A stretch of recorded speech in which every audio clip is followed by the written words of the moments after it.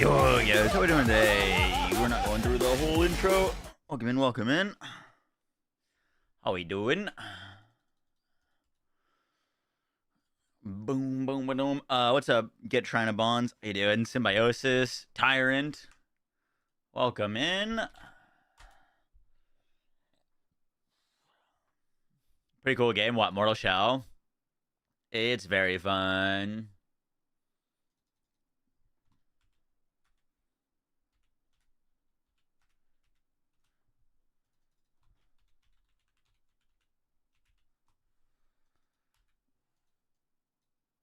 Give me 1 second.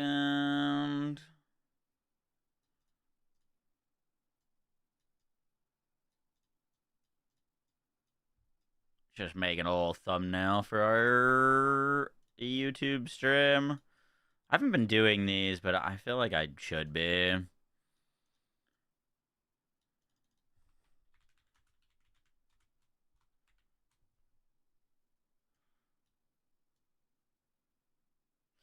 Not much Symbiosis. Pretty busy few weeks ahead. I just bought my tickets for Avengers Doomsday. I was like, I wonder if you could buy tickets yet. Sure enough, you can.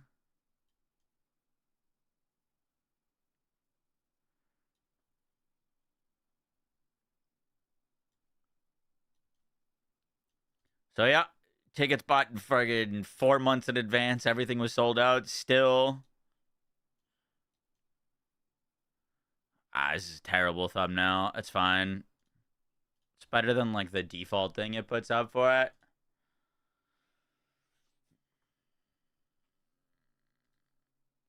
And then decided you to do thumbnail. Yeah, pretty much. Yeah, we just make this bigger. Beautiful.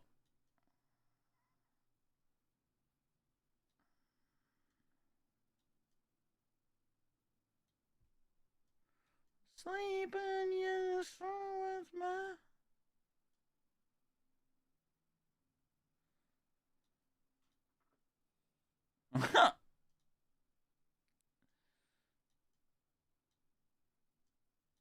That looks a little ridiculous.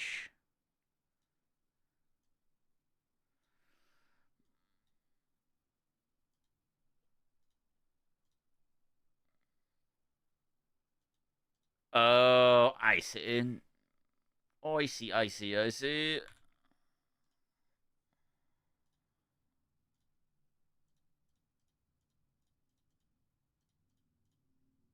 Okay, that's easy.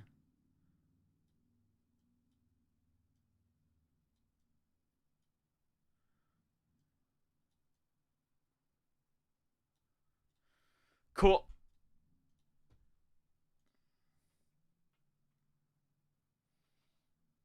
You need to prove this. It's not for a video, it's just for the live stream.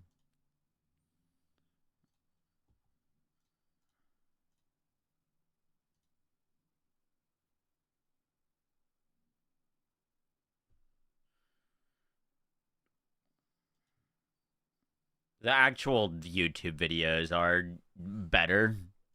At least I'd like to think so. Like, that's like a decent thumbnail.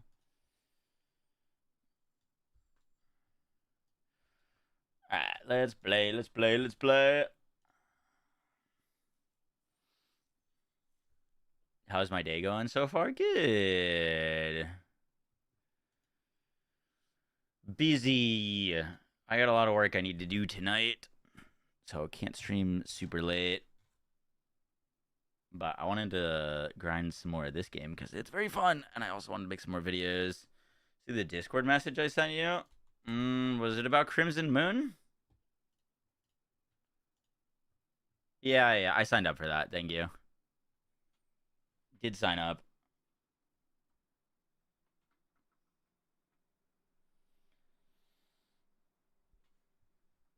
Thank you, thank you, thank you. I don't know when we're going to be able to play that game, but I would like to try it. Probably won't play it for quite a while, though, to be honest. There's just too much things going on. I need to check. Is the TFT season technically dropping tomorrow?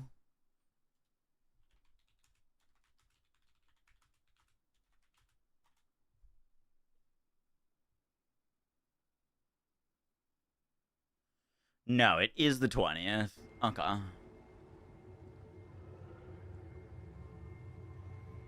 You still haven't touched Borderlands 4 at all? Really? I mean, in like 3 weeks, we get the final piece of DLC for Season 1. Like, I'd say that would probably be your, like, air quotes, best time to jump in, but, you know, you can jump into that game whenever.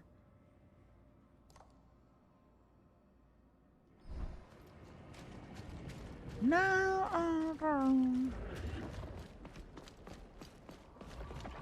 Saw PTSD from Tiny Tina's. That's funny. I gotta just ruin my whole health bar.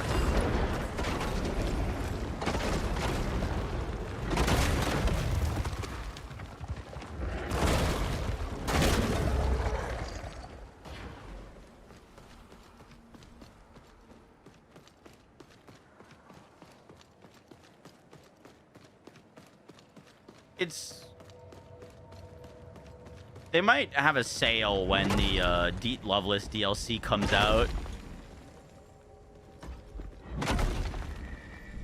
They've had sales on previous big things. I think the cheapest I've seen it get down to is like $34 for like the. I think like the like DLC with like including DLCs, which is kind of nuts. Was yellow bar above my HP? Resolve. It's kind of like your mana in this game. You use it to shoot your weapons. If I shoot my gun, it goes down. If I use my like summons, it goes down.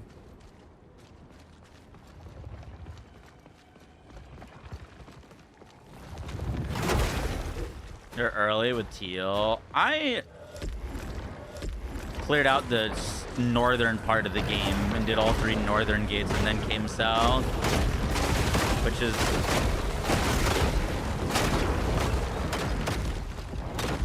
kind of felt like what was intended for you to do.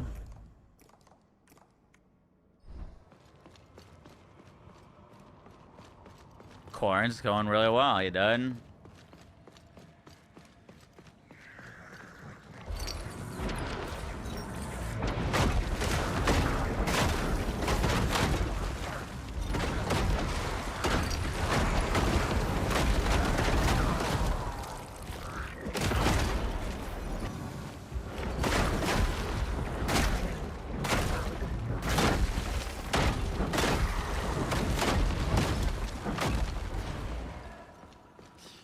We attack so slow.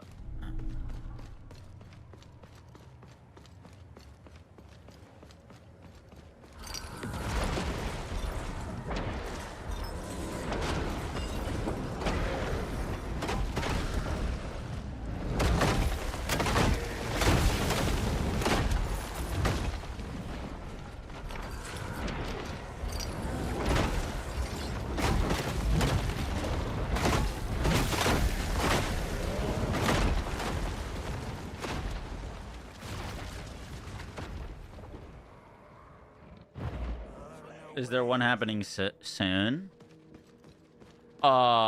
In September 10th, we get the last Vault Hunter for Borderlands 4 of Season 1, or Year 1. They haven't said if there's going to be Year 2 yet, so it's like, it's either the end, well, I mean, regardless, it's the end of the Year 1 pass, but if it's the last piece of additional content BL4 gets, we genuinely don't know.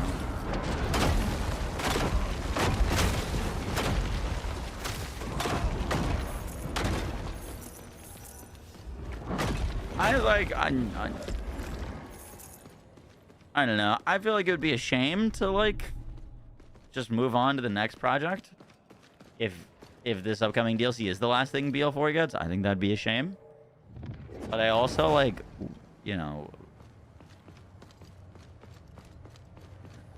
part of me is like, honestly, like maybe just, you know, take the lessons and make the next one better type deal. So like, I don't know. I guess we'll see.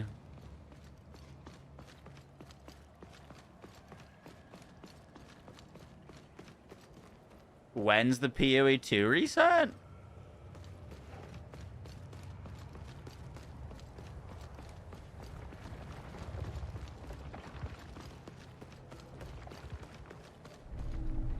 Do we have a date? We don't have a date, do we?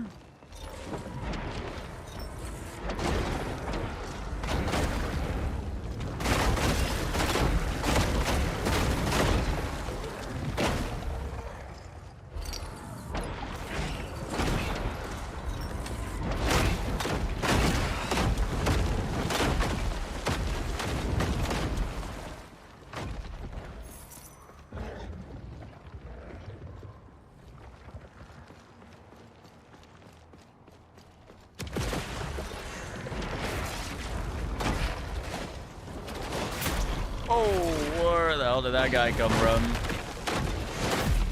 No. Last Sundays for Ranger and Druid. That'd be fucking sick. Those are my 2 favorite classes. But did anyone say when? We don't have a date yet, do we? I have a mana bar, but I have a specialization or perk upgrade that when the clones hit enemies, I get mana back. So like they can kind of fuel themselves a little bit, which is pretty nice. It's not fully sustaining, but it is very nice. Shit, I gotta turn that off.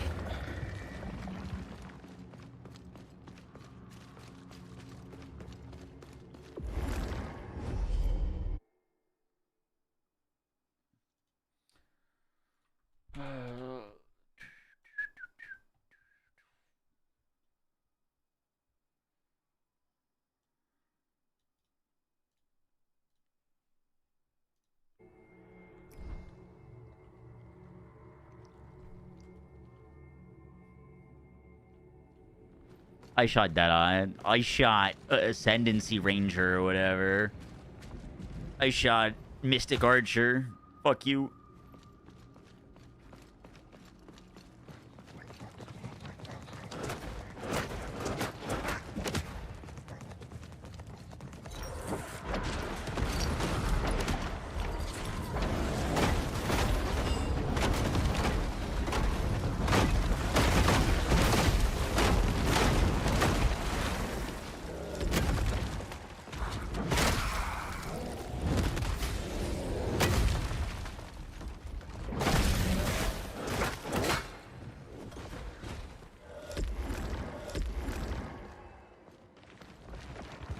Don't hurt me.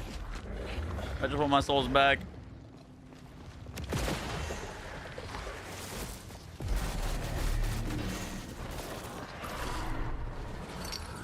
Holy shit, that's somebody out of his. Got him clones.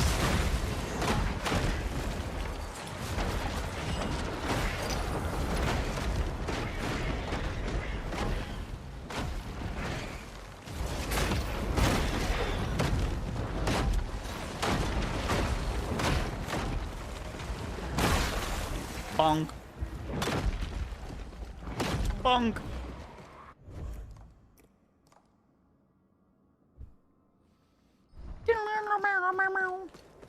I was trying to look at to see if I missed any dungeons in this area.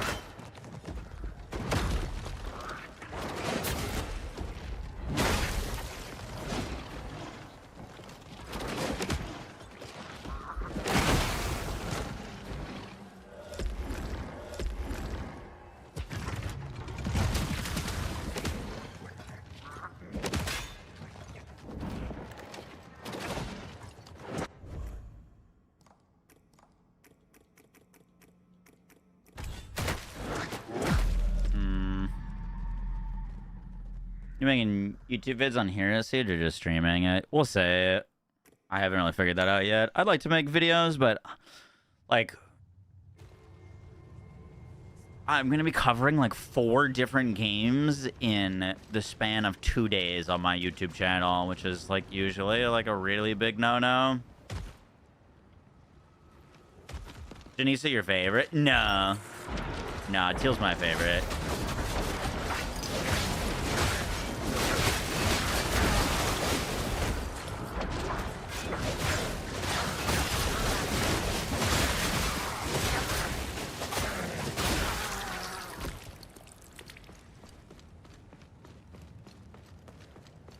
Are they inflicting stasis?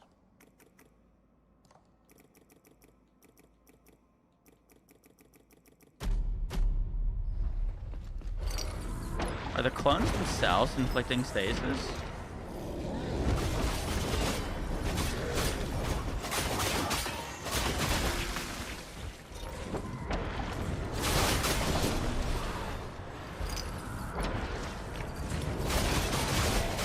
Nah. I was trying to check if they get my infusion, which would obviously be very sick and probably pretty broken for applying status effects.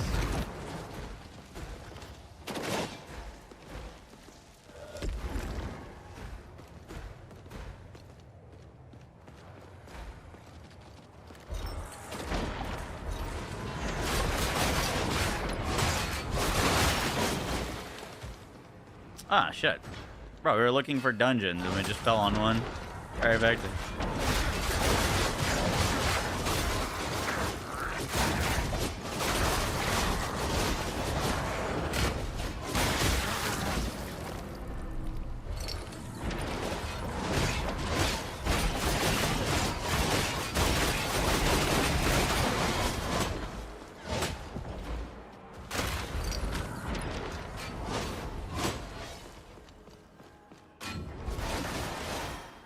Where'd I die? It's like over here. There it is.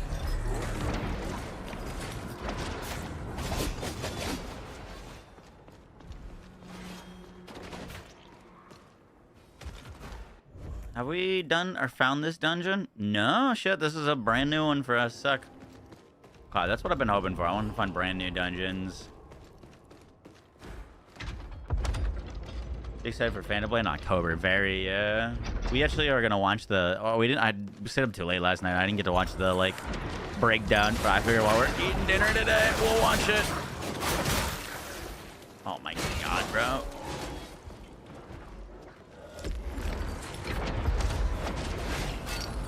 So many things like come very close to one-shotting you on this difficulty, if not just one-shotting you entirely.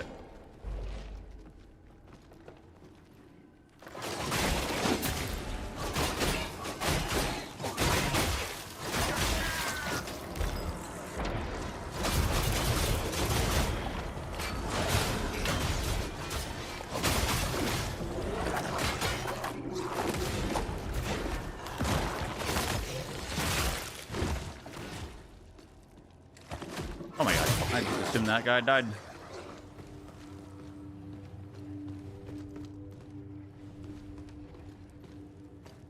I didn't make Hero Siege videos in the past off of the simple fact that, like, I don't mean this as like a diss or anything. It was just like a, you know, it was a relatively small game. It wasn't like pulling in like big views or anything like that, but the fact that it's launching on PlayStation this season will probably do pretty big things for it.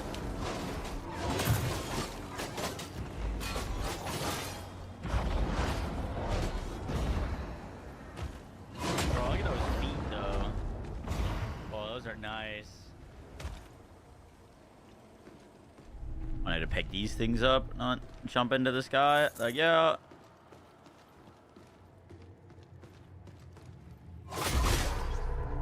We love fake walls. What do we get? Some door select.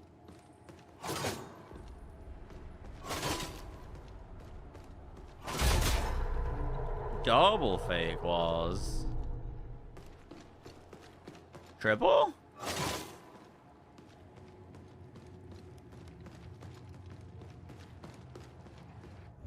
What did we just get out of that chest? Did we get anything, any new tar stones?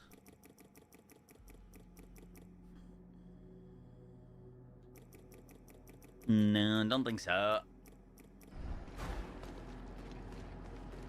Run a blood pact or just regular season? See, I don't know. I want to do a regular season, but like everyone else I'm talking to wants to do a blood pact.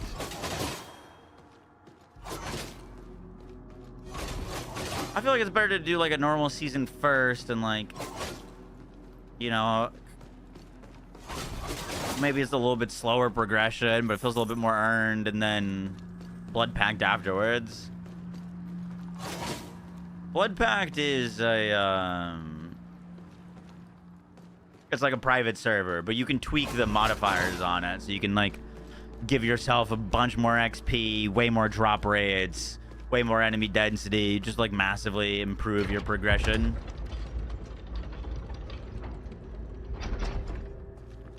It's very fun. I like blood packs a lot. The biggest thing is that you get to level your like hero level way faster, which was like pretty miserable to level last season.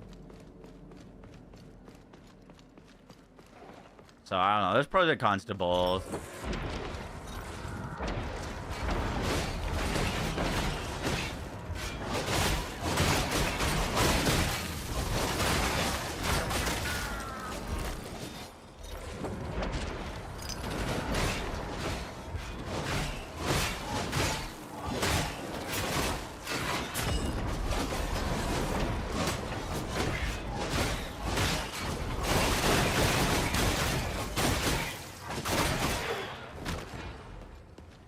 I've been dying to love.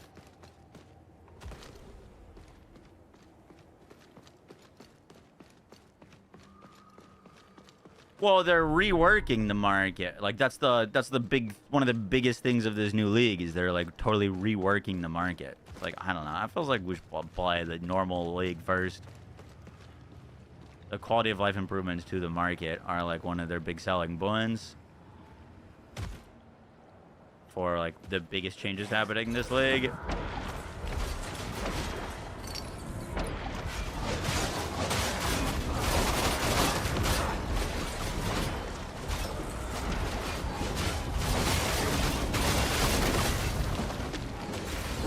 Oh, wow.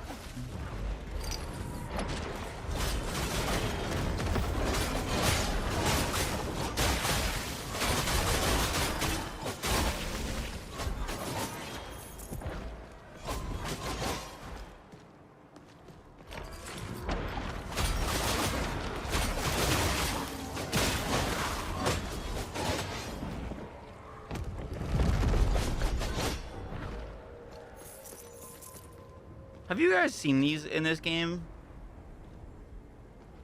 There's these stones everywhere that you can sit on.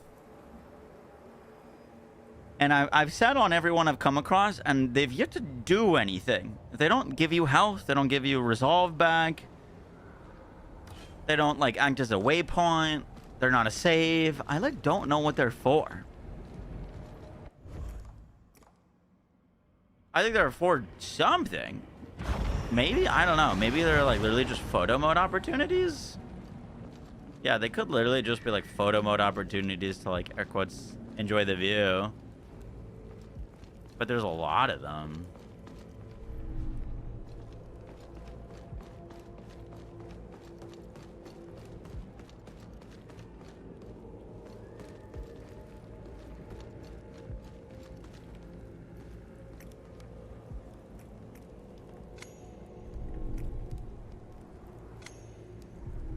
I have no idea what this is, but I have glands and I'm giving them to him.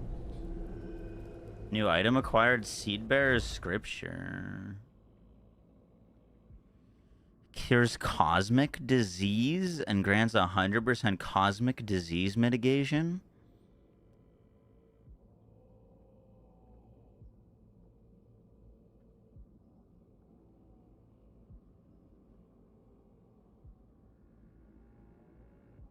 I have no idea what that is, to be honest.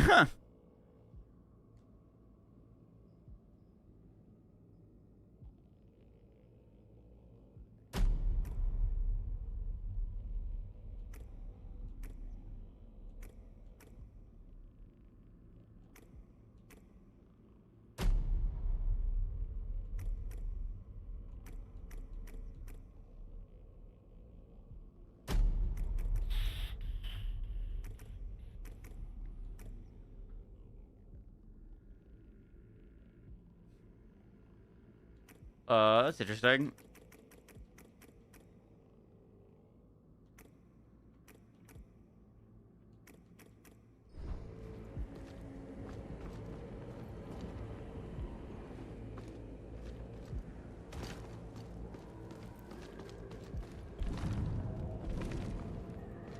For aura farming. Look, here's another one, bro.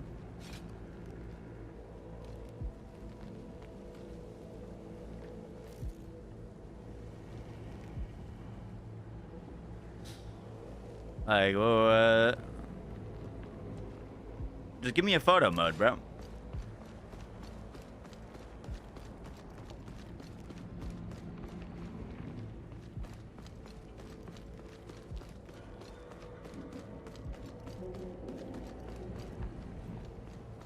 By the way, when we started this new world, I've kind of just been going to random places and finding shit. I, like, definitely should have...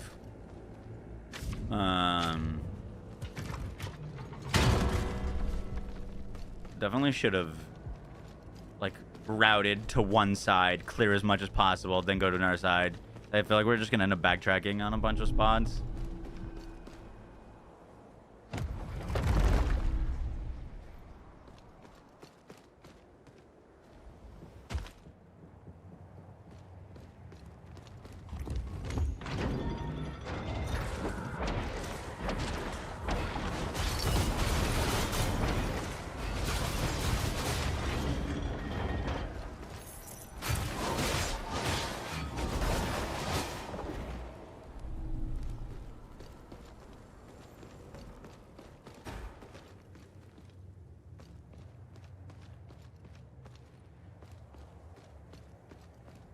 Character looks sick. Hey, thank you.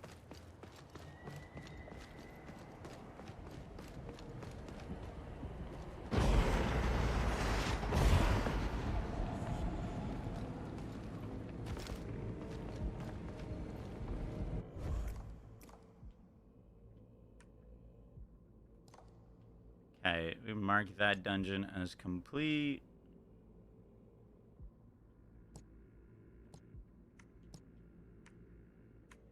There's definitely more dungeons in this area, maybe.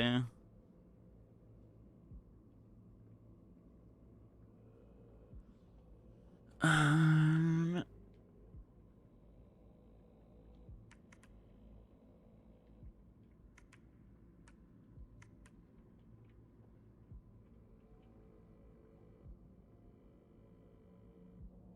don't know what this long path here is.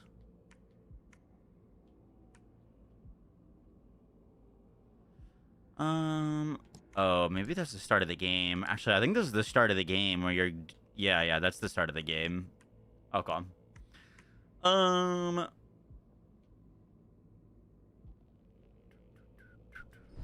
let's go this way.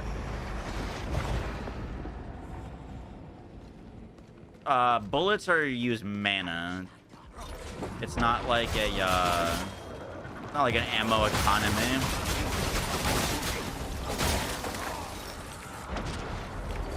But in order to get mana, you need to, like, melee attack. For the most part. There's kind of ways around that. But for the most part, you need mana.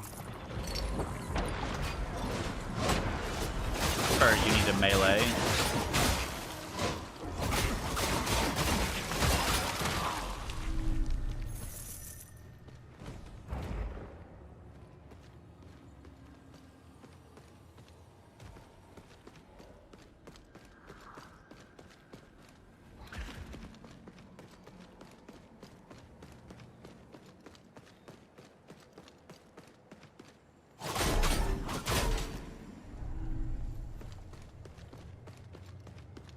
Ask you anything. How you doing? I'm doing well, AP.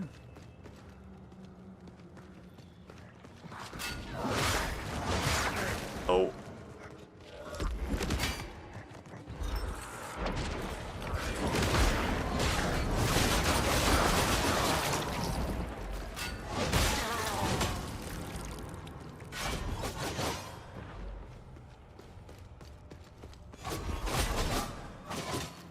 What's the airspeed velocity of a swallow? I don't know. Ask your mother.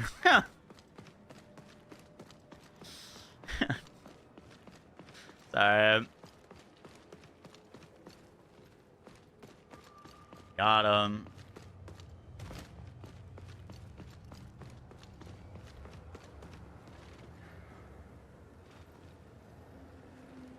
Oh! Ah! I didn't realize there was a little gap between that and the platform.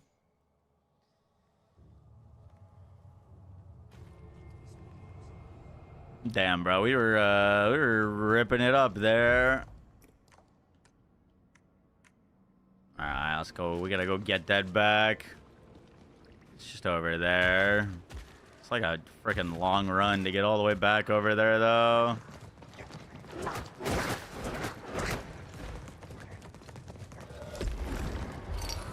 Why are they faster than me? Distractions.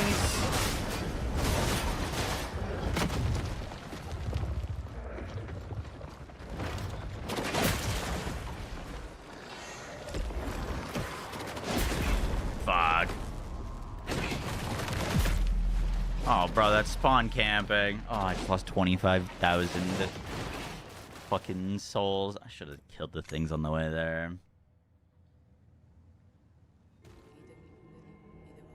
You gonna hop on the Neo DLC tomorrow? No, I don't think so. Too many things going on right now.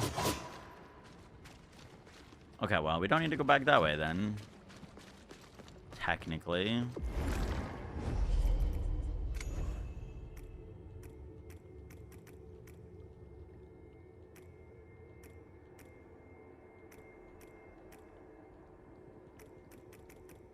Should show you the dungeons on this page.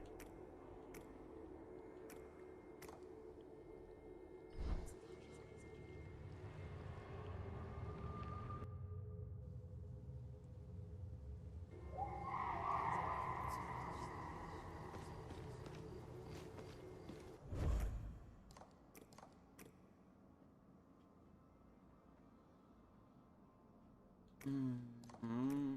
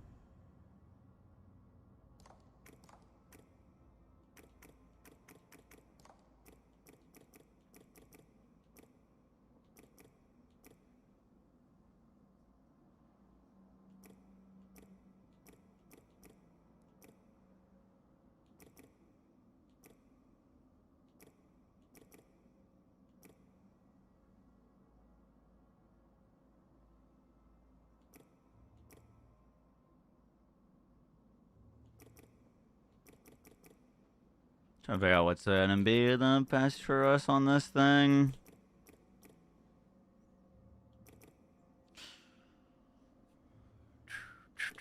I want this blood curse to level up.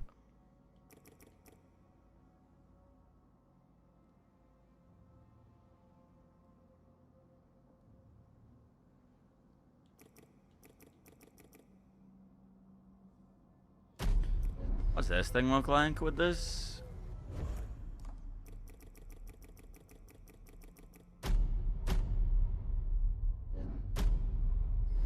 It's already equipped.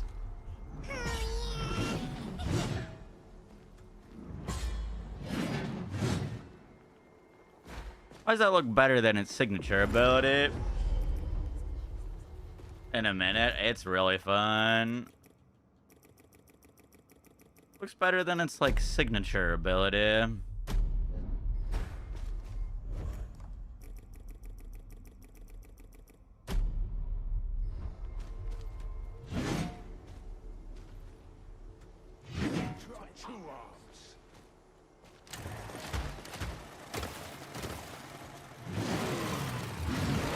Oh, shit. Oh, I was understanding this very wrong. Oh, fuck, bro. That's so cool. Wait, I didn't realize that. Look. Dude, it's spinning the chainsaw on the fucking scythe. I was understanding that very wrong.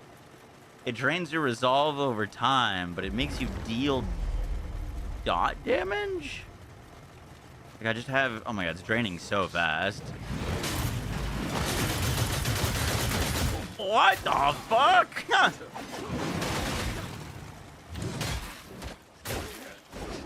Wait, that's so cool.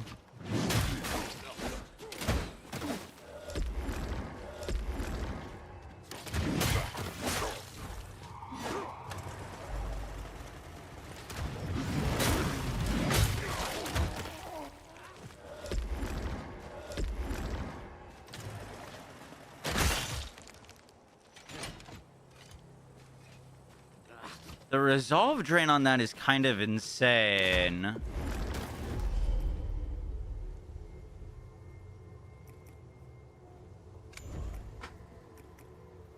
I'm trying to think who could give us the resolve to sustain that. And I actually think it might be Laszlo.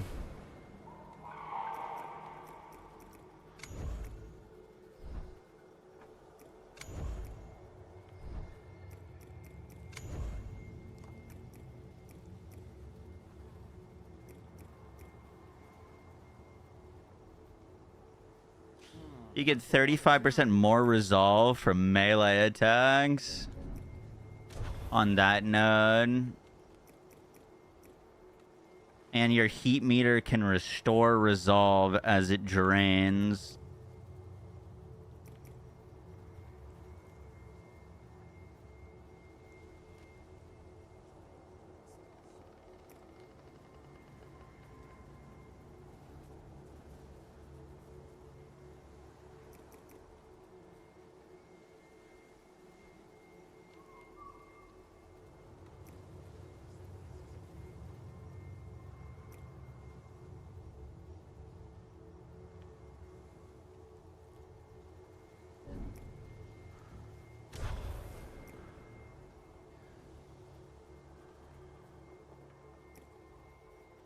He technically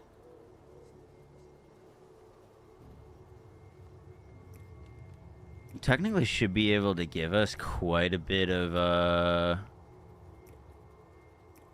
resolve uptime. Chonkers. He's my little chonker.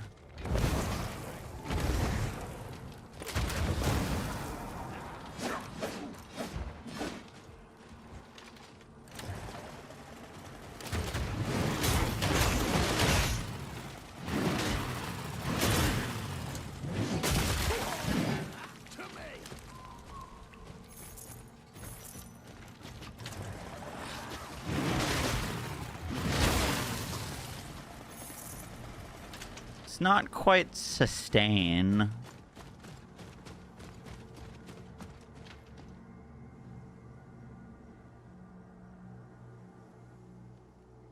A heat bar should be draining.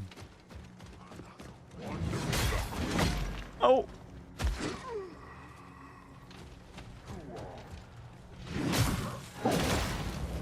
Holy, that guy almost one tab, man. That's crazy.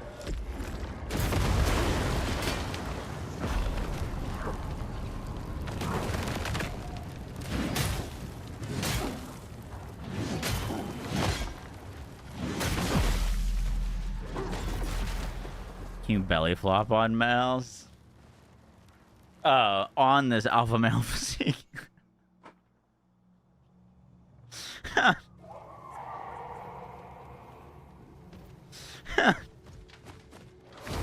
read that a little bit wrong.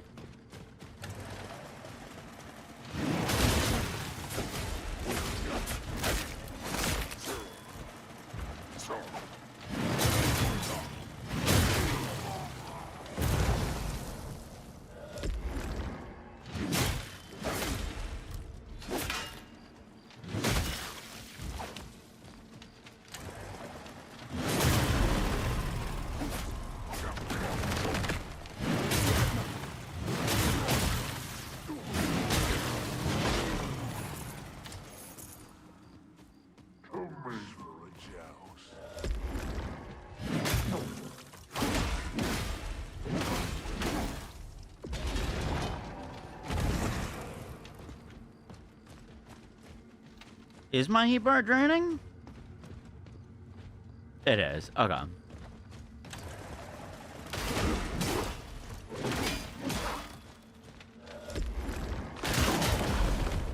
Fuck.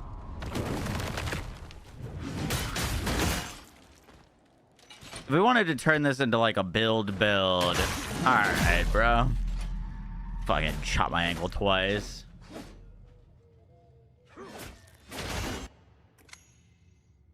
July 26th. Ah. What if it was just the 26th of every month?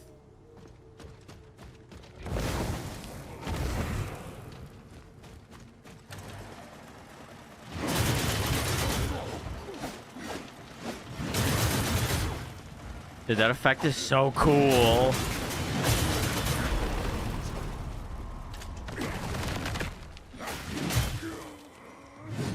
The only thing is it like slows down your swing speed pretty drastically. Like there, I just do my swing and I get to hit them again. You know what I mean? But it like, because you're doing the chainsaw, it like delays the damage kind of. It's weird, but it like slows your attack down technically. Like I don't actually know if it's a damage increase. This weapon's very underleveled. I just wanted to see if this like would work.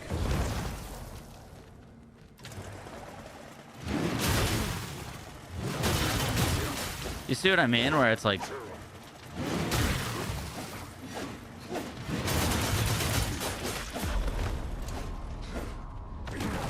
if that animation was its normal swing, I could just go right into a block and I'd be fine there. But because it's like a whole fucking chainsaw rev.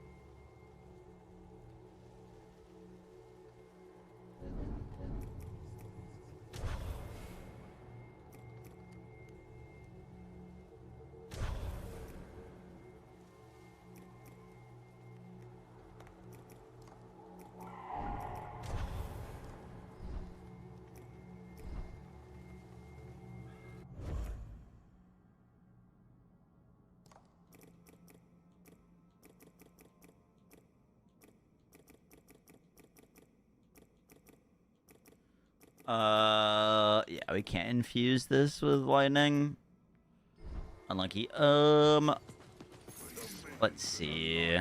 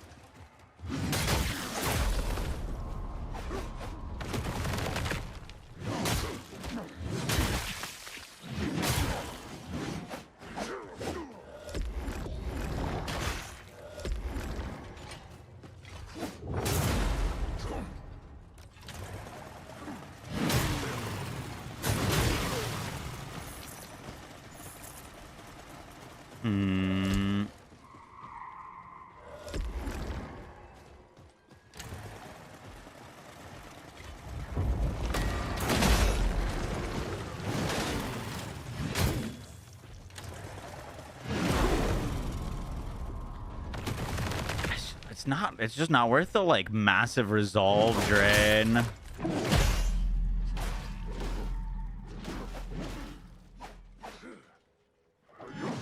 You just don't see any difference in stagger damage, really? Have I seen the GTA 6 leaks? No.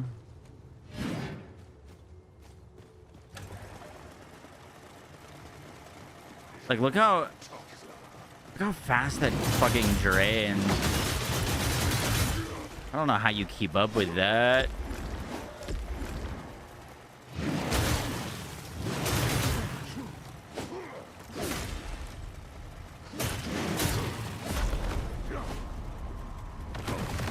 Like, it kind of just... Yeah, I feel like that makes you worse. Okay. It's cool. It sounds cool. It looks cool. I don't know. It would be tough to, like, fully build around.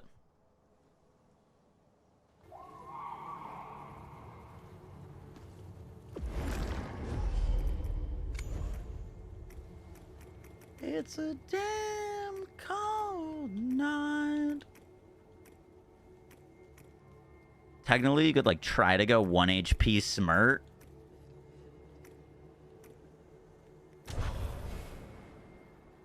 Because this miracle gives you faith restoration.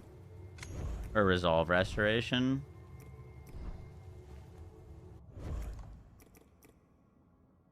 Oh, let's go level these stones.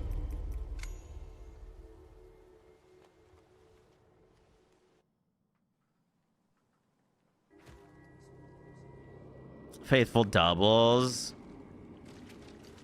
I was messing around with that earlier.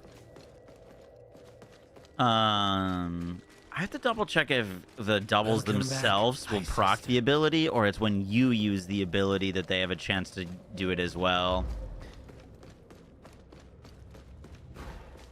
But like, if we're gonna have them have a chance to proc a small ability, it would make more sense. Like, right now I'm liking the hammer on this build, because that hammer does big damage, and I can just overwhelm enemies with it very, very easily.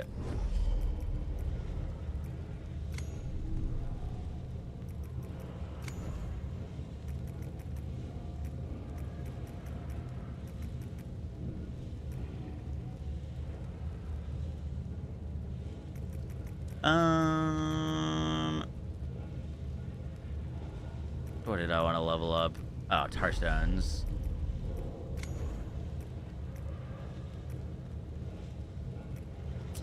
Thief stone. We can get warp stacks for Colossus stone. We need that leveled.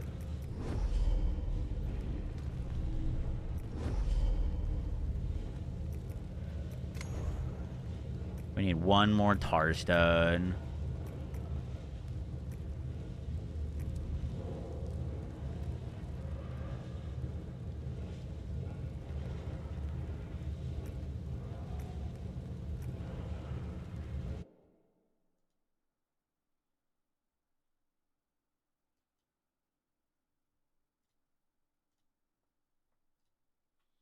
Pulpo Grande, they were the 49 months. Sorry, I missed that. Thank you, thank you, thank you.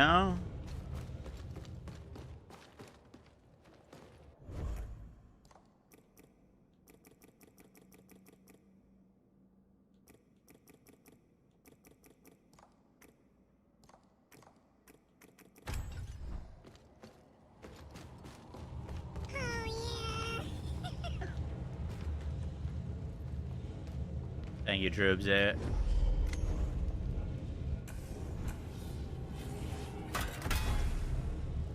I'm like kind of curious what happens when we get to the endless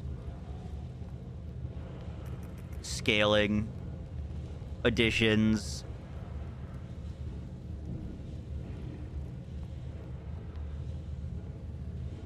Dorsalian coin. Oh my god, you need so much coin.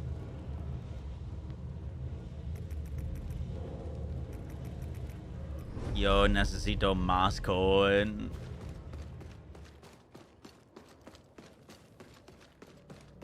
In New Game Plus, there's like a new like infinite scaling for your weapons. with the hexapod. Good. Proxima would be, pleased if she were here.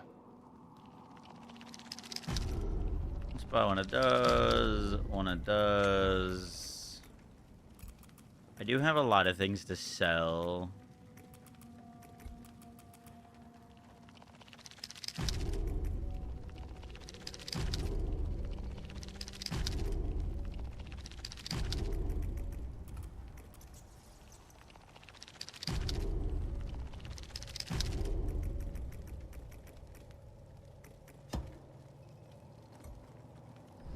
Thanks for the patronage.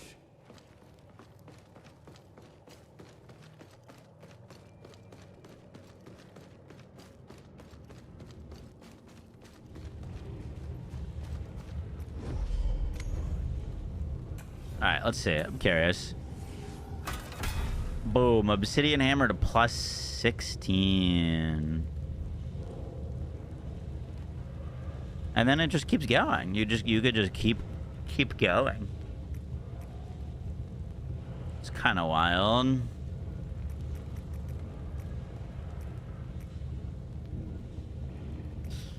Noted. I wish you could like preview what the next tiers do. I'm imagining it's like just more passive or yeah, like a passive damage increase. There are juicy money enemies in the game. Not that I've found. Squeaky. Testing. 1, 2, 3. I got you.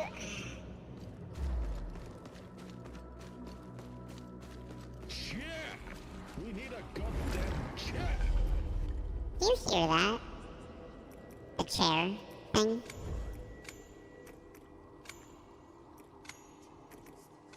It's low.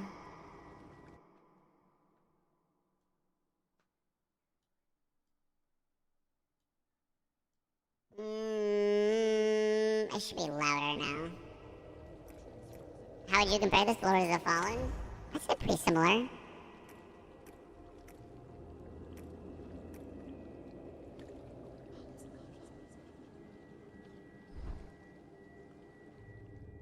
Can't pick a voice for voice changer. I gotta add like custom ones. That'd be cool.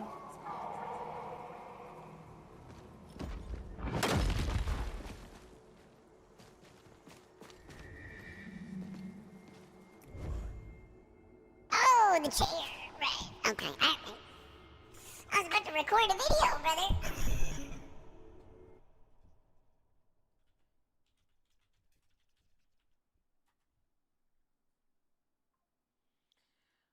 How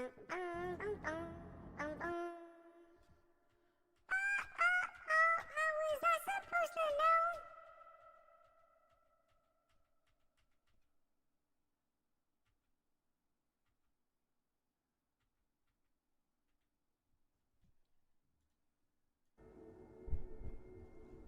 Alright. Well, I wanted to record this video. Now I don't know what to do. I gotta wait for the squeaky chair to go away. Get to me!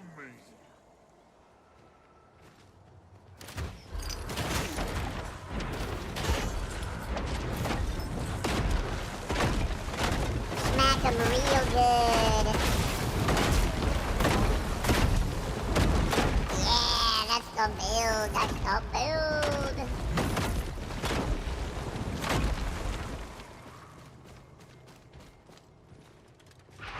Oh, you want some of these?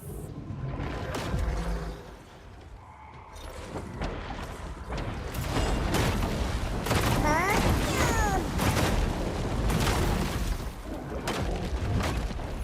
Oh, shit! A wretch collar we can level up. Wait, is that the one I wanted to level up?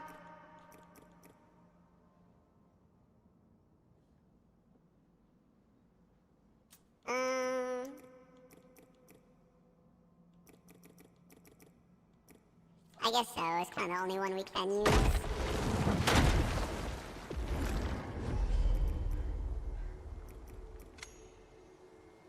I was using minions? Cheater. Isn't minions the only build you play? Do you play another build? bro. Welcome back, I said.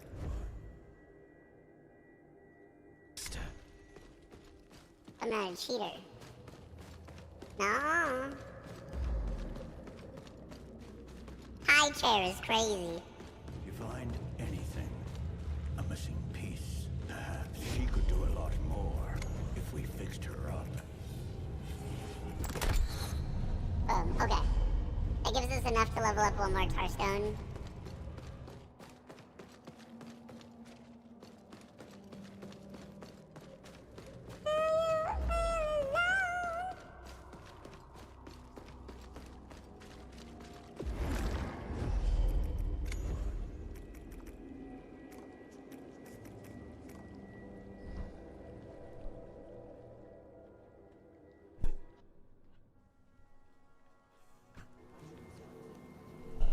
Whoop.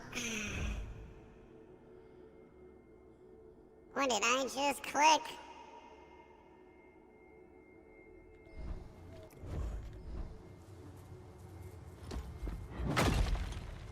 Hello?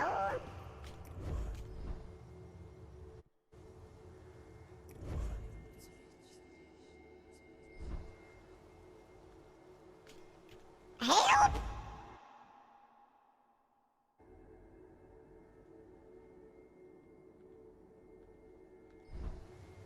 I don't even know how to edit that. 1 second.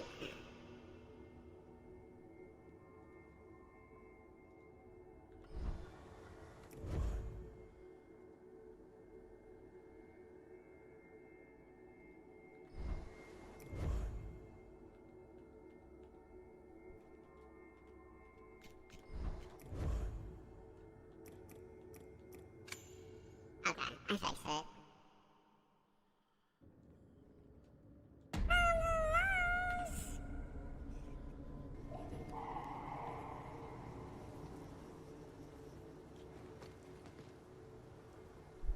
Vamos, vamos, vamos, vamos.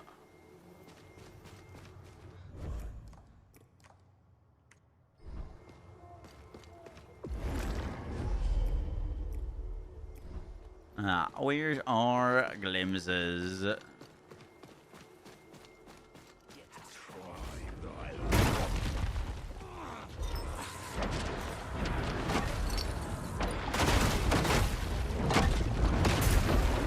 Thank you.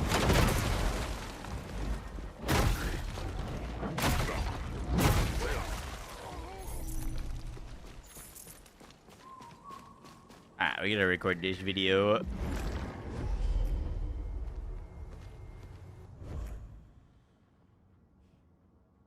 Regarding the difficulty difference between pre-launch and now. I didn't say anything. Difficulties is a lot more difficult to me now, but that's because I didn't know about night mode. Night mode is like significantly more difficult. Like I said that this game was a relatively easy Souls-like, and then I put it on night mode, and now everything does like 85% of my health in a single hit. So, and things are tankier. So if reviews were not playing on night mode and they talked about the difficulty of the game, and now you have people booting up night mode expecting an easier time, that's probably where the confusion is. If that makes sense. Because I was pretty surprised on how much more difficult night mode is. Way back. Yes, sir.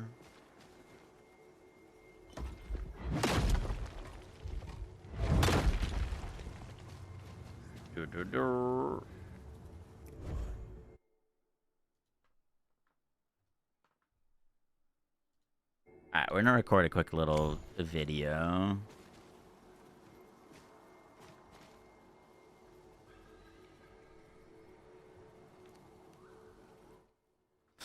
Yo guys, what is up? Max and Immortal Shell 2 video, and today we're going to be breaking down how to get pretty OP very, very early. Now, there are a lot of cool weapons and a lot of cool shells to grab. I think for like how strong she is with how little investment you need to put into her, Janissa, this shell is one of the strongest.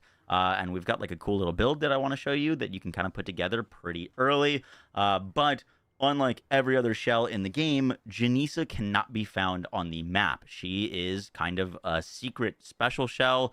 She does not, you don't find her like you do find the other shells. So I want to show you how to find her. And part of the reason you can do this early is because you don't need to kill any enemies to unlock her.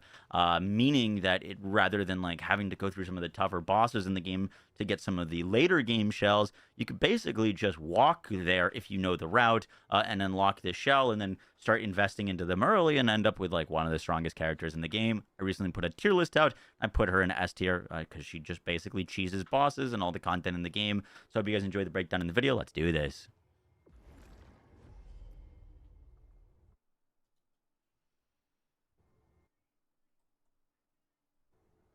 You gotta kill a boss for the sensor. Do you have to kill something for her? I thought I remembered you just walking over to the area. Oh, maybe I'm wrong. Okay. Maybe not as super early as you can get. What did you need? I have a recording of our like picking her up. But I might have killed the boss and then picked her up at a different like separate windows. You kill a boss pretty easy.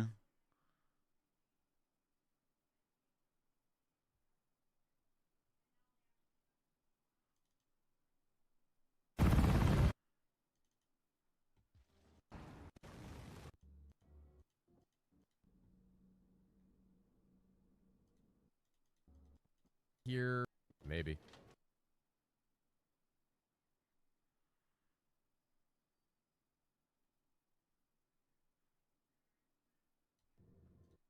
Let me see. I recorded a snippet of me getting her. Hey.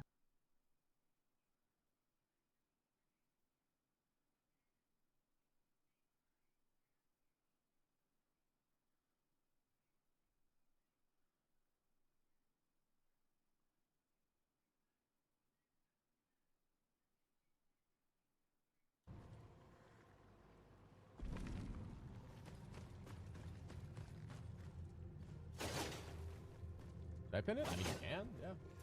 I made it because someone in general chat asked me to make it.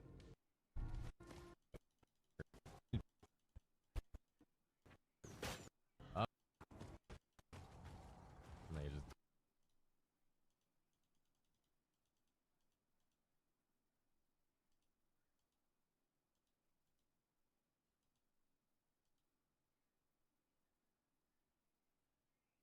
Oh, that's right. You do fight a boss at this like location.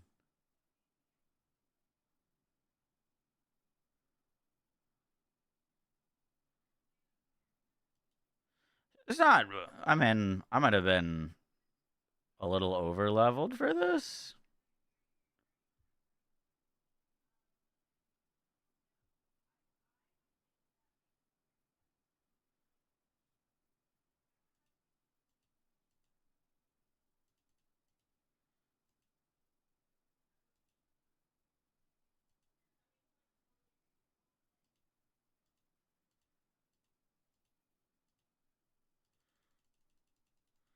There you go.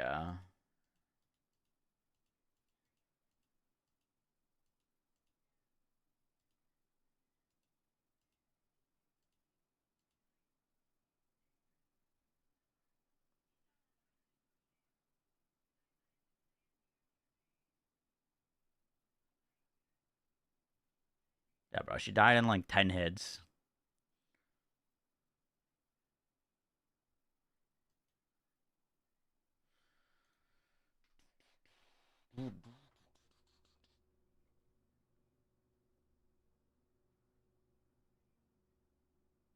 The fencing enemies are assholes. They really are. Or harder than she was. Yep. All right. I'm just going to re-record that. I still think we could show off how to get her and how to put together a little build together.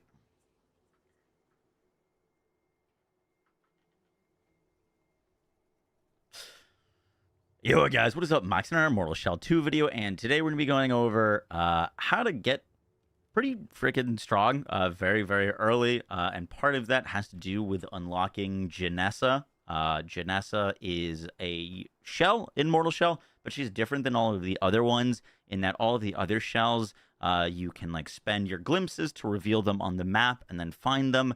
Janessa is kind of more of the secret or hidden shell. You can get to her like pretty early without needing to like do too much exploring. You just kind of need to know where to go, and then once you have her, you can invest into her to make her one of the strongest shells in the game. I think she's top 2 strongest, and she's also one of the safest shells because her whole thing is she just sends out these clones that can attack for you. And once you have some of the key points and passives into her, you can just infinitely spam summons that will cheese bosses for you. And it's just kind of ridiculous, her damage output, but also her survivability. So we're going to be walking you through kind of how to get her early and then how to set up like a little bit of a build for her and like what to prioritize. So I hope you guys enjoy the breakdown. Let's do this. Janessa.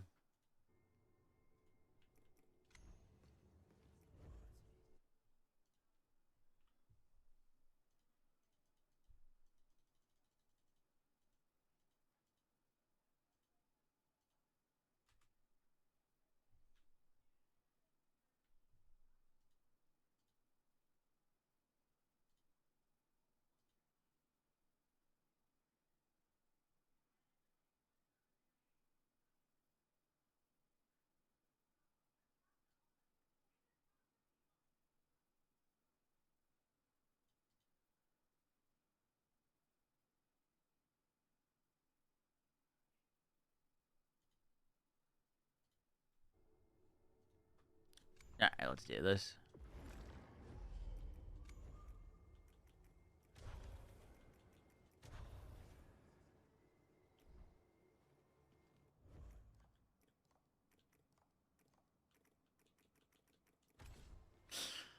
So you're gonna want to travel over to the outskirts of Maman from the like main bonfire. This is just the very first beacon that you can get that is in the southern area of the game. So literally the first bonfire you get to, and then from here, I recommend grabbing Teal. Teal is a shell that has the perk invisibility. There are going to be some enemies that you're going to want to run by. So like if you are worried about dying, you could just grab Teal and sneak past enemies and then get there pretty easily. We're going to be skipping this like second breakthrough in the bridge and then jumping down on the second one. As soon as you jump down the second one, we're going to be heading towards this doorway. Is going to be guarded by an archer. So if you want to just like go invisible and walk by him, you can do that, or grab whatever. If you're not Teal, it's still fine. And then we are going to be running over to this little teleporter over here. The teleporter, just to show you where we are, is going to bring us to this kind of northeast side. Note that you can get to this northeast side in other ways, but this teleporter is the only way to get down to like this specific part of this northeast side of the southern area. I don't have the names of everything. We've got a bunch of enemies we're going to want to just run by, and then once you exit out that path, take a left, and then we're going to be coming over here where you're going to see a lot of these sisters. You're going to have some enemies to fight here. I think this is different because I'm on New Game Plus of what this fight looks like.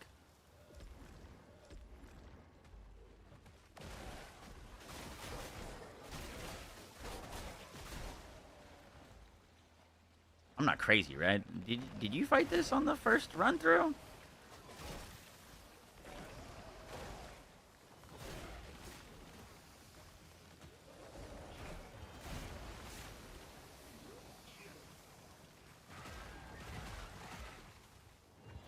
Oh god. Oh, Teal's still very broken.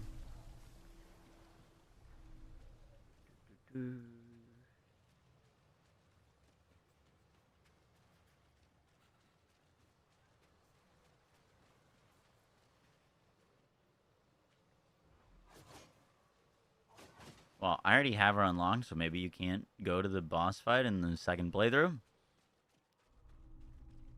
Possibly?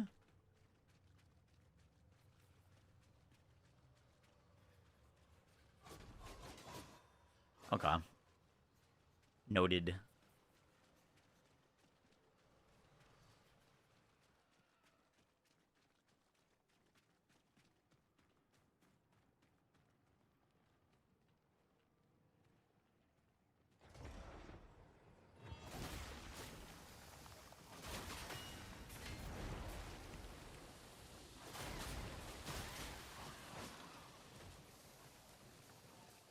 That's cool that they had like its own new game plus fight there.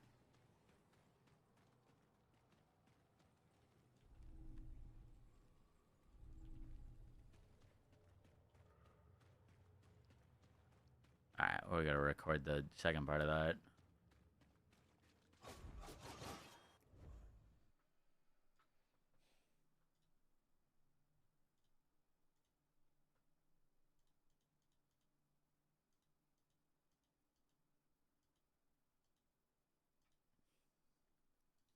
I'm going to be showing a clip of my playthrough because I'm currently on New Game Plus where it looks quite different. But you're just going to walk over to this sensor, and then when you touch it, you're going to enter a boss fight. The boss is one of the easier ones. I think you'll find a lot of the ads nearby to actually be harder. I don't think they're trying to like hard gatekeep people from getting this shell. But I'll skip a little bit in the boss fight. I just skipped 30 seconds, and you can see that we killed it. Genuinely, like, not much of a challenge.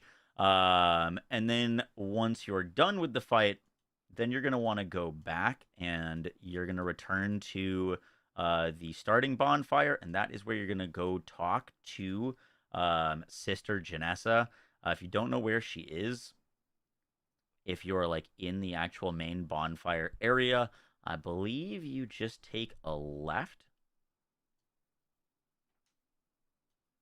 You'll see her standing in this kind of like white marble arena in the like main bonfire area. And then you just want to offer her the sister sensor. That's going to trigger one of the memories. And then you will have the ability to play as Janessa. Note that in order to level up Janessa, you do want to talk to Janessa here.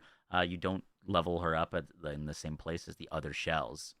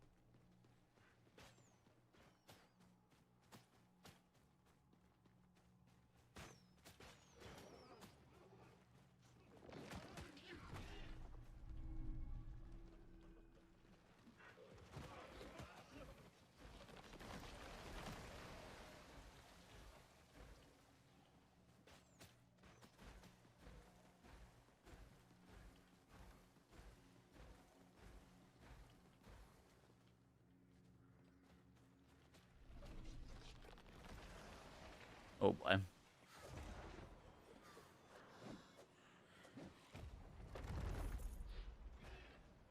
Thank you.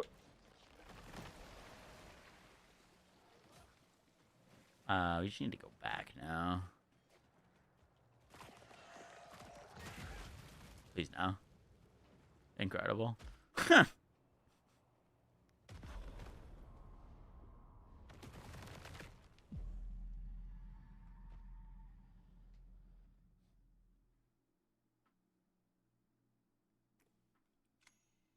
Unlucky. Those enemies knocked me off of so many freaking cliffs. Even if you block, they just send you flying.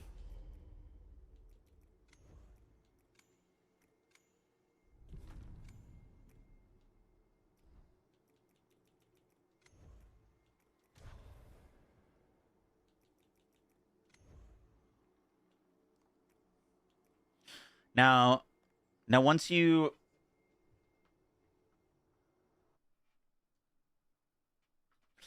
Now, once you have Janessa unlocked, there's kind of two ways to build her. The first is around her faithful doubles. The second is around her stray doubles. Personally, I find the faithful doubles to be a whole lot stronger and safer. And so that's what I recommend building around, especially if you're just getting started. Basically, the difference of these is she has the faithful doubles. These are the ones that summon and go out and attack for you. So they're detached from your body. They will go and do a bunch of attacks, and they can do some pretty ridiculous damage. And one of the craziest things about them is they cost resolve, but when they hit enemies, they also will generate resolve. So you could kind of just have an infinite army of clones. Now, the stray doubles can only be really activated once you're in your like kind of death form. So once you're in this death form, then you can get stray doubles, which will be attached to you and will duplicate your own attacks. So like, they attack these guys. You can see that I'm attacking in kind of conjunction with my own stray double. Note you're very squishy in this mode because you're in the like, you don't get the scaling and percentage increases of like being a shell because you're like technically a harbinger, so you can die a lot easier, but you know, all of your attacks are getting duplicated, so you can do a bunch more damage. So if you like going for like a full glass cannon, you could go that way. I just really strongly recommend going for the faithful doubles when you're starting out because they're just so strong. Now, the most important nodes to get when you're starting out are the tier 3 of augmentation. This is not only going to allow you to cast the faithful doubles for less resolve, but they regenerate 1 resolve on damaging an enemy. So now when you summon a clone, they will give you resolve back, and then you want to pair this with affinity. Each level improves the faithful doubles. They will deal increased damage. They'll attack 2 times before vanishing. They'll deal even more damage, and they'll attack 3 times before vanishing. Now, with these two, all of a sudden you just have a clone army that is going to be attacking multiple times, and all of those attacks are going to be generating resolve. And then you want to pair that with distraction. Distraction is where things get really crazy, and that is because enemies will just no longer target you. Without distractions, you know, your clones and you will be kind of attacking enemies. With distractions, you all of a sudden just become a full, like, kind of ranged caster. And you can also get the role that your faithful doubles struck by enemies burst into a shockwave that inflicts 15 stasis stacks. The, like, AI on these isn't always the greatest. So, like, when they're being goofballs, even if the enemies go and attack them and they're not attacking the enemy, they're still going to proc stasis, which can inflict freeze on enemies. So it's even more crowd control. Next, for, like, your priorities, I would recommend going for instigation. I'll like refund all the stuff that isn't super important, so you can kind of see the order that I'd recommend going in. But instigation allows your faithful doubles to be summoned with warp stacks. Warp stacks increase their attack speed, so now they'll get those attacks out faster. And then faithful doubles inflict phantom is also really helpful. You could just go for these two. Phantom is a status effect that will explode on enemies. So it also gives you a little bit of AoE and stagger damage. And then lastly, the biggest one, or not the biggest one, but like late game, what works super well is impetus, which also allows your faithful doubles to use your weapon abilities. Your weapon abilities are pretty strong. Usually they cost a lot of resolve, and this will allow them to use your weapon abilities without you actually having to spend the like resolve yourself to cast them. And some of those abilities can be really strong, hit in a big AoE or do multi-chain attacks. So that's what we're going to be kind of pairing and building them around. But that is kind of like the general build I'd recommend rocking on her. And then all of the other things you can use for like some extra survivability or sustain with the stray doubles.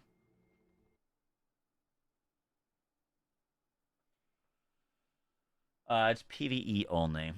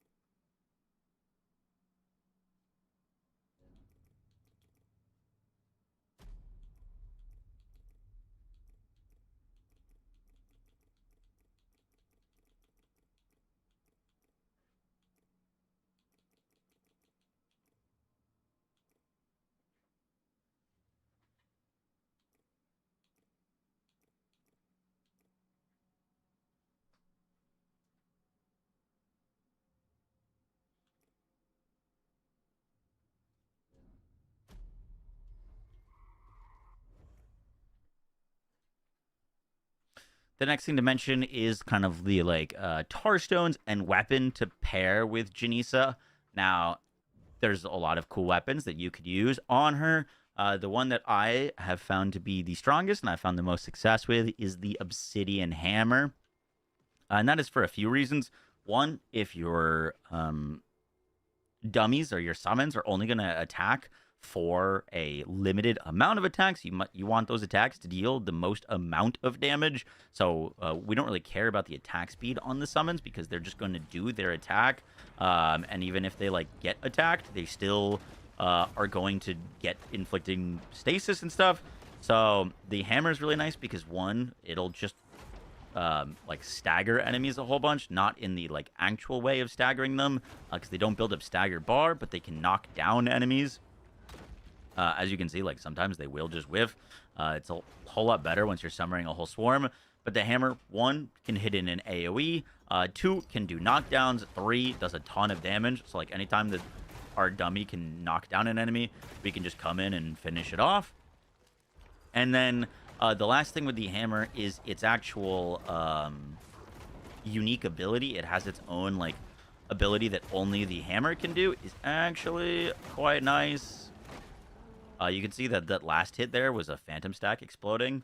But let me show you the actual attack. So the like weapon art with the hammer is this huge string of attacks that you do multiple splashes and then hit again, and that like multi-chain attack ends up not kind of consuming their actual attacks. So if they do proc your weapon ability, they'll stay out for longer, meaning that because of this, they'll also generate a whole lot of extra resolve stacks for you.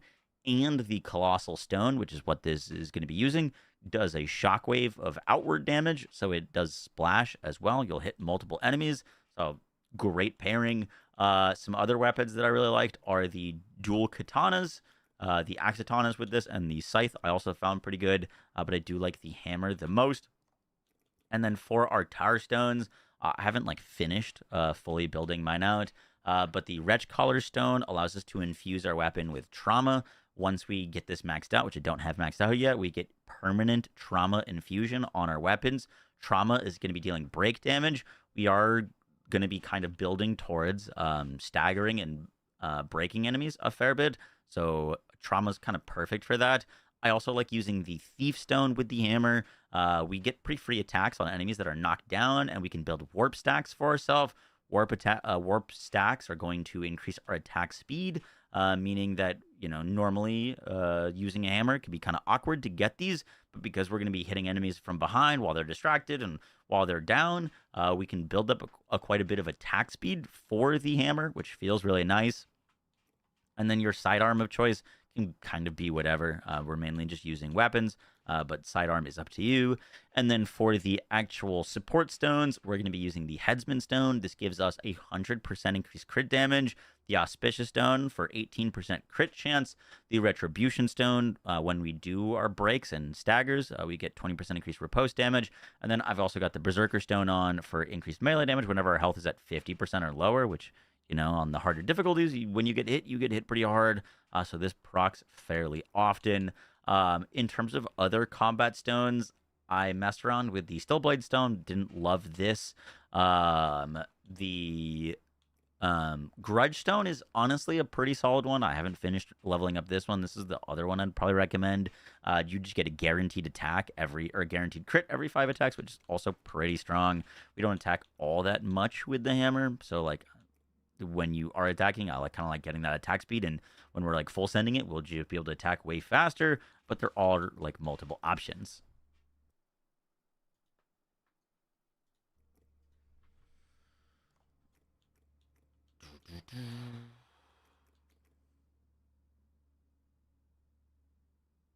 Lastly, for your kind of like active and passive things, I've had the Welt Cap on, which allows us to slowly refill our health. And then pairing that with the Grisha Remnant, which allows us to summon a Grisha to our side to fight with us. So we have our own summons, and then we can also have more summons. Like, you just get all the summons. That's pretty crazy. But yeah, that is the kind of build slash guide for getting very, very strong, very, very early. I didn't want to show off any boss fights because of potential spoilers, but I will show at the end of this video, if you want to stick around, us basically cheesing a boss that is New Game Plus at the end game with this exact setup. Literally just didn't get attacked a single time. So, yeah, hope you enjoyed that little clip. I'll catch you on the next one. Take care. Bye.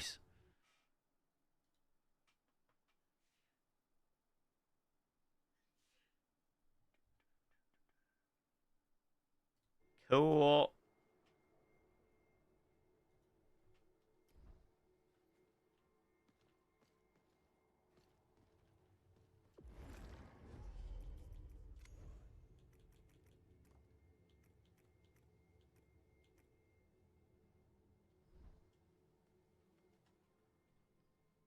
Yeah, I was recording a video.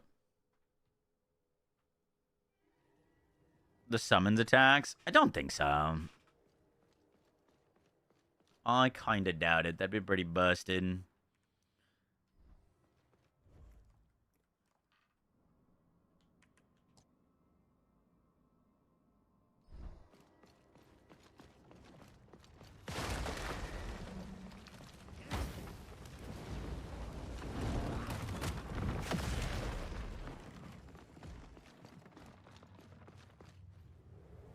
God damn it, Bag, and I was looking at your emote.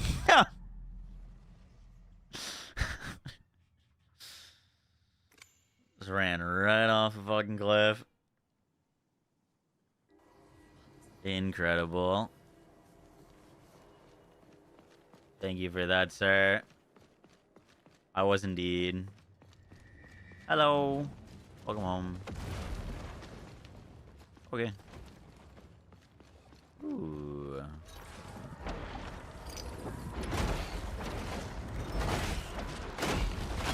Oh yeah.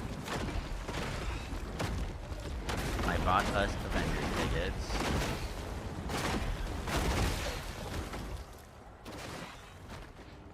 Yes, we do.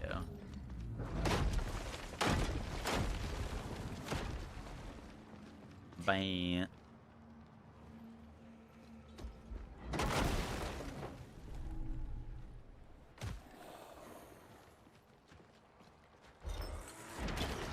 I wanted to see the summons. These are the summons.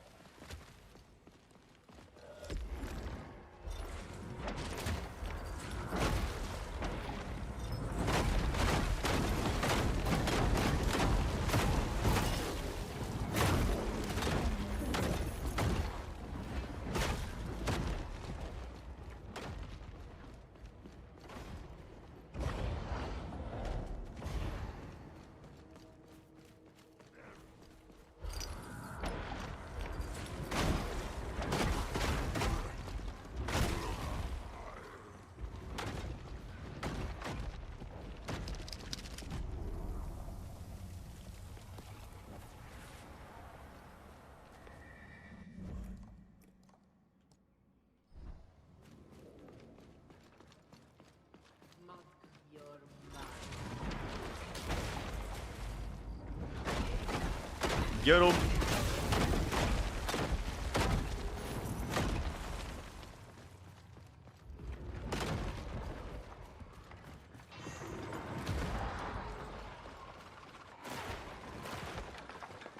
I don't think I've been to this area. If so, I definitely don't remember it.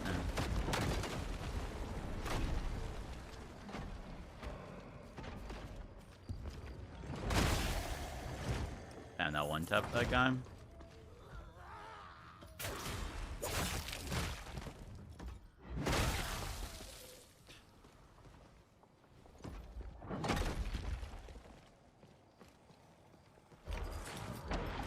There's something going on with a seal here.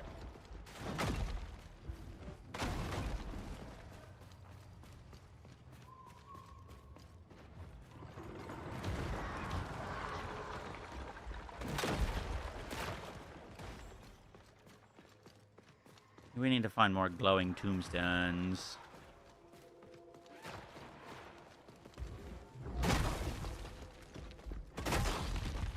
Dude, this game has a lot of like finisher moves for each of the enemies. The only thing is, it's kind of a small nitpick, but your finisher is always the same, regardless of what weapon you're holding. Because usually your finisher is based off of the enemy you're finishing, not the weapon you're holding. But it'd be cool if like your riposte with like a freaking massive hammer did more riposte damage than like you know, if you're using an axe and dagger. Yoshi.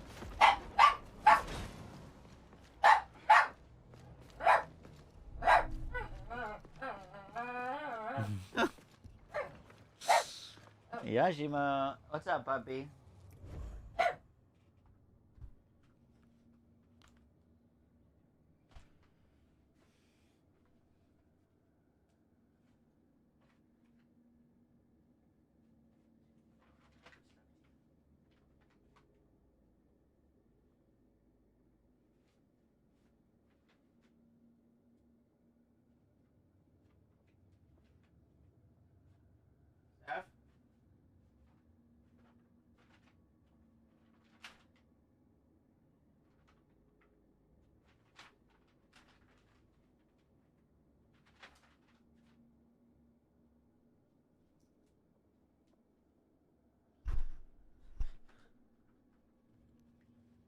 Yoshi had a envelope stuck to the back of his leg.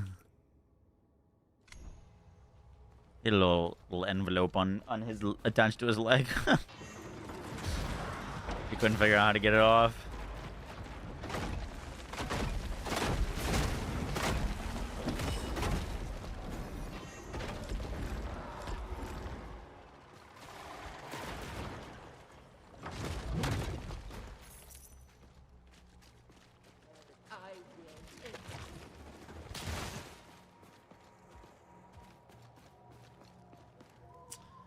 Where does this game fall in the tier most of Souls-likes? Tier list of Souls-likes. Ooh. I don't think it's as good as any FromSoft Souls. Like, I wouldn't put it anywhere near, like, Dark Souls or Elden Ring or Bloodborne. God,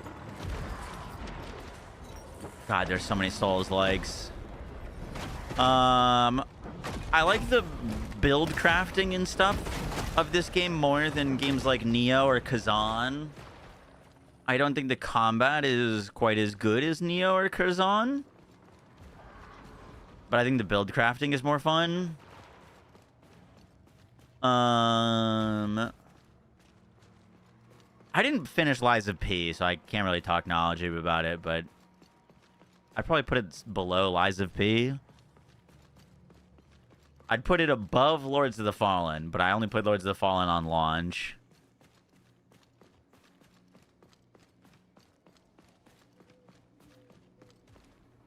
Kazan combat was really good. Yeah. I don't know. I think this is quite a good Souls-like. The only thing that lets it down are, honestly, like, it's just,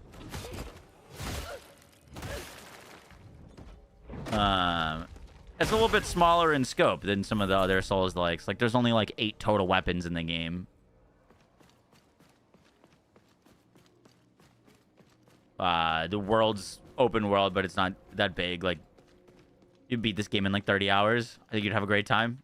It's a really good experience, but it's not, like, you know, the most, like, ambitious thing ever. But I hope it gets some, like, DLCs and stuff. But I'd say this is a solid 8 out of 10. If you like Souls games, I don't think you'd be disappointed in picking this up. One of the things that this game does really well, you don't really care about until you actually get to experience it, is the atmosphere is very, like, spooky, gothic, almost alien-esque horror. Like, it's genuinely unsettling going into some of these dungeons and coming up against some of the enemies when you first encounter them. Uh-oh.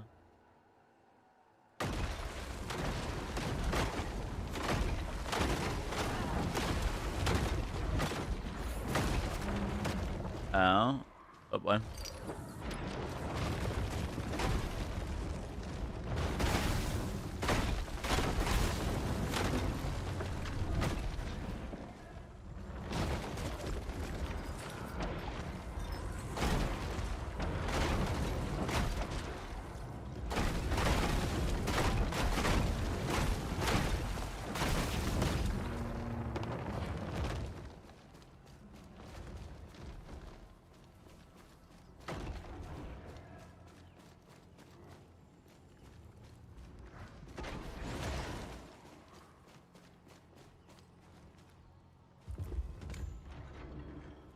Sounds like it's behind us.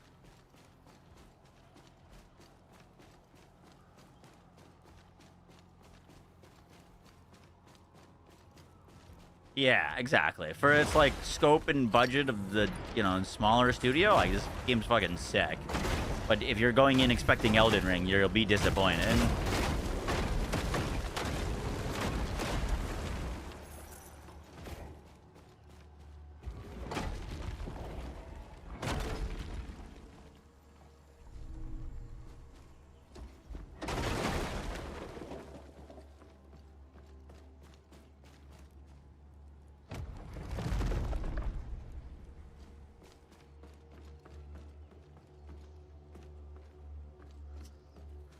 What was the gate that lifted? Was it this? Is this what we lifted?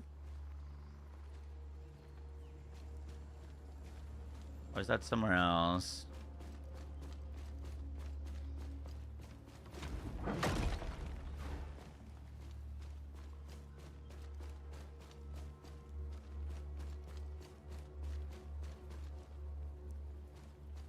Scorn. Never played that. I did hear creepy things about that game, though. Oh, it was this gate. Okay. Alright, we're getting... Mark that one as complete.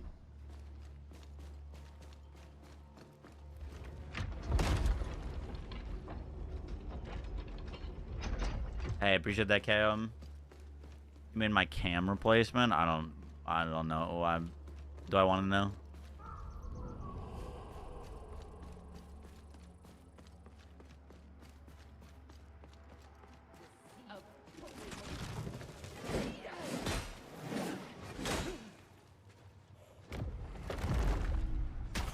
Ooh, what's this? Slain foes drop more gloom.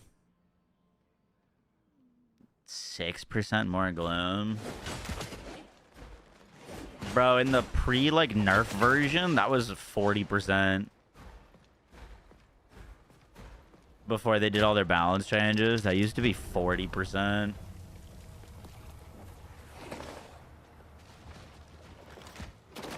Kinda crazy.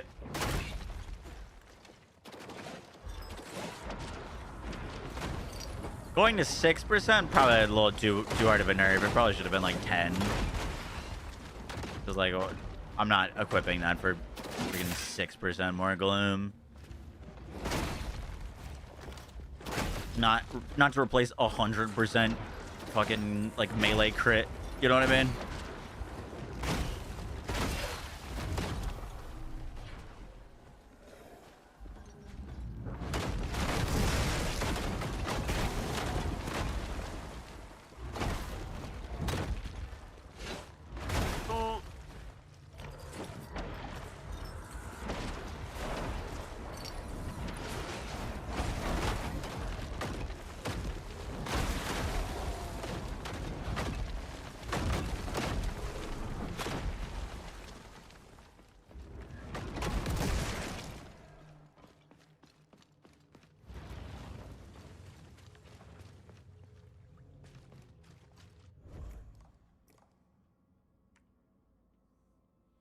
All right, let's go see if we can get over here. Look at ABG.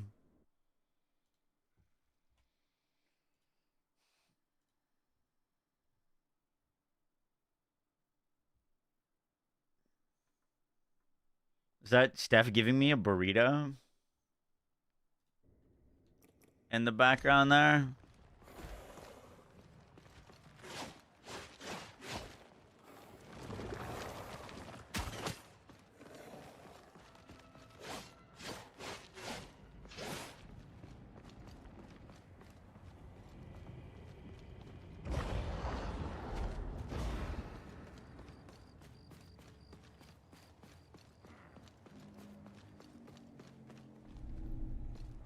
If so, that's very nice. I thought you meant like you made me a cam border. So I would take a new one of those.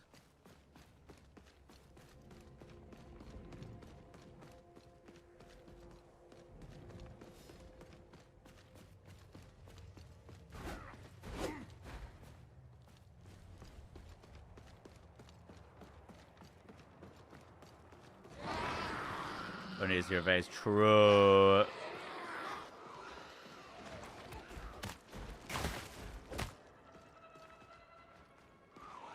Oh my god. Shit. I knew that was gonna happen too. Okay, activated my speed form.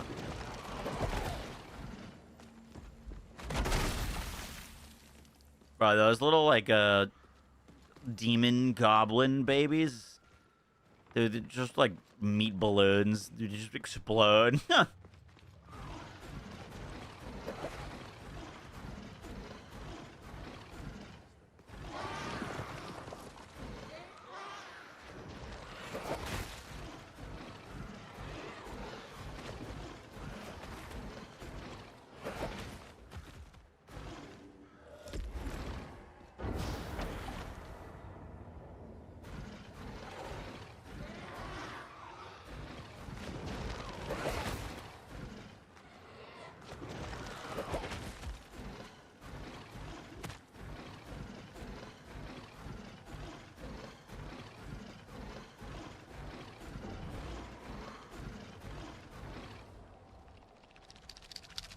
No, I was gonna watch that one we're eating tonight. Alright, we should probably put our points back in here.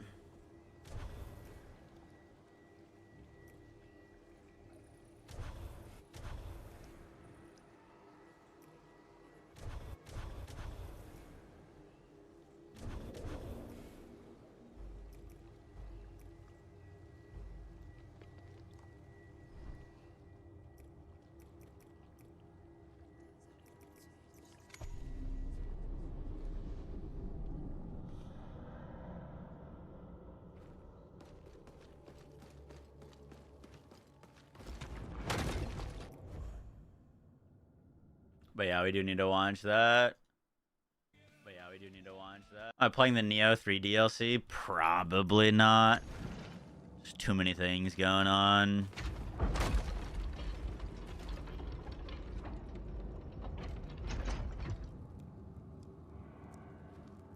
Oh, fuck. I spec'd into the wrong thing.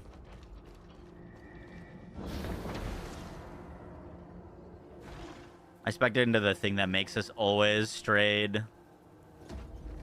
I can't use my summons anymore.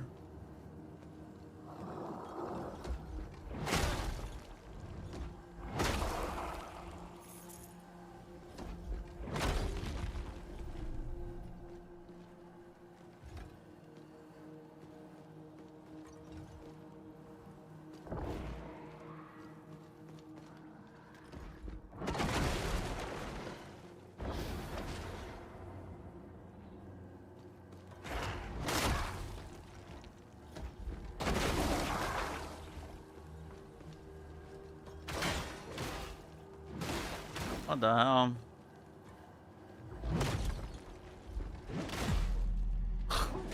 Bro, kill me through the door. BL3 min-max days. Yes, sir. Yo, take me back, though.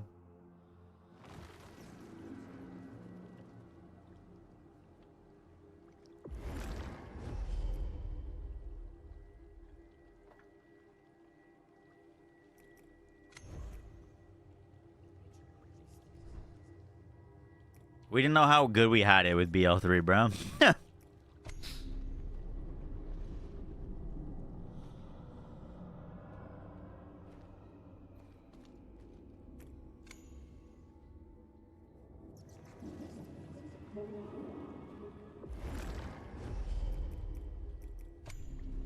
Fuck, I need to level up. I gotta change out of this stray version and keep clicking the wrong thing. BL2 with the pre-sequel Vault Hunters. I did see that. Not gonna lie, that would get me to do another playthrough of BL2. To be honest, it's kind of nuts.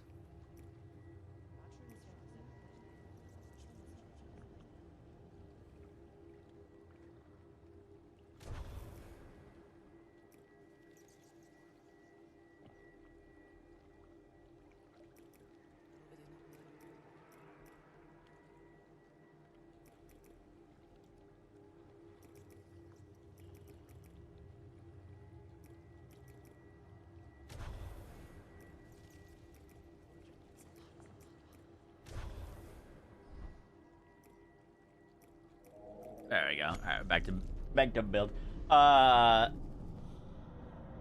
Nisha's first, apparently. I was wondering, like, when I saw that, I was like, why is it BL2? Like, why is it always BL2? And then I was like, oh, it's definitely because, like, the modding scene for Borderlands 2 is, like, very much the most developed out of the other games.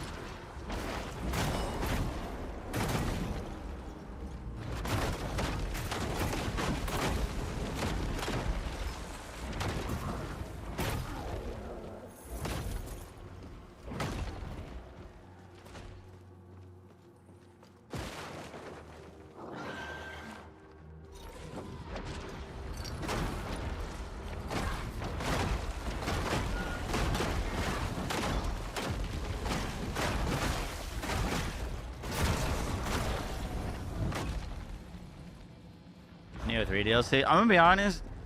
I found out about the Neo 3 DLC from y'all. I haven't seen a single post, trailer, teaser. Couldn't even tell you what's coming in the DLC. And I follow them on Twitter.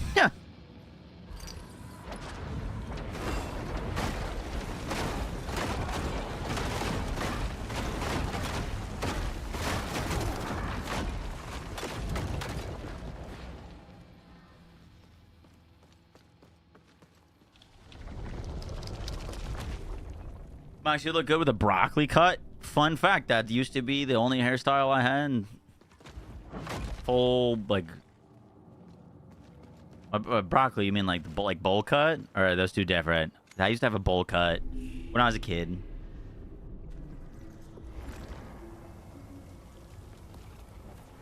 You learned because Cowboy was streaming it? Yeah, I haven't seen a single thing. Couldn't even tell you what, like, it's called. Shit was peak. Dude, I had a bowl cut, but I also... Well, I was about to say I didn't, like, style it. Of course, I mean, you have a bowl cut, you're not styling it. But it was always... It was always parted in the middle, too. So it was just, like... V bowl cut. And I don't know why, but I didn't...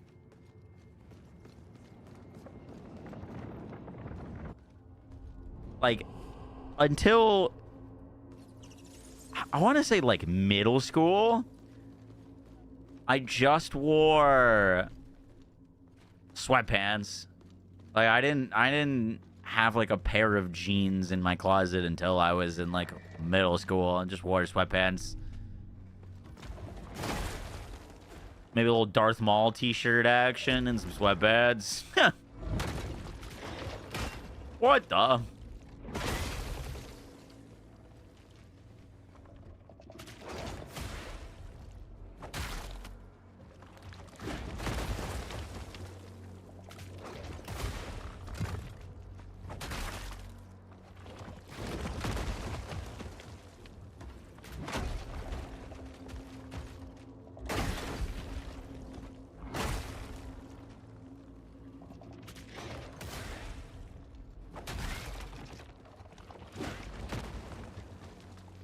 Those enemies are so, like, weird to fight. They're not, like, difficult. They're just kind of annoying.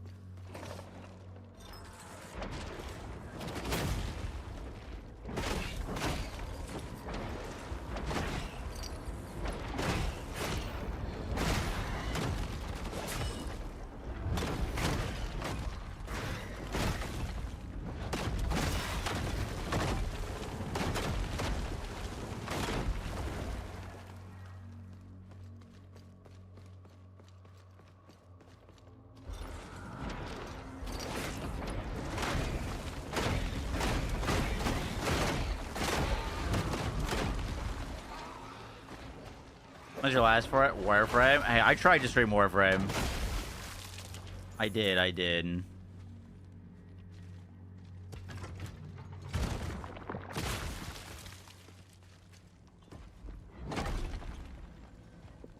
Well, I mean, I actually don't know how to fix the problem. I genuinely don't. I think I need to fix the computer before I can play. AKA fresh install of Windows.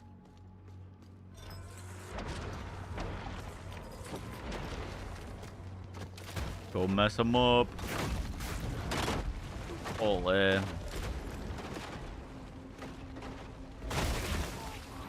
Smack.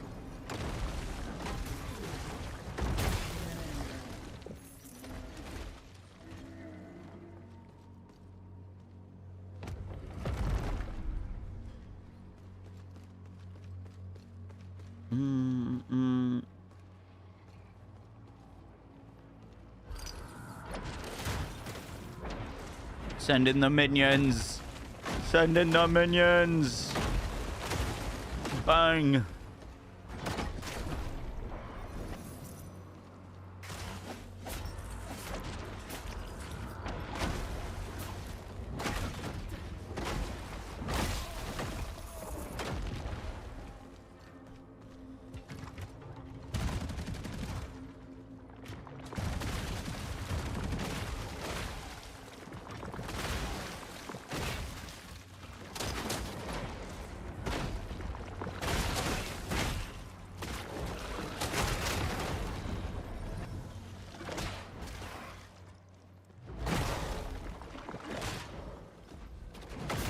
Oh, shit.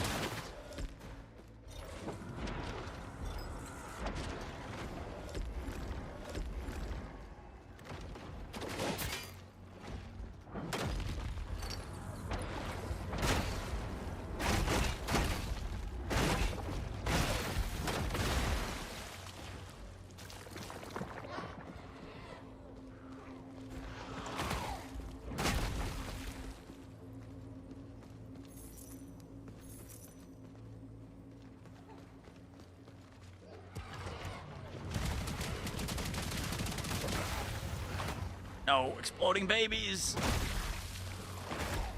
Oh my god, I just got that heal off in time.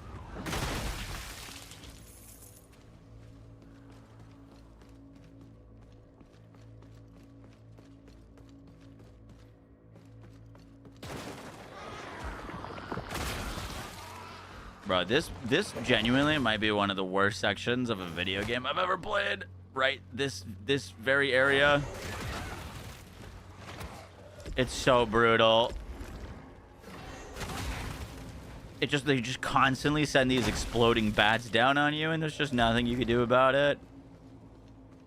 I died here so many times. There's another one that comes, and all of them try to knock you off the edge.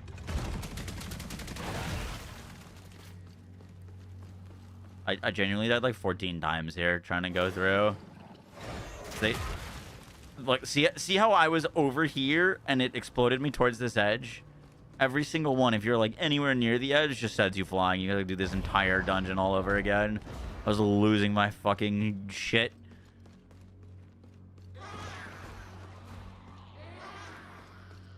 We are close to a save point, though, and I have no more life left. Oh! Fuck you, crab. Hallelujah. Before they dropped? Yeah. I mean, I, like, did that. Like, I died, and then I was like, okay, I'm gonna shoot with my crossbow. And then the time it, like, took me to my crossbow, it just still killed me. And then I went through again, and I killed the first one, but I didn't know about the second one. So I was like, okay, I'm safe. And then the second one got me. And then I, like, finally made it through it. I got both. And then the third one killed me. It just kept knocking me off.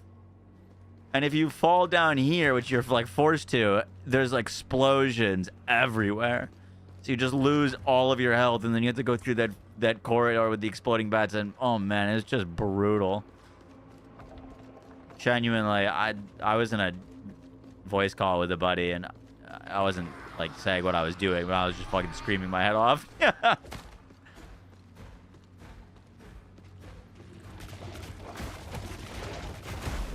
God damn it. Just wanted to go down the hole. Alright, guys. Queshbow.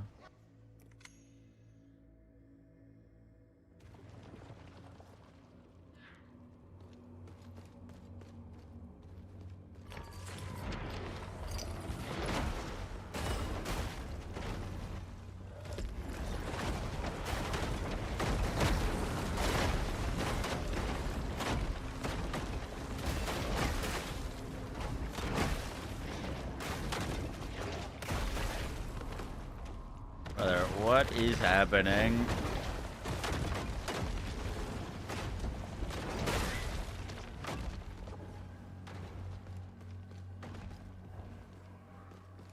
Where'd my gloam go?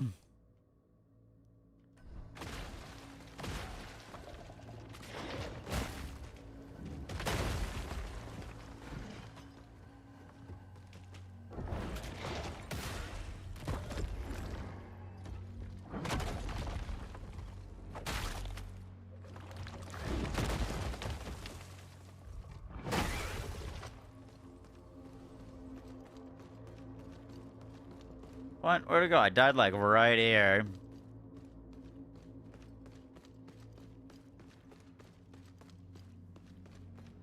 Ooh, I'm gonna lose it. Where'd it go?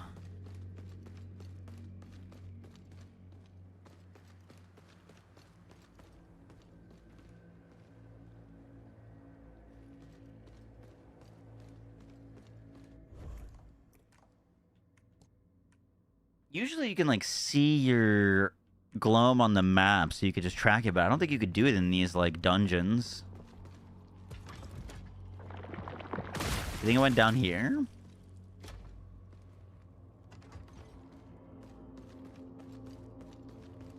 I had, like, a lot. Oh, there it is. I don't know. I'm blind.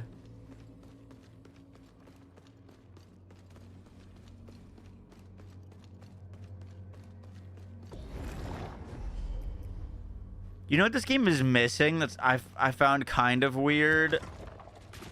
It's like not the biggest deal. And it just fucking killed me. I was trying to go down this hole.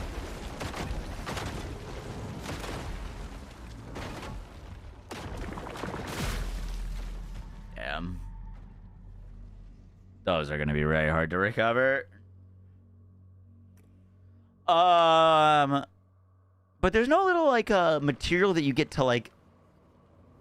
Oh my god, it gave me my gloam back here. That's sick. There's no material that you get to, like... that gives you gloam. Like, you can trade in for gloam, unless I missed it. But you get, like, little things that you can trade in for gold. You can't get little things to trade in for gloam. So sometimes you'll be, like, you know, 100 gloam away from leveling up, and you gotta go out and get some, and I definitely missed that. aspect, you know? Or like 1 or 2 upgrades away from, or like, you know, 100 cash away from being able to go to your next thing.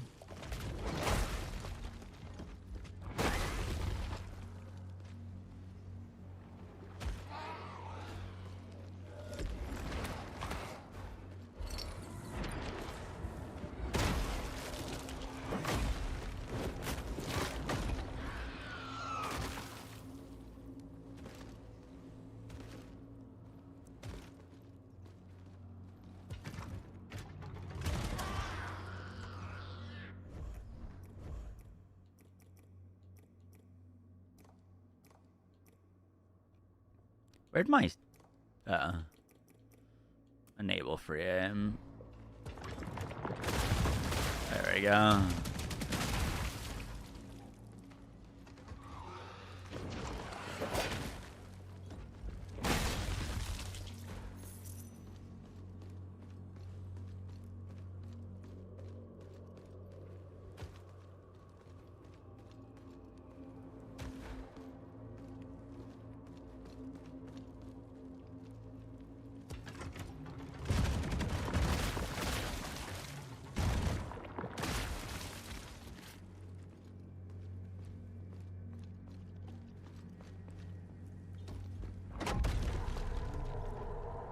Ooh.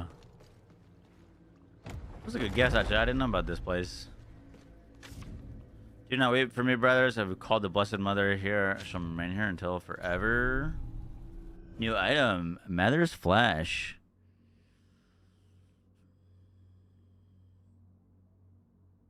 The nightmarish dreams of the Mother's Flesh.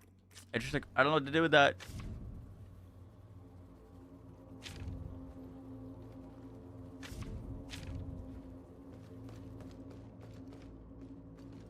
Seems cool, though.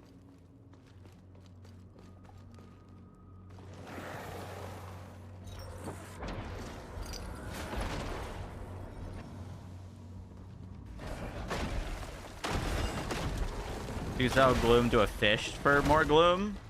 Oh, you mean gold? Yeah, I guess so, but gold's more precious than gloom in this. Like, I'd rather have gloom than gold, or gold than gloom. Gold becomes the main, like, limiting factor, in my opinion, in leveling up your weapons later on. Starts to cost a crazy amount of gold.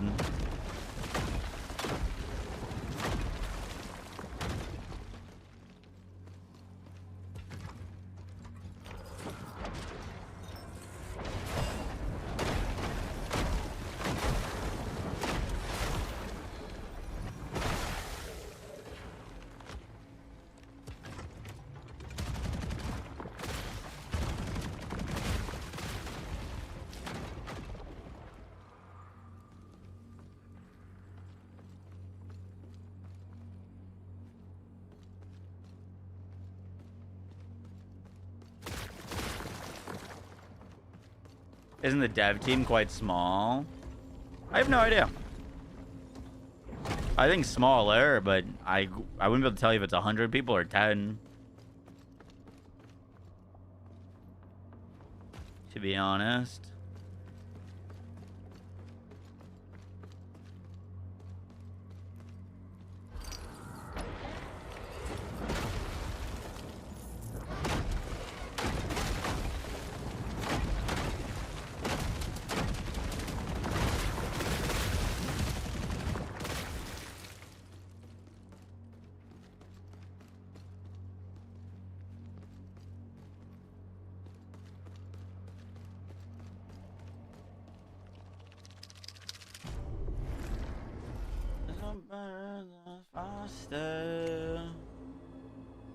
I need a lot of souls to level up. What are our tar stones upgraded? The projectile ones, sad.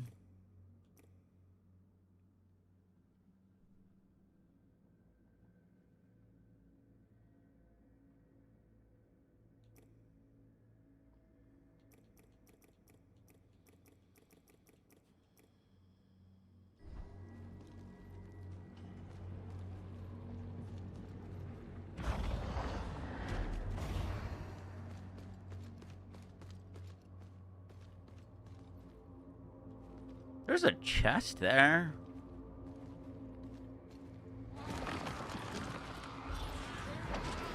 Oh boy.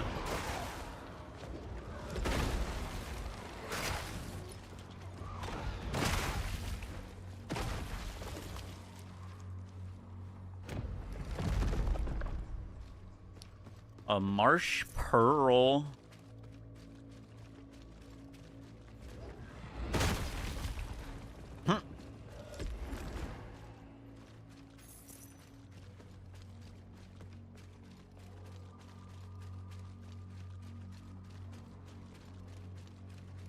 I like missed this area on my first playthrough. Is that just back to where we came from? It is. Okay. I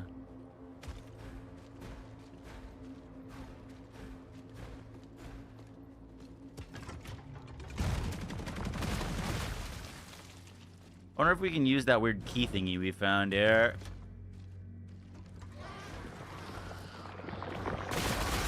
Oh, that still hit me. Damn.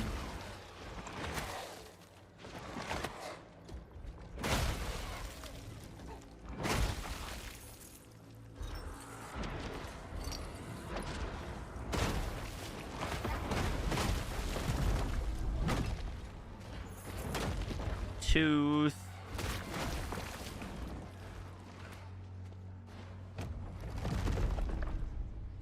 Another tooth.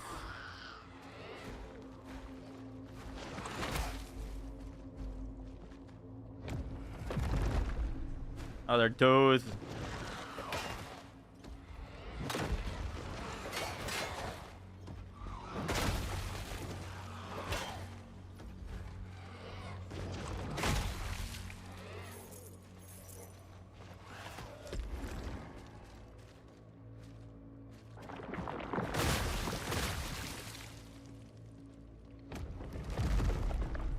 Another tooth. I don't know why I can't use the gun, even though it looks like I have the resolve to click it.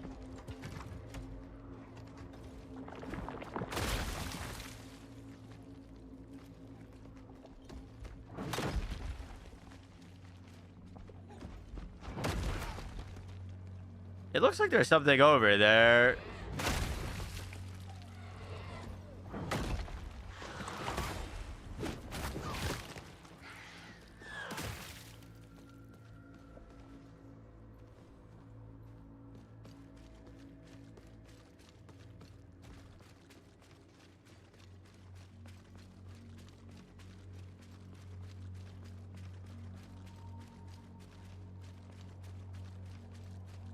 Outstanding game. Glad you're enjoying it.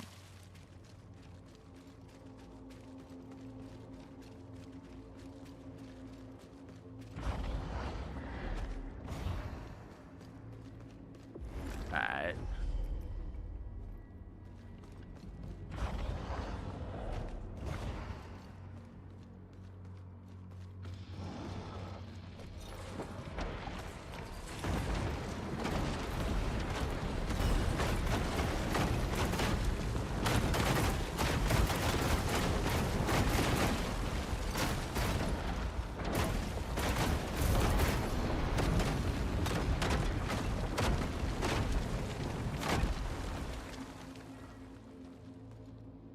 Ooh, that might be just enough to level us. How many shells are there? 8.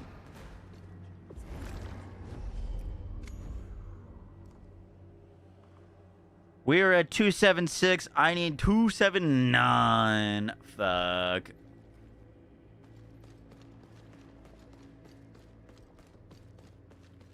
Anything to go kill real quick?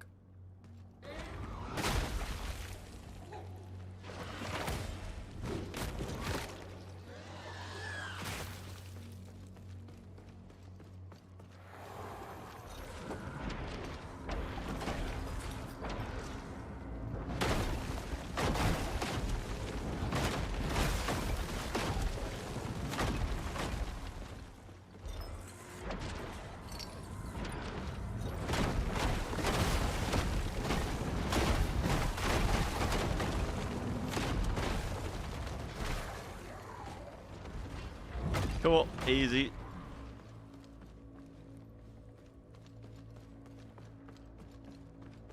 I think all the shells are pretty cool too. I don't love all of them, but like they'll kind of have like a niche that they can fill for the most part.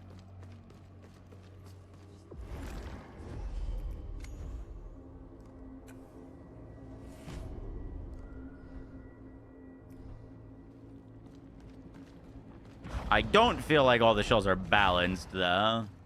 There's some that are just way stronger than others.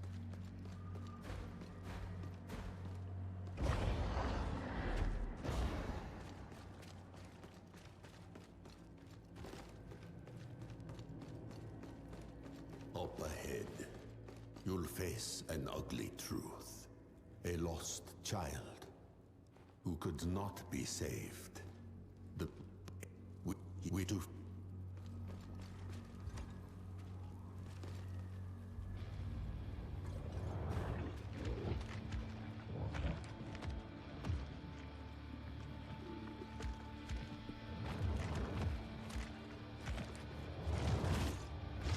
That's a gross looking boss. This guy fucked me up my first playthrough. I somehow managed to get to this boss before I found my first weapon. I was still using the default sword.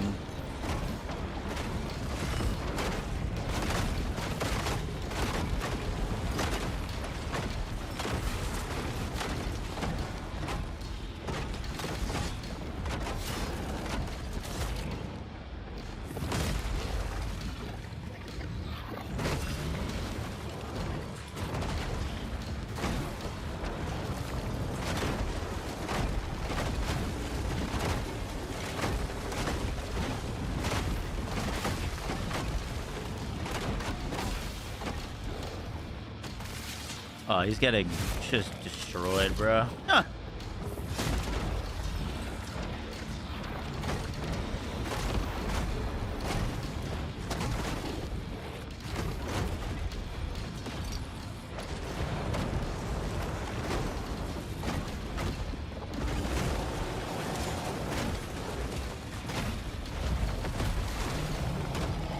Oh, we got him. He's dead.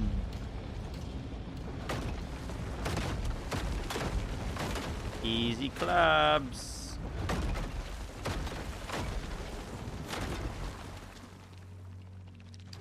He got us with a hit on the very last attack.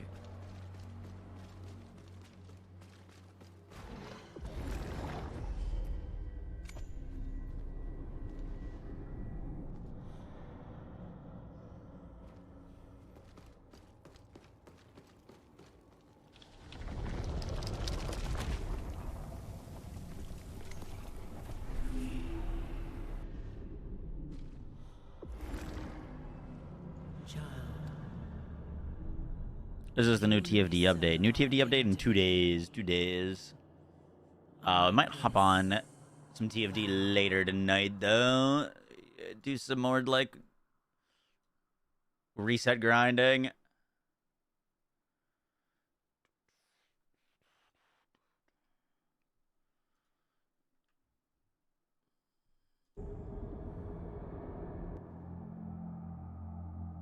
But you and I, we will end Well, I do the Alt Bunny cosplay. over a safe. Oh.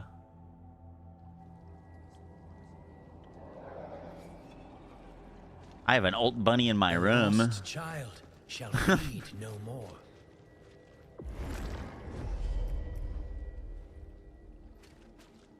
There any range stuff or magic shenanigans? There's no, like, spells. There is range shenanigans. There's a bunch of different guns. You want to use guns, but the guns feel like they're more play a support role to weapons rather than being their own, like, build that you can play entirely ranged.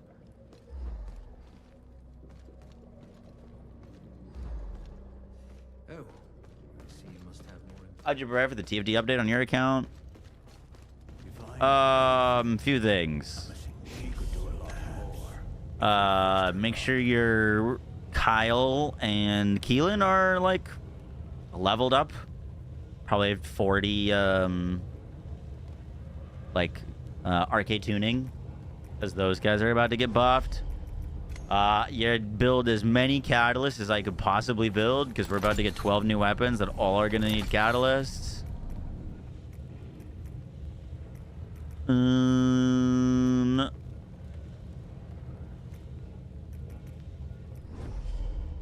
Probably build the, like, air quotes, magic wand builds for Innis, Bunny, and Valby. And I think it'd be good.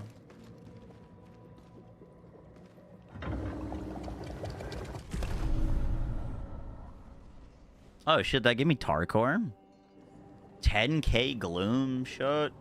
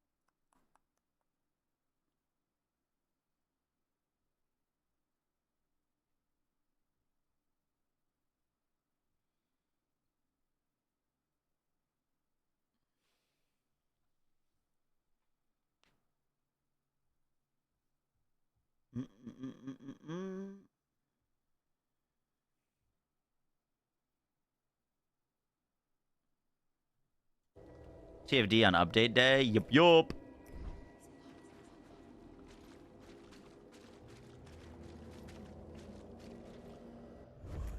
All right, let's work over to our next corrupted gate.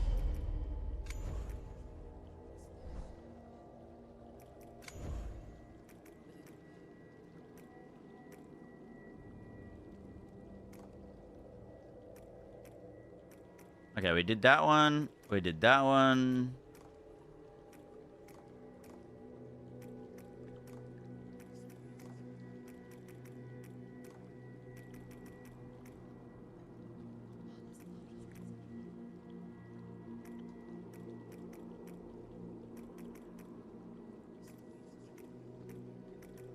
We gotta go do this gate.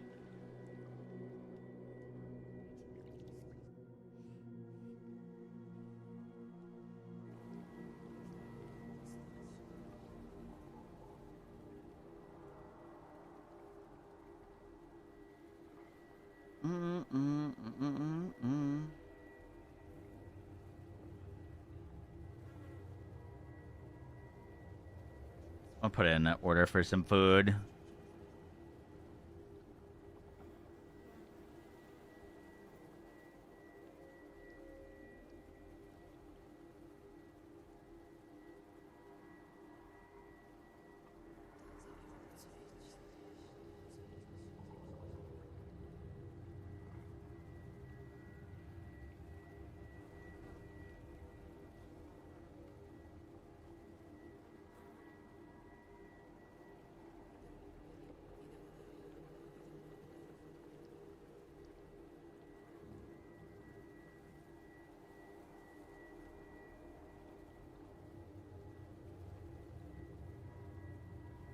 Is this game living past the hype? Is it gonna live past the hype? This isn't a live service game.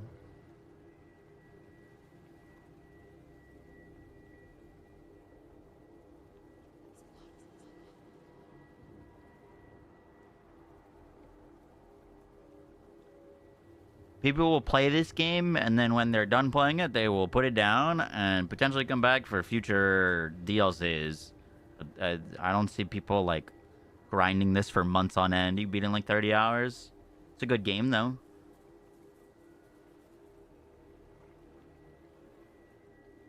If you're looking for the next game that's like you can spend the next year playing, this isn't it. If that makes sense. But not everything needs to be played forever.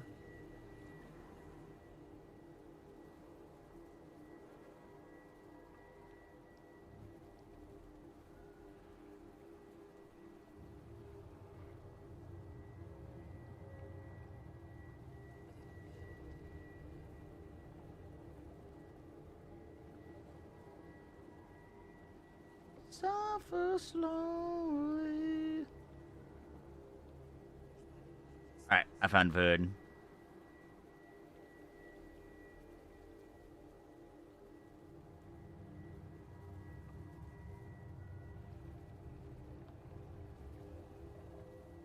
We're gonna go over to this area. We'll,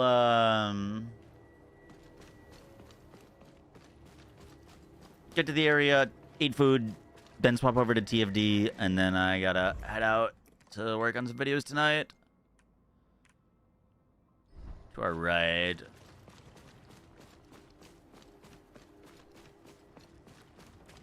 Elden Ring live service game 1. Dude, can you imagine if Elden Ring had gotten like live service-esque updates?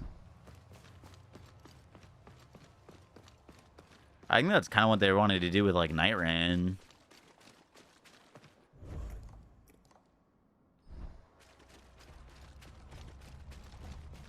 It's weird because like there's such a different connotation with or association with what like a live service is, you know what I mean?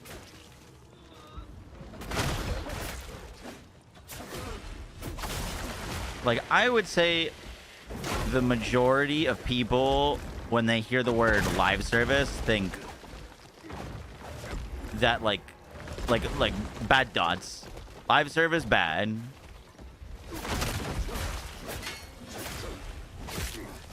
Which I think is fair. We've gotten a lot of shit live service games.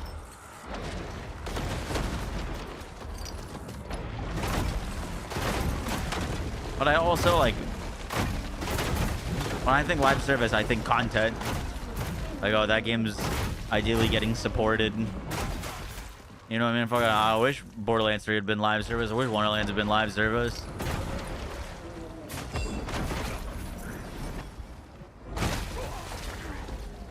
Like BL4? Yeah, I wish Borderlands 4 had been live service. I wish it had some service. But, I mean, like, I think a lot of times live service is associated with games that launch not completed and in shit states, and then they make the game good over time. Type deal, you know what I mean? Which obviously, yeah, that sucks. Like, hey, let's put out a half-baked game, but it's a live service, so we'll fix it later.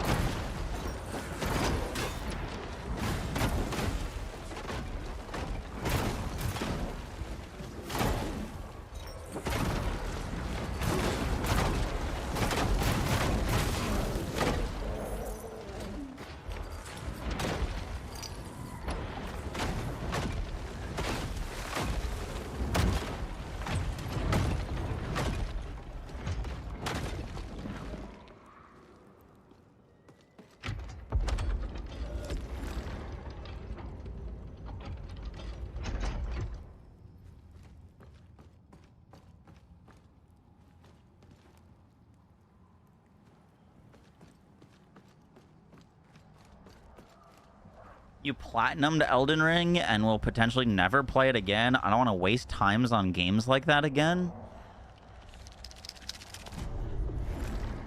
You're saying you didn't think Elden Ring was good? You felt like it was a waste of time?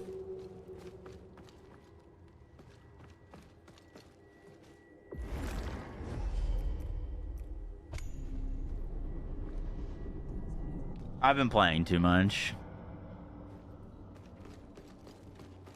It's not a crazy long game. It's like a 30-hour playthrough.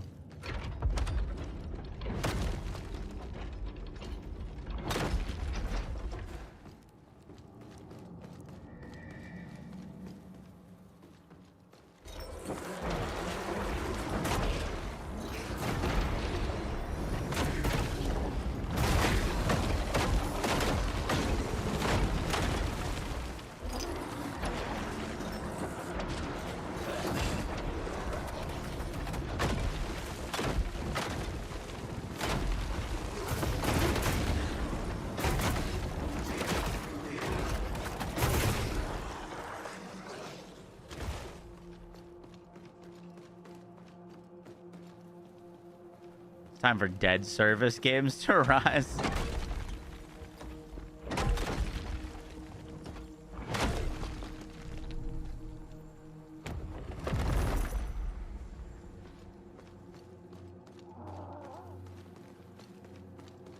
Some of the like most long-standing played games are still played today because people have basically turned them into live service games that they weren't. You know what I mean? Like Skyrim, Borderlands 2, Left 4 Dead.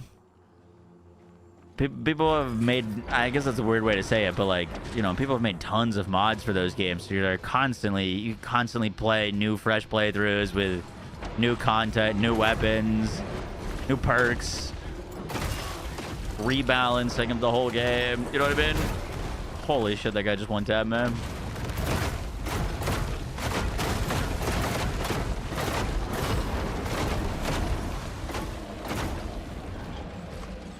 Ah! Oh, he's dead.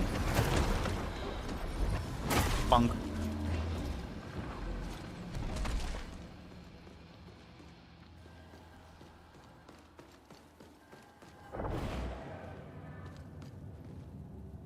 Elden Ring was good, but it's over. GG's. Lol, I wish that it would last and grow with me till I die. That's what we need.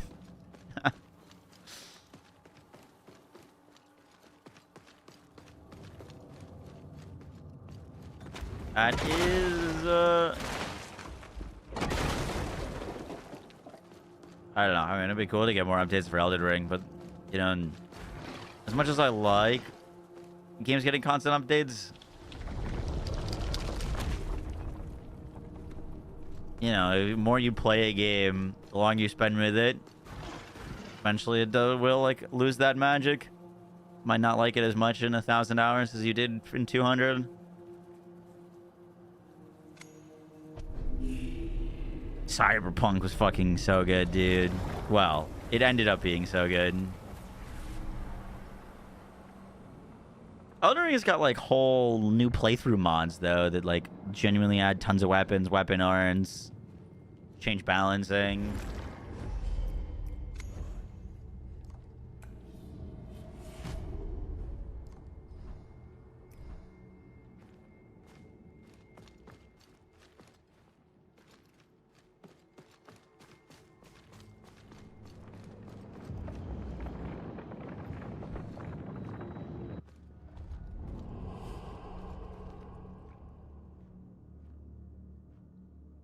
Except for the TFD updates. Yeah, I put out a TFD video today. First one in months, actually.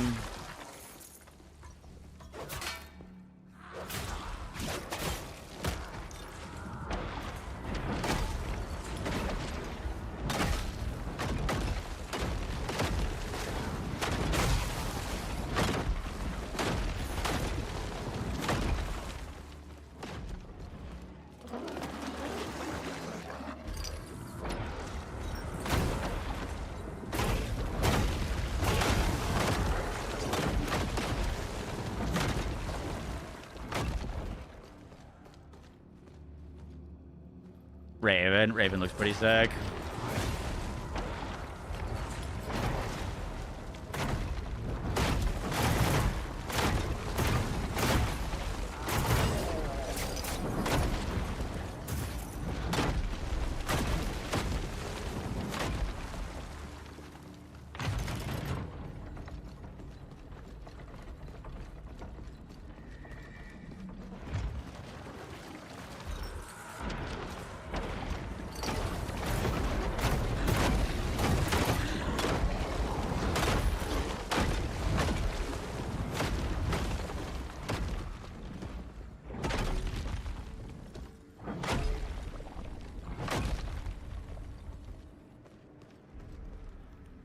You can toggle night mode on at any time. You just need to go back to the like main tower to turn it on and off. You can't like turn it on and off from like a menu.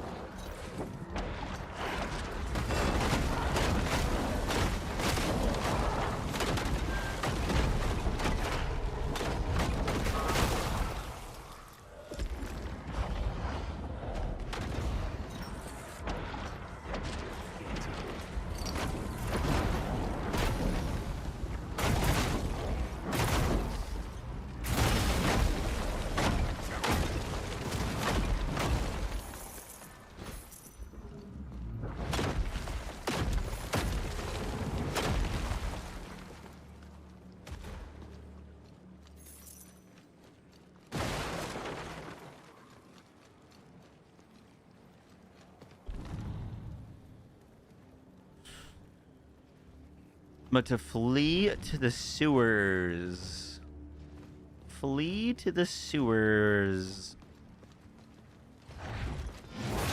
Holy shit. Fuck.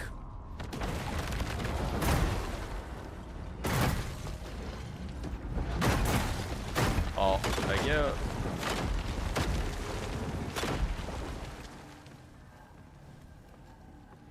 Is this the sewers?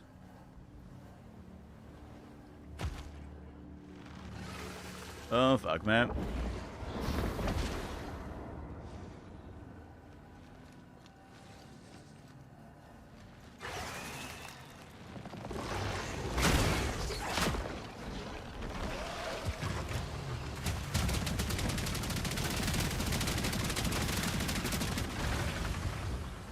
I need to level up that weapon. Didn't do diddly shit.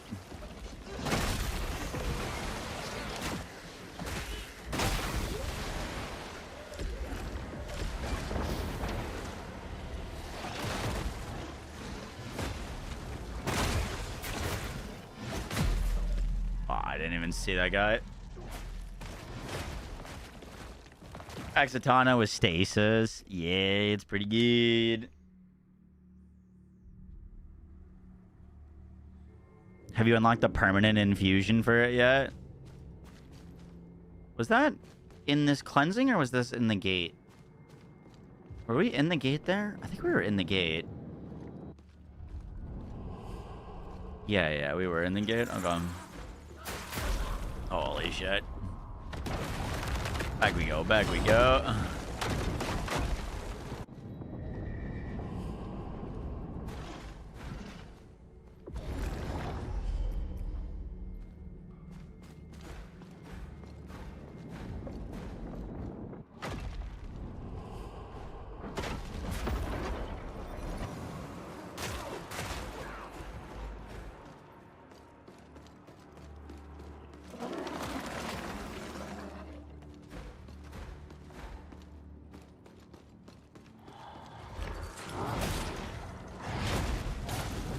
Keep them distracted.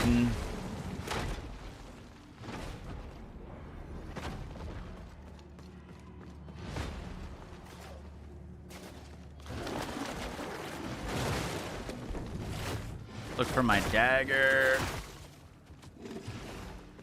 Ah, fuck. I can't see anything.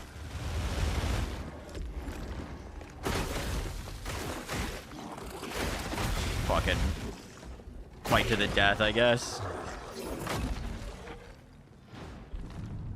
Look for my dagger that's assigned down the alley past the car.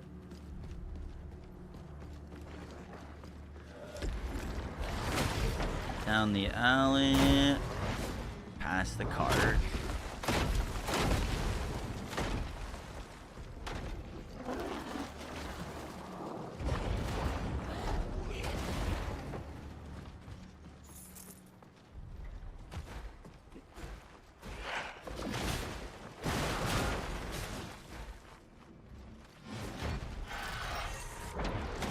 No, I'm dead.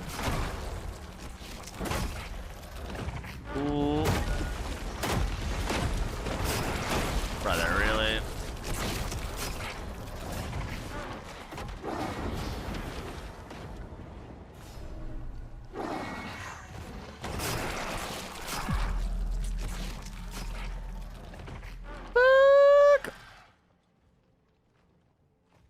Is this Janisa? Yeah.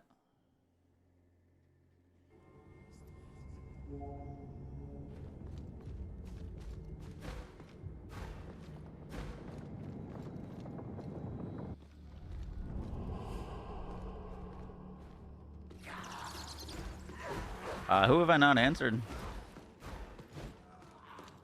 East Europe experience.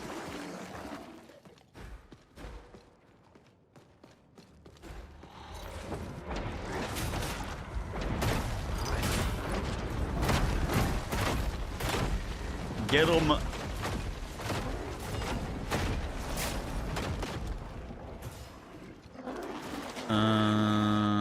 Alright, we need to go back down to the sewers. This looks like it's something. Thank you. Oh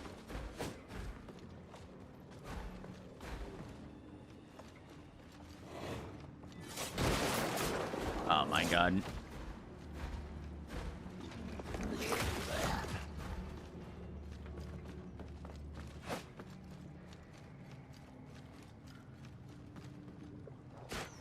Where? I don't remember where we were that we were in. We got to that sewers. We like found a cliff edge.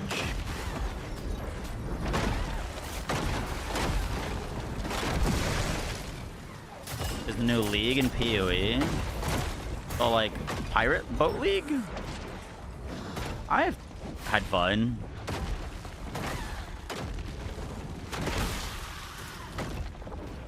Apparently it's one of the lower like player retention leagues, but I'm not like I don't like play a ton of PoE, so I thought it was fun, but I also was just having fun because it's PoE. You know what I mean?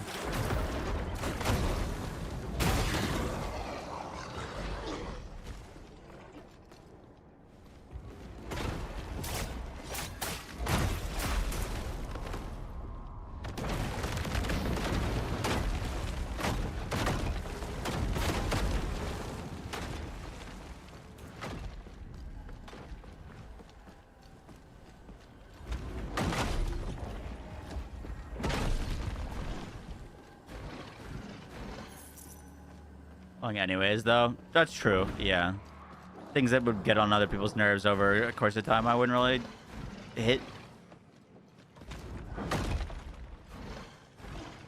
Was it this way? Oh fuck! It was not that way.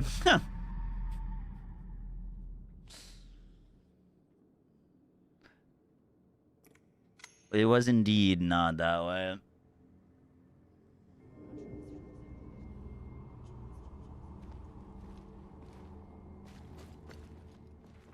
Lobotomist is from Idolator's Soul, if I'm not mistaken.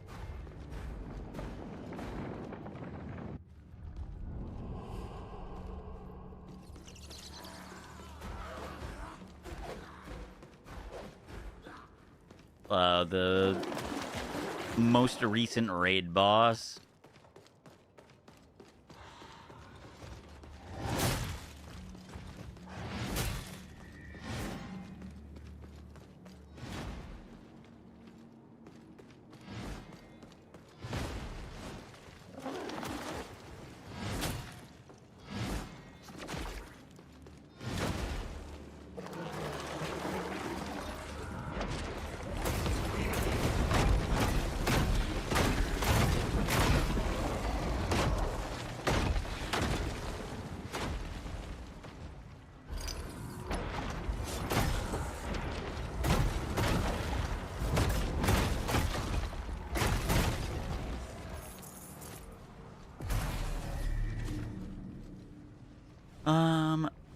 That was not the correct way.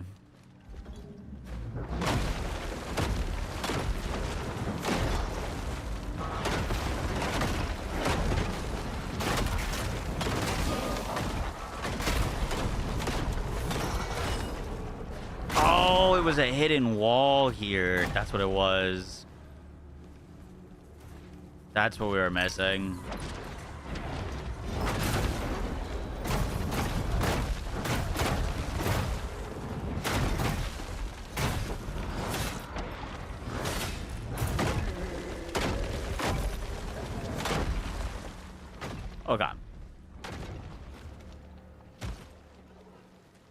This is where we needed to be.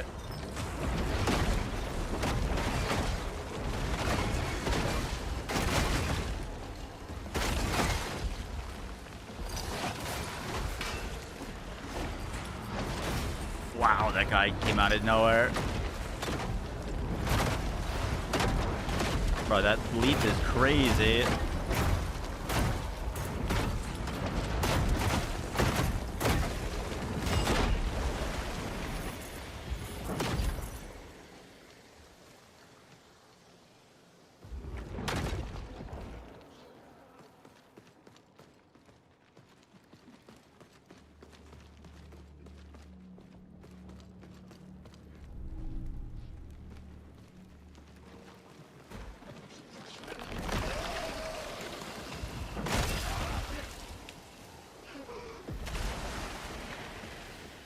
What's up, Aaron? How you doing? You excited for Hero Siege, good sir?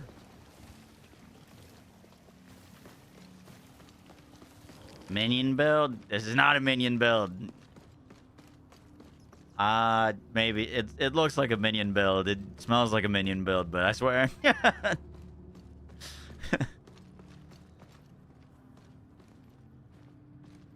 Taking the time to learn. Have you not played much of Hero Siege? It's really fun. It's very, very good.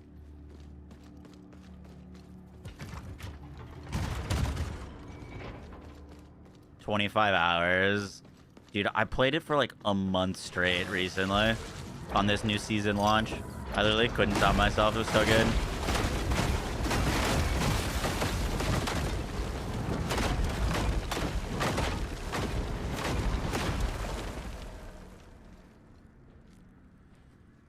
For the first time. I would say so, yeah. I mean, I don't know how much it is right now. It was like, you can get it for like $4. They do sales pretty often.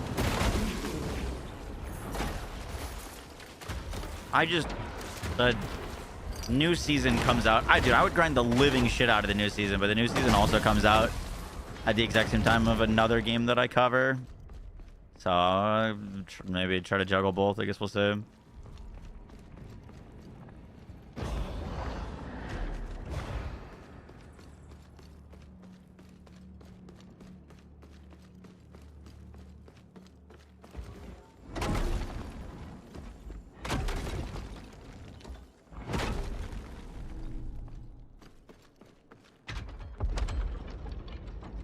It's $8 right now on no sale. Gotcha.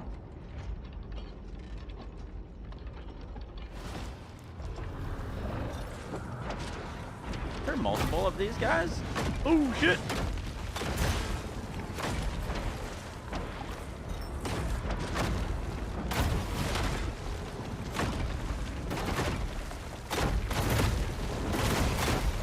Hero Siege definitely has a lot going on, but it's way more digestible than PoE.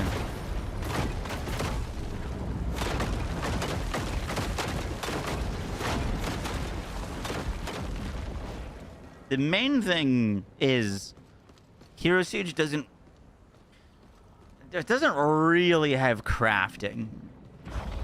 There's like a little bit of crafting, but it's more so like Diablo in that regard.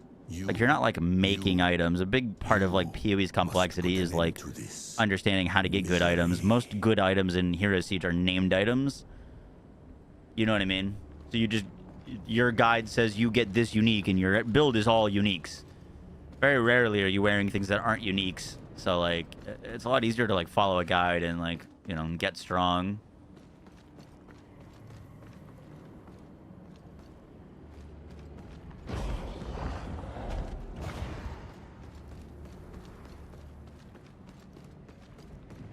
You're playing it because I said it was good. Oh, hell yeah. I wouldn't lead you astray.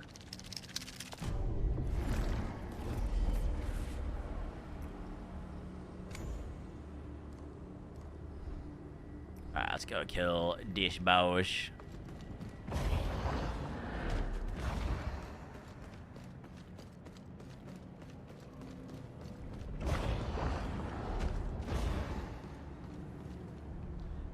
Main build looks OP. Yep. Yep.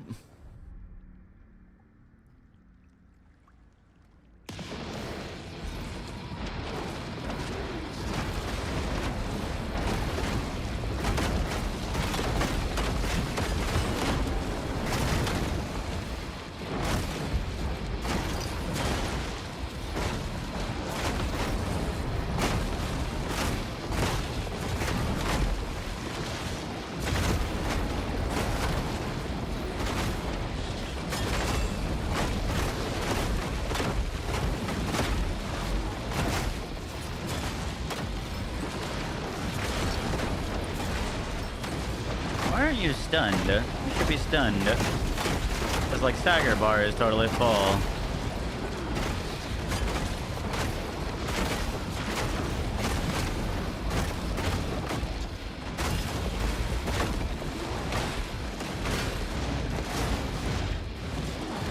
Jesus.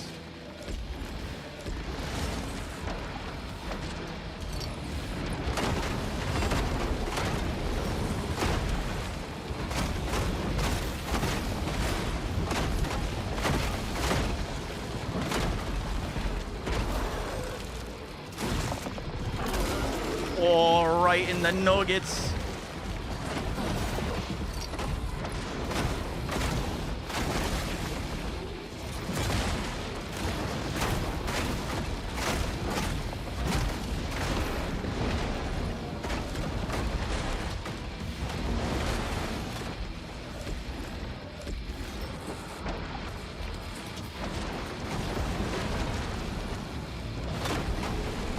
I genuinely think we first tried like every build that or every boss we've tried with this build. It's so silly.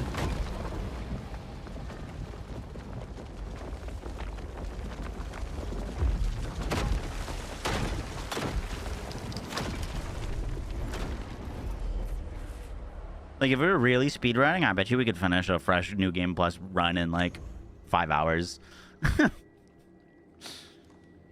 Just speedrunning to the boss, kill the boss. Move to the next boss.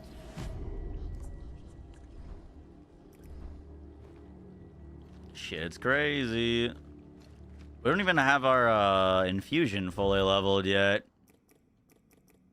For our permanent trauma stacking.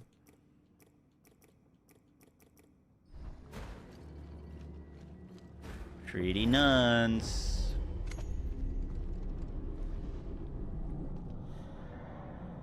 Butcher King? Oh, God. Gotta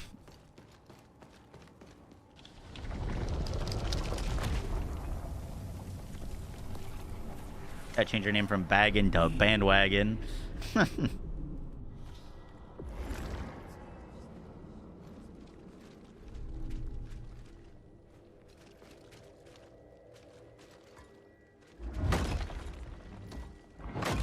They say you gave the captive peace. He's free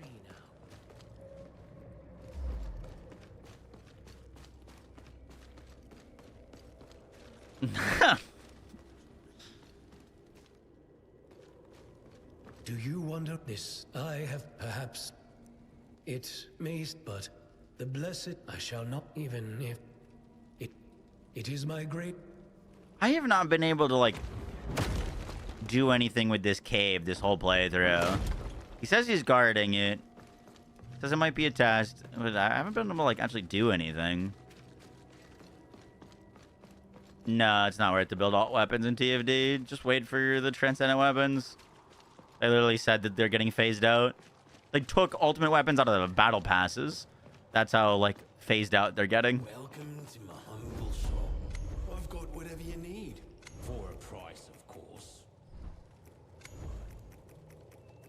And anything I care about.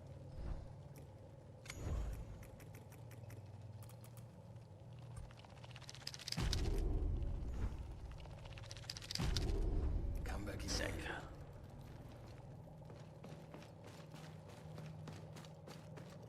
What tar stones are you running?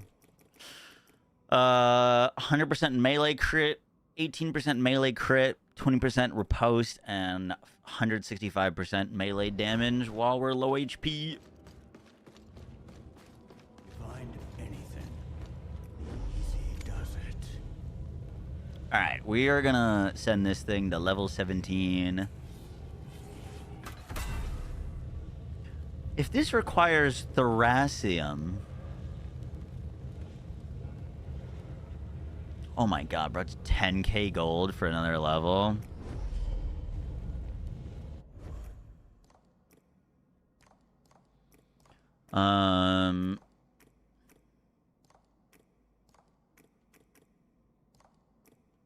What did I want to do?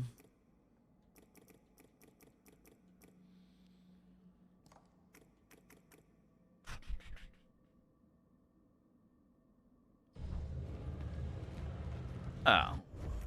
Do different weapons? I've got a bunch of these things that I haven't needed to use.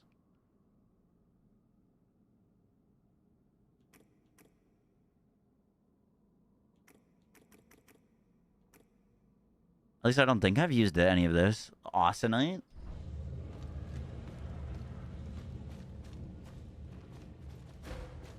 Right down tier list. Hey, I picked wrong. That glass was cheeks.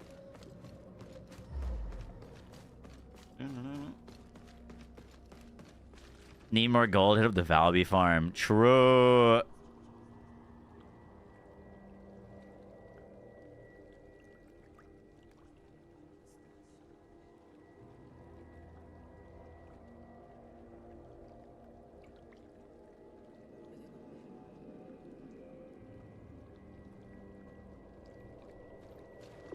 What's up, Plato? It's pretty sick. What are the best weapons? It kind of depends on your build.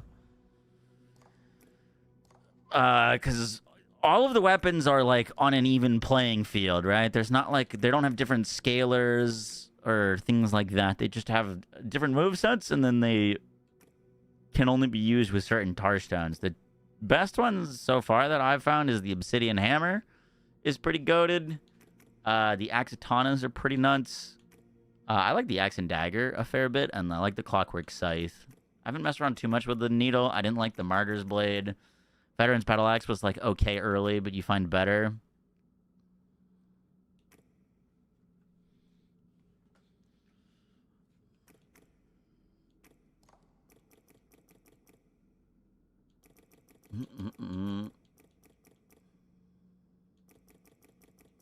Damn, we still have so many tar stones we gotta get. Okay, let me check if our food is here yet.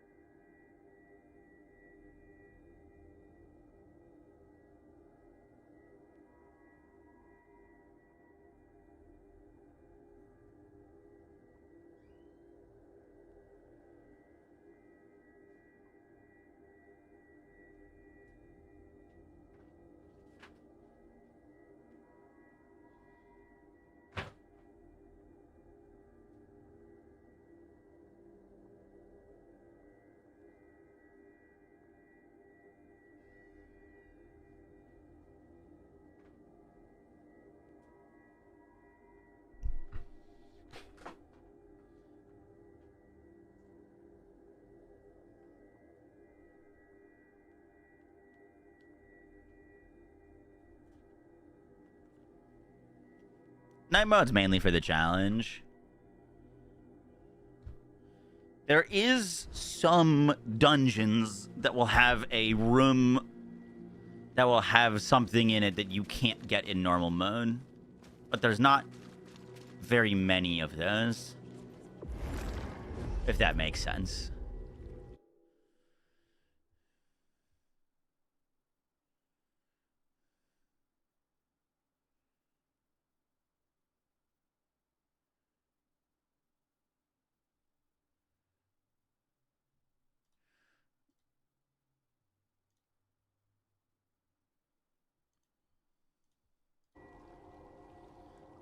grown man. Only troll.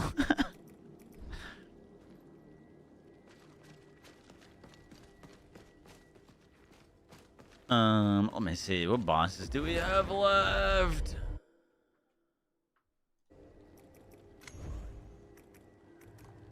We did this gate. We did this gate. We did this gate. It looks like there's 2 more bonfires in this prisoner's domain.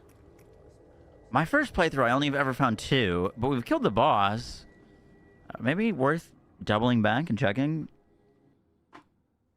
If there's 2 more bonfires in there, that means there's like a lot we missed. But I have no idea where that would be. Because we did everything and we killed the final boss. Oh, you know, we didn't cleanse this. That wouldn't give us another bonfire, though. It'd have to be somewhere else.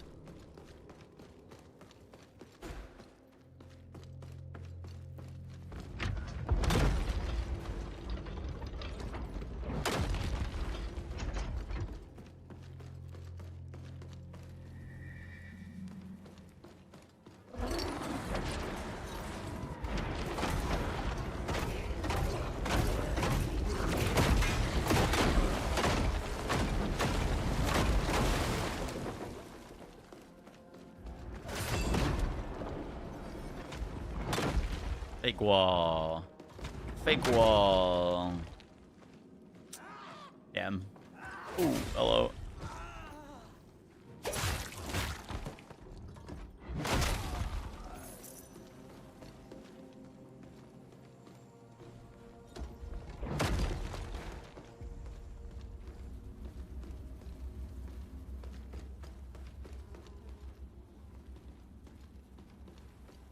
Or a button somewhere. It's got a lock on it. That's a fake wall. Dude, that little trash mob hit me for 1 attack to half my health. Crazy.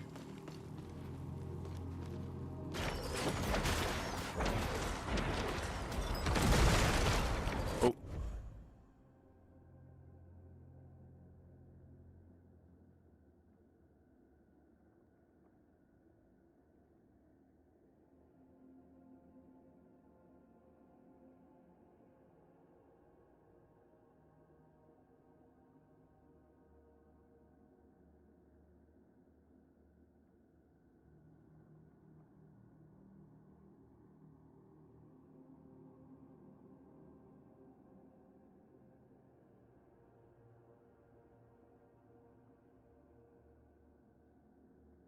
Fake walls that break only after 1,000 hits.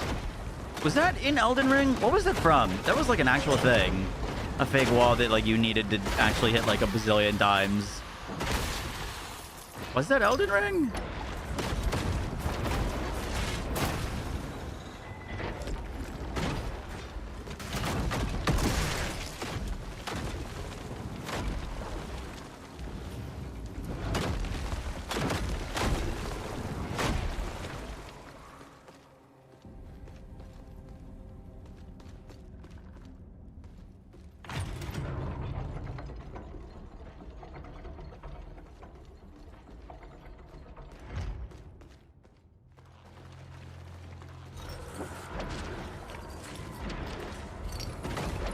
Is there an achievement for beating the game on night mode? I have no idea.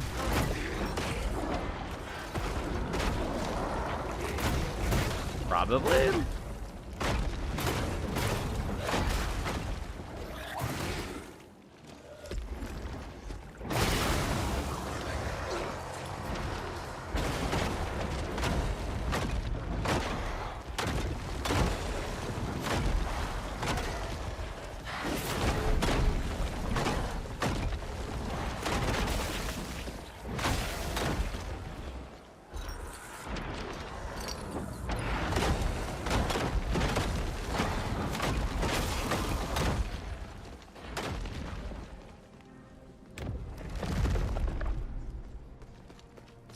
Arsenite.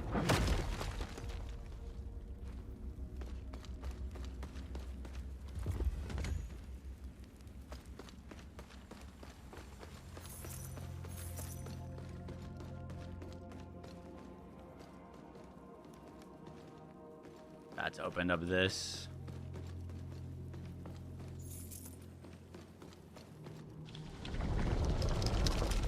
Cool.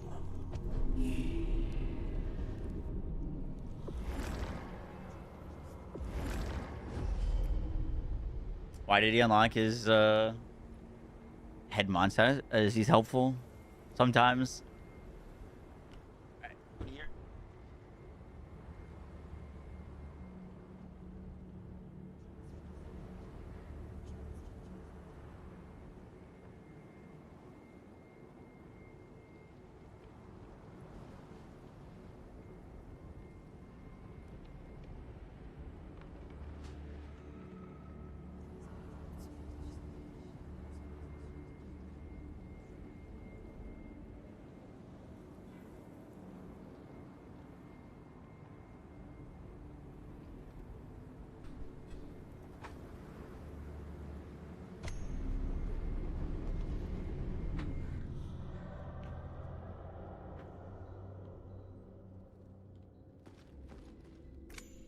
Sweet response, I know. What can I say?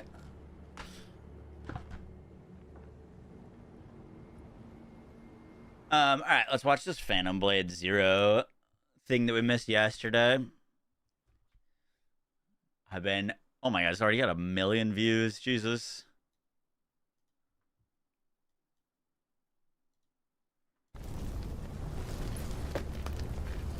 Extinguish the flame. See what burns beneath. Drop the blade. Let true steel speak. No shape. No shadow. Yet it moves through all. That's the path to know.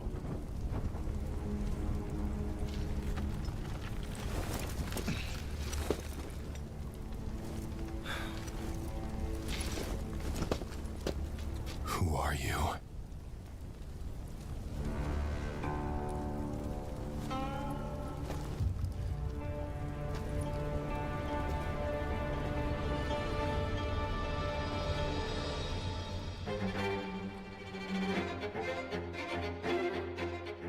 Hello everyone, I'm Donnie Yen, creative consultant for Phantom Blade Zero, and the actor behind Mo Yuan, a formidable martial arts master.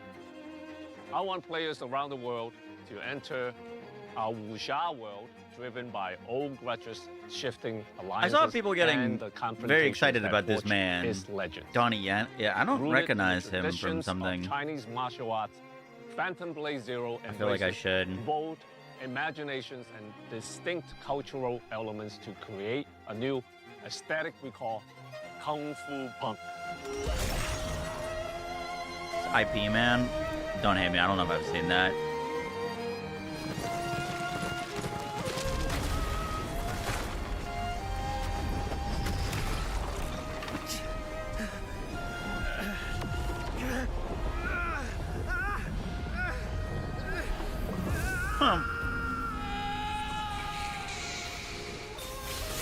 Favorite movie of all time. Damn. It's older, right? Like 2000? I've heard of it.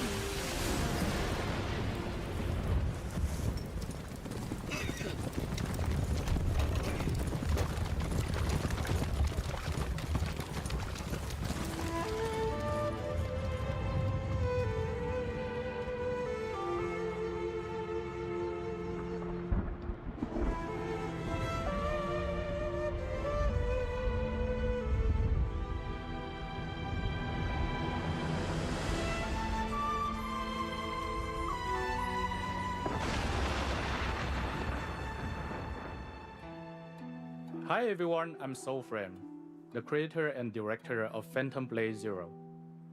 Today, I'm inviting you into our universe, a dark wuxia epic filled with mystery, vendettas, and lightning. Side note: 1, never heard of S Game. 2,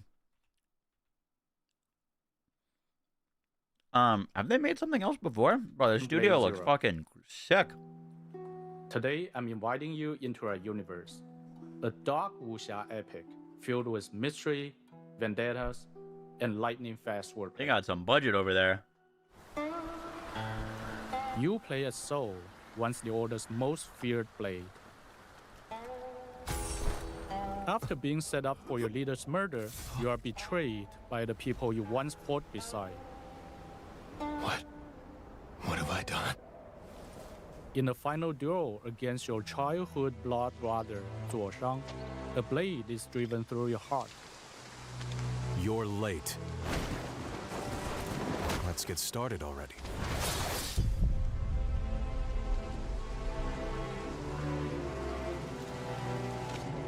The mysterious healer, the flesh sculptor, restores your life, but with a fatal condition.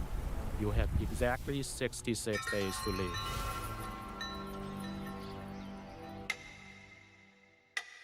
Survival means fighting a cure hidden in the chaos ahead, but the hunt will force you to confront the rot beneath your betrayal and a skill massive enough to break the entire Wulin. The Wulin name is a I might martial do that. underworld forged in blood and belief. You will walk among the last guardians of righteousness, the fallen fools surrendered to darkness, and the lost warriors bound by broken codes. Each choice you make here will fracture your trajectory and reshape your fate. 66 days. That's all the time you have. I saw it. No season, yes sir. But you won't be alone. Martial artists from across the Wulin have gathered in Pengzhen, turning the town into a deadly trap of rival factions, hidden malice, and deadly schemes.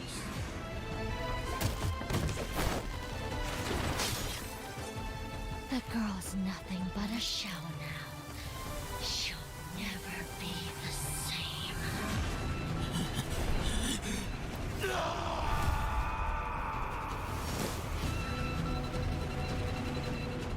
As you uncover the grim secrets buried here, you will realize some things matter far more than survival, and that some enemies can never be defeated by the sword alone.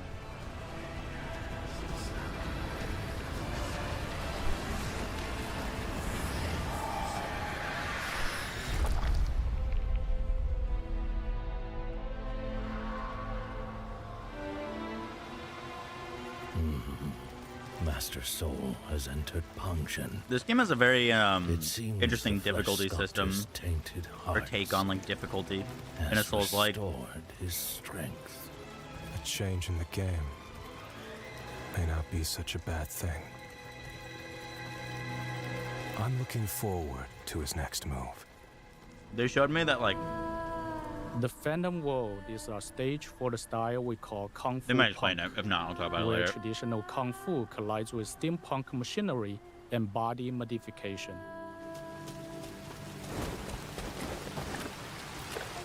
Your journey takes you through intricate but surreal landscapes, leading you deep into the heart of Pengzhen and its surrounding villages, valleys, lakes, and shadowed territories, including a valley overrun by ruthless bandits, an abandoned warehouse filled with hanging puppets, where a dark ritual seems to be taking place.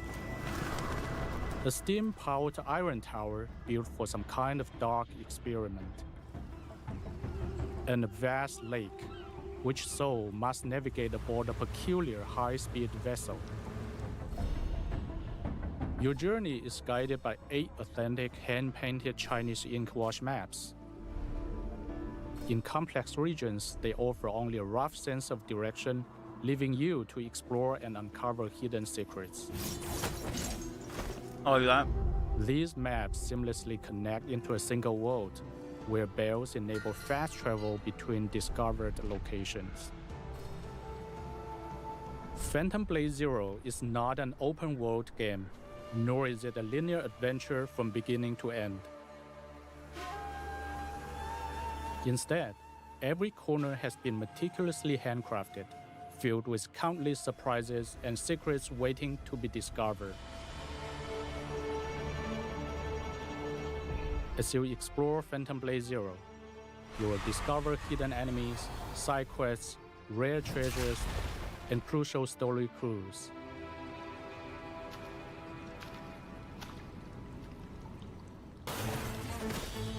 In Phantom Blade Zero, combat is the driving force. Every weapon is forged from martial folklore, cinematic legacy, and ancient tradition. Soul wields a massive arsenal of 30 primary weapons alongside 25 secondary weapons known as Phantom Edges.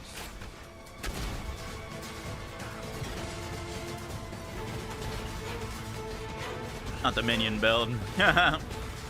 For example, the Drunken Sword style builds drunken energy, enhancing Soul's evasiveness Wait, while dude, what the swinging fuck? and staggering with every strike. The White Serpent and Crimson Viper twin blades work in tandem. The length of the White Serpent allows you to fling the Crimson Viper outward for ranged attacks. Dude, holy shit. What The fluid steel of the Soft Snake Sword coils around an opponent's guard, striking targets cleanly and even slicing through incoming threat-based attacks mid-air. However, a light blade won't be enough against heavy shields, and relying on swords alone will turn the fight into a punishing struggle. Crushing those defenses requires the brutal momentum of iron fists and hammers.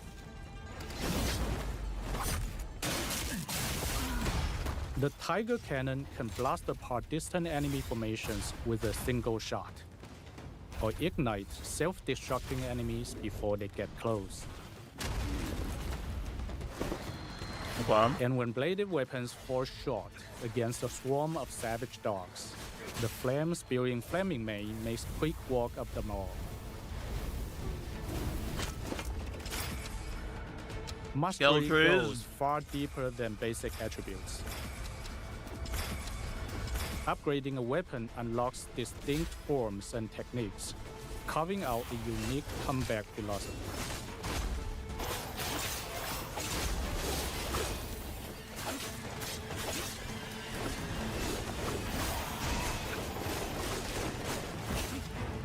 Damn.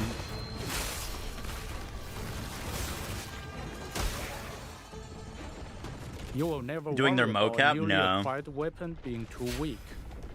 With the Reforging Talisman, you can reset the weapon's level, recover all invested materials, and immediately reinvest them into your new gear.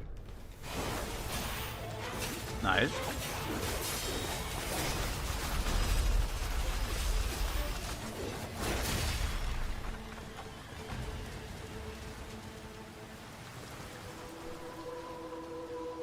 We've crafted difficulty options as distinct ways to experience the story.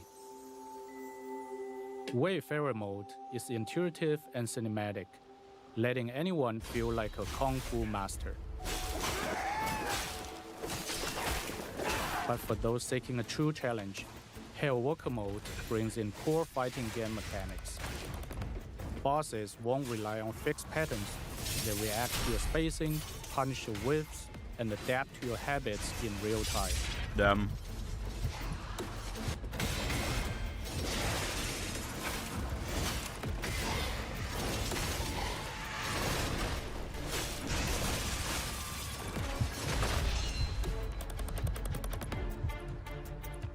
For the ultimate test, unlock 66 days mode. Unlike the other difficulty settings, this mode turns Soul's 66-day countdown into a literal gameplay timeline. It said you only have 66 respawns. Use them all, you lose. It features the intensity of Hellwalker, but every defeat costs you precious time. Damn, bro. If the clock hits 0, it is permanent death. That's pretty sick.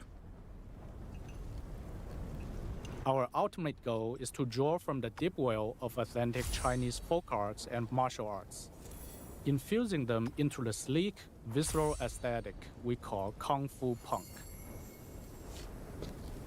To show you what that looks like in motion, please take a look at this boss encounter.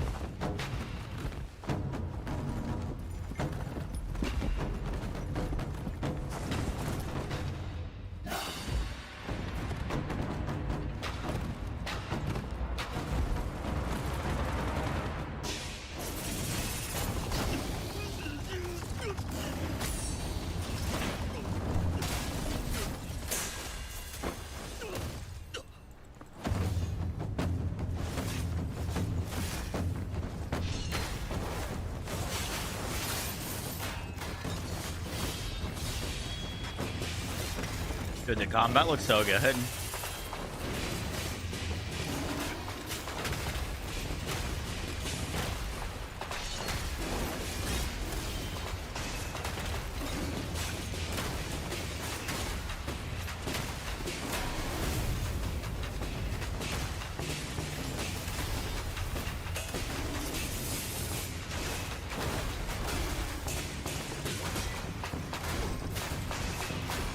The combat is all motion capped. That's pretty crazy. I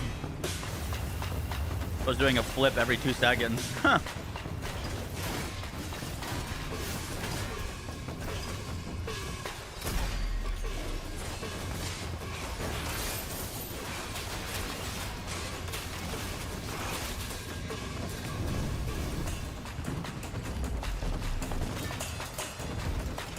Wires, lifting, flying stuff. Gotcha. Huh.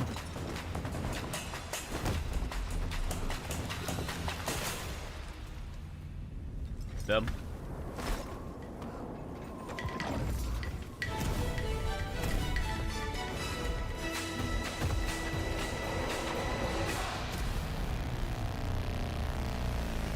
There's a phase 2 to that thing.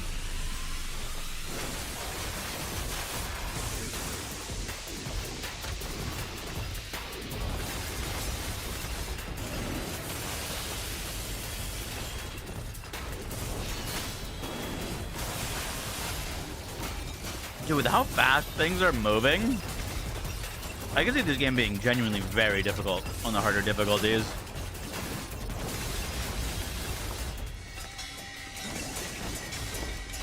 Like, it's just non-stop.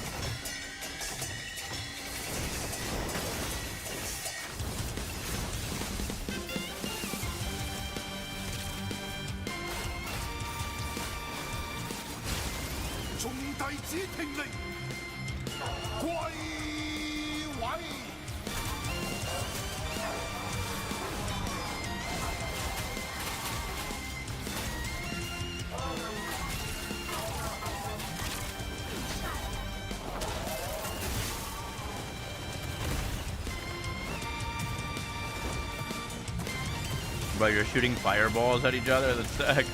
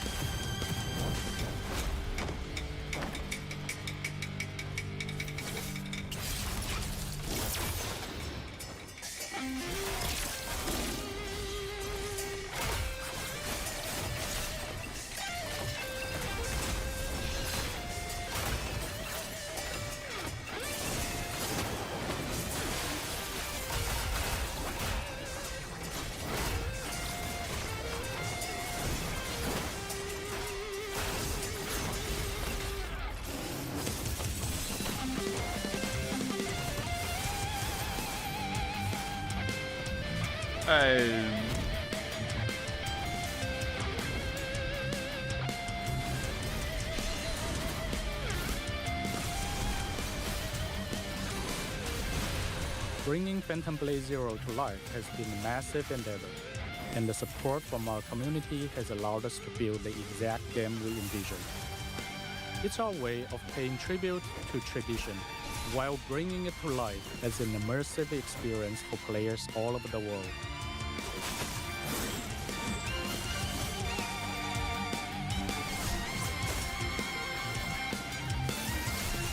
This game's gonna do numbers.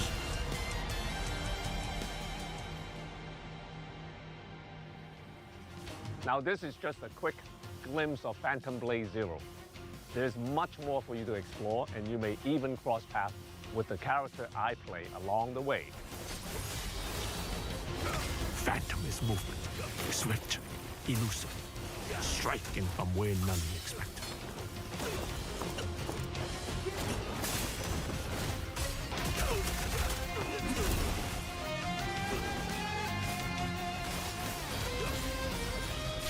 Blade as breath. We channel it into a steel, turning any blade into a divine weapon. That's the path to know. Pre-order now.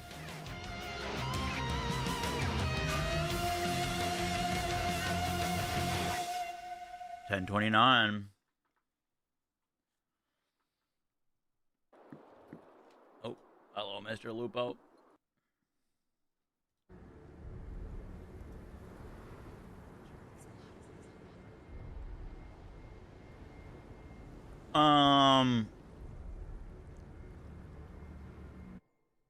I wanted to go back to that video, actually. That looks very sick, though. They didn't talk about it in that video. You're late. They didn't talk about it in this video. But when I got to play this for like an hour at Gamescom a year ago. So it could change, but I kind of doubt it. The thing that they explained to me that I thought was kind of interesting was they showed off those difficulties. Oh, I didn't even realize this was a different video than the one we just watched. They showed off those different difficulties, and you saw how that like dragon boss had 2 phases, the first and the second. They told me on the harder difficulties that if you want to beat the bosses, you have to beat the first phase and the second phase in a row. But on the easier difficulties, if you beat one phase of the boss, it gives you like a checkpoint. And so if you die on the second phase, you spawn back in. It'll actually start you on the second phase, which I thought was kind of cool. I haven't actually seen a Souls game do that before. So not only will it be harder, but you also have to do both phases in a row rather than, you know, just figure out one phase and then figure out the next one totally separately. Yeah, we'll be on the hardest difficulty. I'm not going to play the 66-day difficulty on my first playthrough. This felt like a Souls-like to you? It was like an action Souls-like. More so like Neo. They have a system. I don't know if you saw if there's gameplay footage with it, with the UI, but you have 2 weapons. You get to pick like your primary and your secondary weapon, and there's a stamina system of you using your primary weapon, but if you like time the swap of your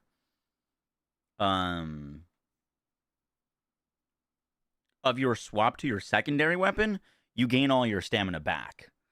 So like they were like really encouraging me to play super aggressive when I was playing, because I was sitting down with one of the devs and they were like you will get punished for playing like super passively. We want you to like just go at bosses. So you like full send it with your first weapon, you run out of stamina, swap to your second weapon, that regens your stamina bar, and then you keep going with your first weapon. So like there is kind of stamina management, but if you're like doing your weapon swaps, you can kind of just keep going.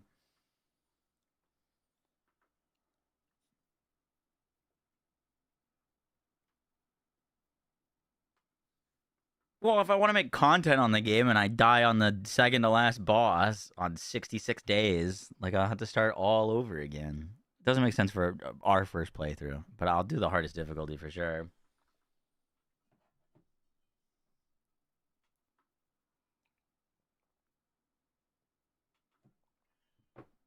They just want a power fantasy game? Yeah.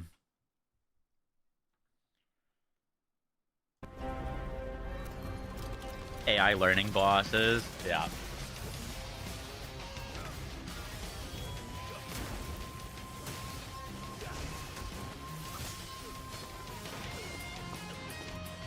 Extinguish the flame. See what burns beneath. Didn't know it was a hard mode. Drop the blade. I mean, let true steel. Fair.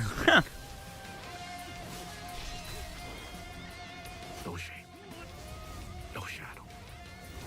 Yet it moves through all. Above Land Rhapsody. That's the path to know. Beat people with a wheelchair. I feel like I saw something where someone did that, but I don't remember the name of the game. Who are you?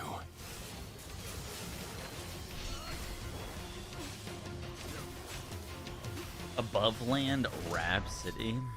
Show me your strength. And the answer.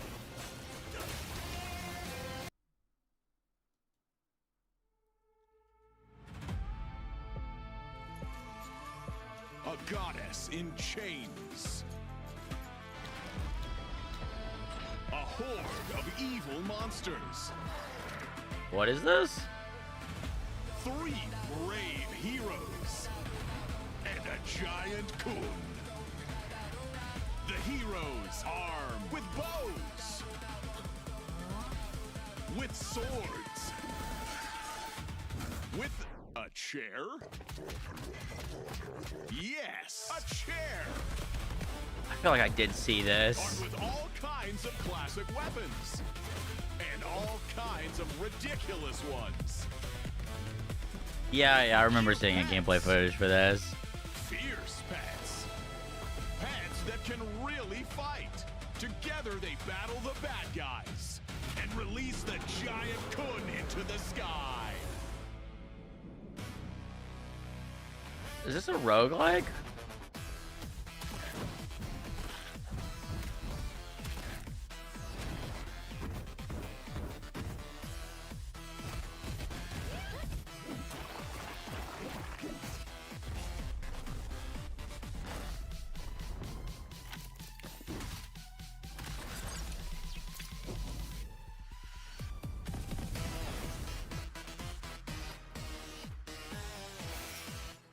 What the fuck is this? I don't know.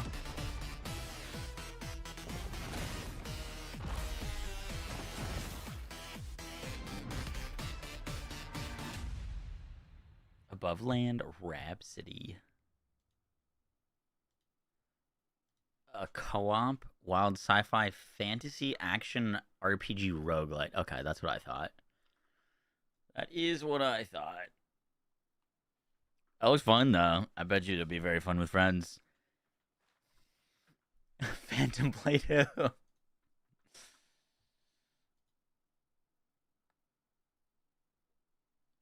Phantom Blade of in October. They're getting quite a few Souls likes. Way of the Sword is, on one hand, a demanding action game built around. Dude, this is another Souls like we were getting. It's surprisingly forgiving when it comes to mowing in down like 2 weeks. Letting you dispatch them however you like. I haven't seen any of this game. I've heard people talk about it, but this is generally my first time seeing gameplay. Often overlapping in ways that make it easy to. I'm gonna be honest. After watching the Phantom Blade gameplay, this might be a great game, but it just looks not good. Like, just after we just got spoiled by Phantom Blade. But they also form one of its greatest strengths. After the public right, like what mogged. Many players came away saying the game felt too easy, at least until they reached Sasaki. Is this on the Switch? Is this Switch gameplay? Ganryu, the boss waiting on the famous stage of Kiyomizu's main hall. I've always felt that action games built around combat generally offer one of 2 kinds of satisfaction. The first is the thrill of overcoming seemingly impossible opponents through persistence and mastery. The second is the joy of defeating enemies with style, making every encounter look as cool as possible. Most action games lean heavily towards one or the other, but Onimusha Way of the Sword may be one of the rare exceptions that embraces both equally.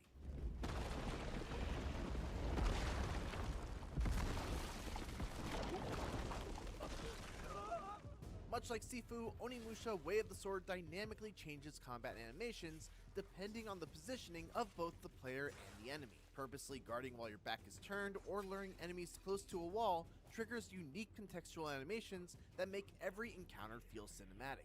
Unlike Sifu, positioning isn't a core strategic mechanic, but it does give players remarkable freedom to choreograph stylish sword fights. As Miyamoto Musashi, you can elegantly deflect attacks from virtually any direction, creating the impression of a superhuman swordsman effortlessly handling every threat. The game's one-handed and two-handed attacks essentially function as light and heavy attacks. When both combatants attack simultaneously, they clash in a mechanic called Blade Barrage. Switching from a one-handed attack to a two-handed one, or vice versa, Isn't a Souls-like at allows you to all. win the Gotcha. exchange, resulting in another satisfyingly cinematic sequence. Parries have become a staple of modern action games, but Onimusha Way of the Sword features two distinct defensive mechanics: deflect and parry. Parry works similar to other action games. Use the guard button with precise timing and you'll stagger your opponent, creating an opening for a counterattack. Deflect, however, works differently. By holding the guard button and pressing the DualSense controller's X button at the moment the enemy attacks, you can safely intercept incoming blows while dramatically reducing the enemy's stamina gauge. This gauge functions much like the posture meter in Sekiro Shadows Die Twice. Once it's completely depleted, you'll have an opportunity to unleash a devastating attack. That creates an interesting decision during every fight. Is this on Prioritize creating Nintendo? an immediate opening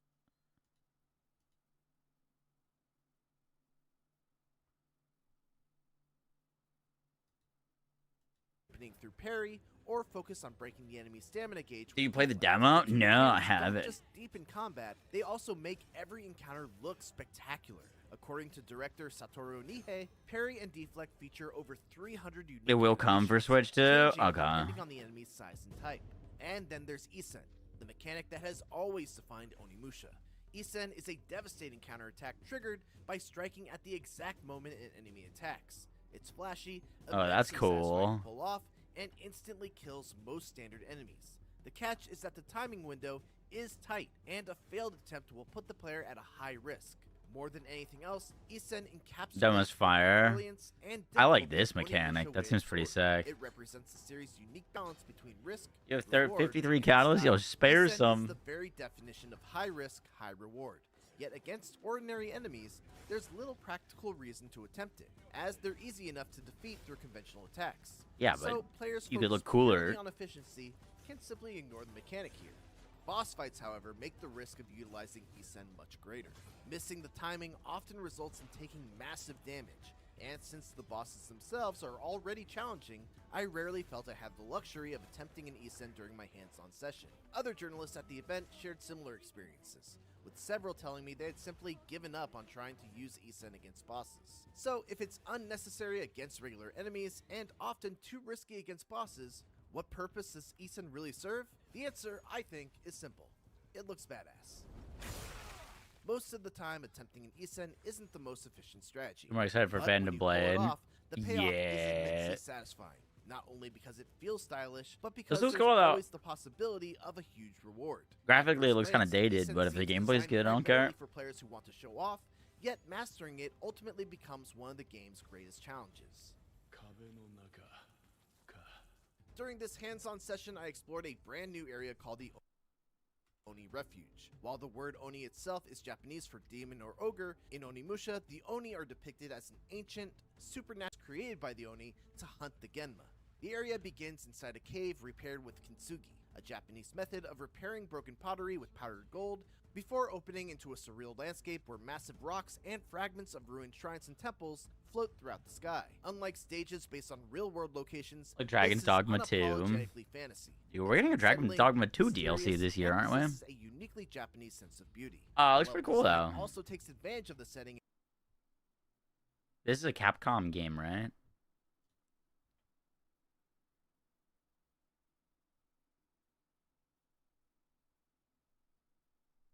It looks like a Capcom game.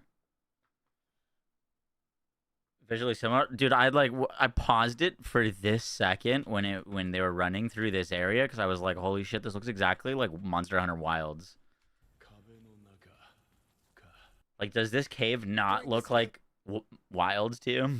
On session, I explored a brand new area called the Oni Refuge. While the word Oni itself is Japanese. I was like, do we just swap games?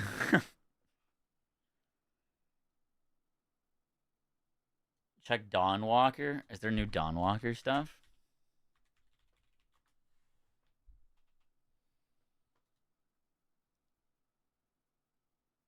Dude, we're eating good on games. Jesus Christ. The Blood of Dawnwalker is a dark fantasy open-world action RPG set in 14th We're definitely century playing Europe. this in Phantom The first Blade. installment of our saga takes place in Vale Sangora, 3 a secluded chicken. region somewhere in the Carpathian Mountains. When the plague decimated the population and the human rulers proved too weak to control the situation, a powerful vampire, Brensis, stepped out of the shadows and conquered the valley. Now, it's time for you to be a part of this story. Welcome to the world of Dawnwalker. Brensis is an Tides. oppressive ruler. When is He Tides uses coming out? his own blood to heal the people of And Vale Enshrouded Sangora. hitting 1.0? Didn't Enshrouded already hit Demands 1.0? absolute obedience. Or what was that He carved the update? valley into 3 separate dominions and gave them to his 3 vampiric officers. Tides is September? Ambrose is the What the youngest fuck? and the one with most to prove. His main responsibility is stockpiling blood. You're playing Wolverine? Probably not. Bakir knows Of that the simple what fact that folk it's need only in going to be their on lives is a PlayStation. bit of respite from their hardships. That is why he is in charge of alcohol distilling and distribution. Still, he's not above using his inborn brutality to subjugate the population. Yo, thank God they delayed Fable. That was Xanthi also is the supposed to one be who this year creates too. The Blood Guards, the elite soldiers of the vampiric regime. Staying away from the limelight, she is a source of many rumors about dark rituals and mysterious disappearances. These powerful vampires won't sit idly while you dismantle their operations. With your every victory, Brensis' court will react with new edicts that will make Cohen's life a bit harder. But who is our protagonist exactly? You play as Cohen, a young man living under the vampiric regime. I saw that this game A had series gear of rarity, tragic and I events instantly got led 10 to your times more family being interested. kidnapped by Brensis, and you becoming a Dawnwalker, a human by day, a vampire by night. Now, you must rescue your loved ones. Let me make a little vampire As build. a human, you can learn the dark secrets of witchcraft. This will hurt. Use your own blood to cast hexes. But your 3 that devs, enable yep. you to speak with the dead. I can't! For God's sake! I can't! Move faster, brave the astral plane, and bring pain to your enemies. Learning They've showed new 2 seconds spells of gameplay requires and it finding instantly knowledge looked in like The arcane Witcher. texts and obscure tomes. At night, you transform into a vampire. You use claws and fangs to kill your opponents. You can climb walls or cross distances That is within the sick. blink of an eye. You might even transform yourself Oh, into a never swift beating the wolf. allegations. Fuck. Go on. Drink. Remember that a vampire is always 1666 hungry game? for blood.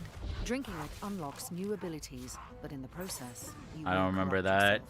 Whether you stick only to one path or mix them, exploring Vale Sangora is always exciting and will reward you with unique. Oh, fuck what I click. They've got a legendary ring on. Their chest piece is giving them human health restoration, activation charge restoration from attack, and damage against mortals. Hover legendary, you won't. Item. Oh! Vale Sangora is always exciting and will reward you. Please do something unique. Do something unique. Do something unique. Activation charge restoration, stamina gain from perfect block, weapon damage, activation charge restoration from block. It does come with the ability of claw art. Okay. Items. Weapons and sets of armor. There's sets. Just remember that time waits for no. Yeah, it had the ability.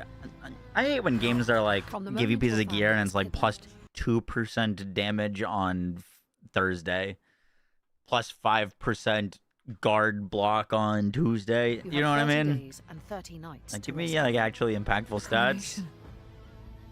It's in 30 days. Still, there is no real time clock. Instead, You will be able to use the time as a resource, to be spent on the game elements you want to use to craft your story. The time passes when you finish a quest or an activity or when you learn new abilities. However, don't worry that upgrading your hero will ruin your chances for a satisfying ending.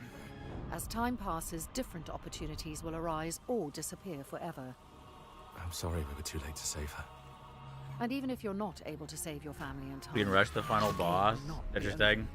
Cohen's story will simply take a different turn. You have one clear goal, but there's no single linear way to complete it.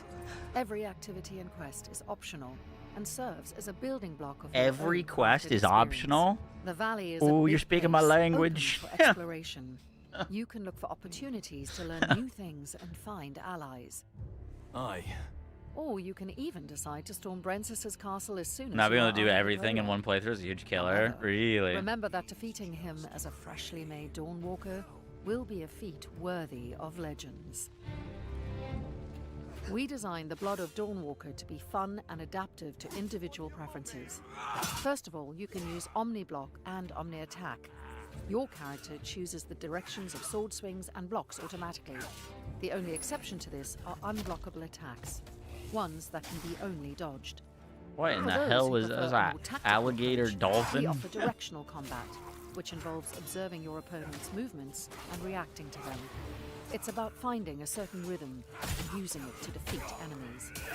Whichever style you choose, active Isn't that kind of like abilities are an Kingdom integral Come part Deliverance of 2? combat. With them, you can deal more damage, heal yourself mid-combat, crowd control your enemies, or simply interrupt their attacks. All this is just a taste of what the Blood of Dawnwalker has to offer. Whether you roam through lush forests, a bustling city, treacherous swamps, caverns hiding long-forgotten mysteries, or mountain peaks, there is always something to discover. Damn, bro, Carve this is your good. own path and shape your own story, while walking the thin line between your humanity and embracing your vampiric nature. The Blood of Dawnwalker is coming.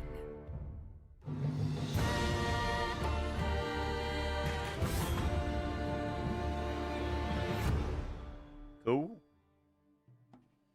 Frame gen times 5. 3rd of September. Looks pretty sick. Tides of Annihilation is also September. That's crazy. Okay. Let's do a little bit of TFD and then I gotta go to sleep.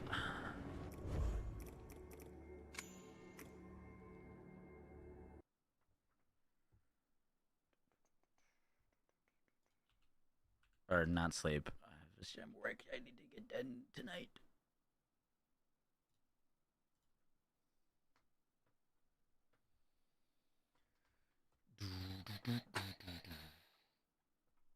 No, I've got some more videos to work on that I'm not allowed to stream.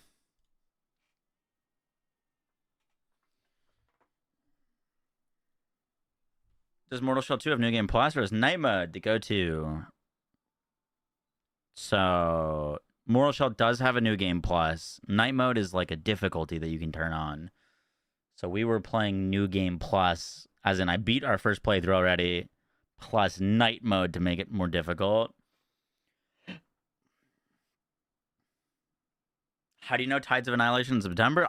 Oh, I think someone said that that's when it was dropping, but I think they might have been trolling. I think Baggin was trolling. Hopefully not September.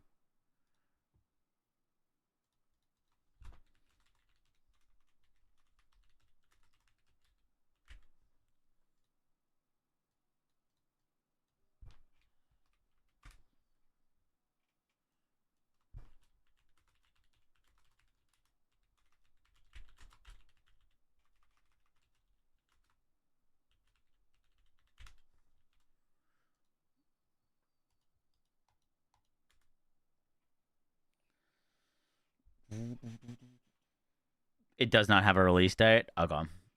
Yeah, I don't have any like secret information. Someone just said September. You said you were trolling instantly. Yep. I fell for it. My bad.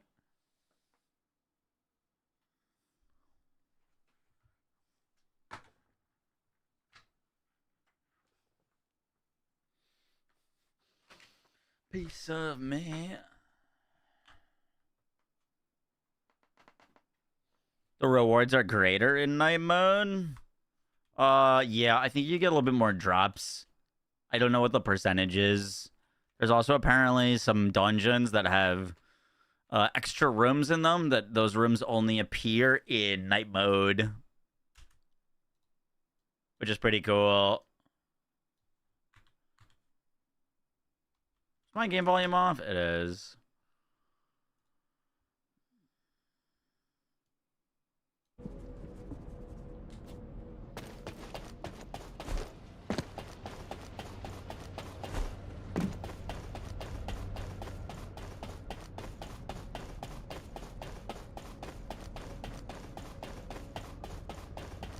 If you're turning on night mode, Greeb, like, generally, at least from trying both, I think you're just doing night mode for the extra challenge.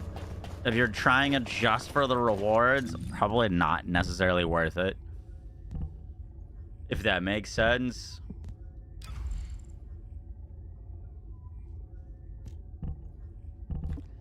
How is my Keelan and Kyle looking? Are you ready to be shocked?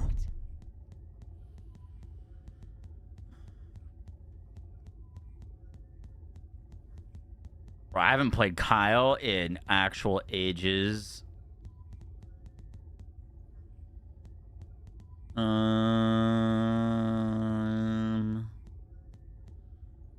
Oh, Lord. With my strength, I will pull everything towards me, even the final victory.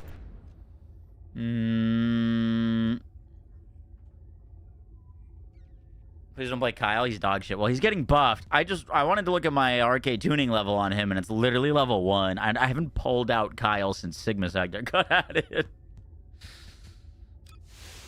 That's pretty wild. I think we're gonna play some Keelan. Because, I mean, I need to get both of them to RK40. Oh, shit. Wait, why is this beeping at me? Oh, it's because I can install his arcade trigger. That's why. Yeah, we should probably do that.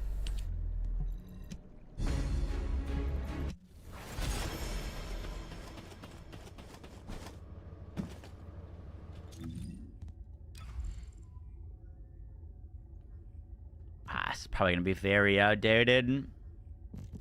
Do I have things for you? I do have things for you. They're probably not any good, but I have modules.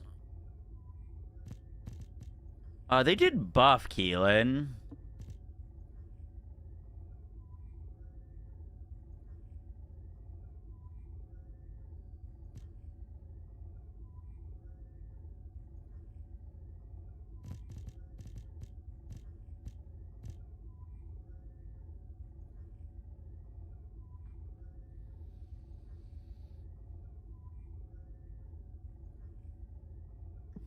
Do we have to play him as a melee descendant? I kind of hope not.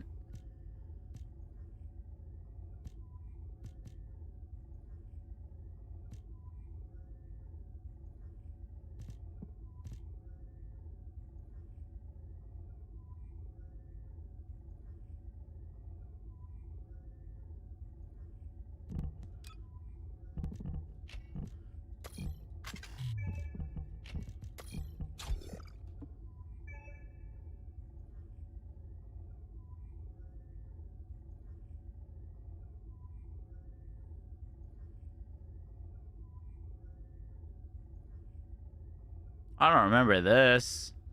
I was kind of sick.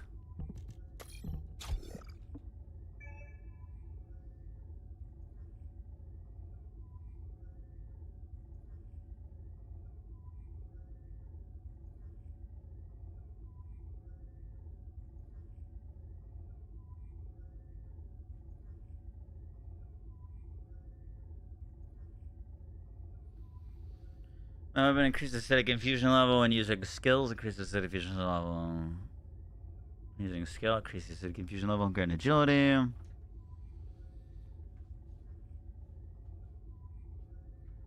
What? What? No. No. No, tomorrow. I assumed he would come in and he just never did.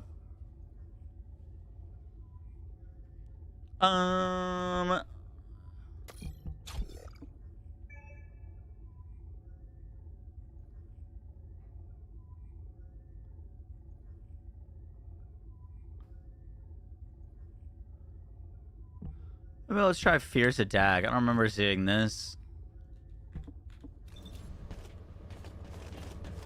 Gotta make a build with this. While we go level him.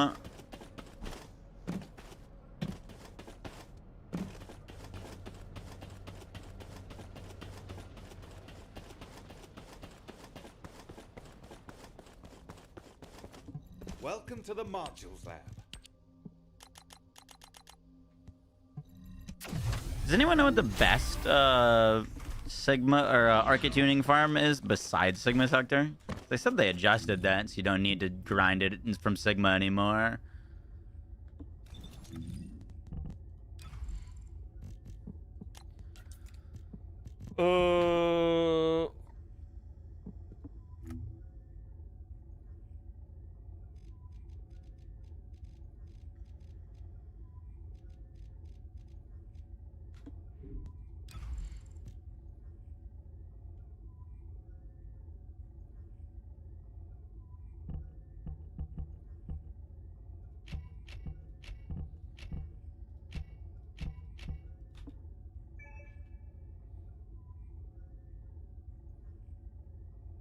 They want daily bonus and go somewhere else. Get it from Axion now. Okay. Max expendable range is 250.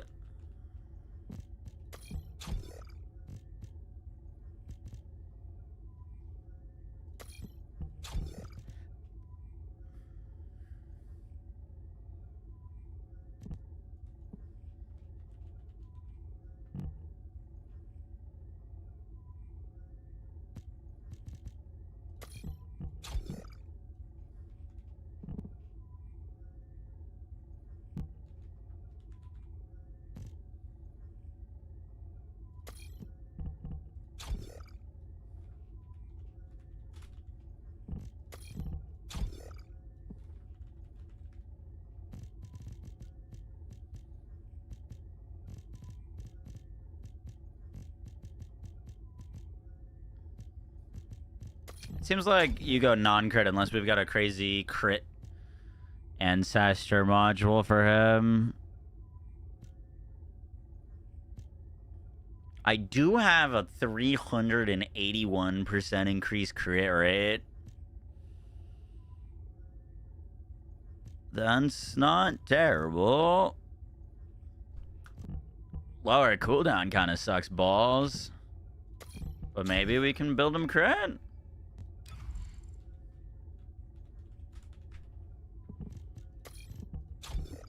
Like, realistically, he's going to end up having to be crit if we want to build him most likely as strong as we can.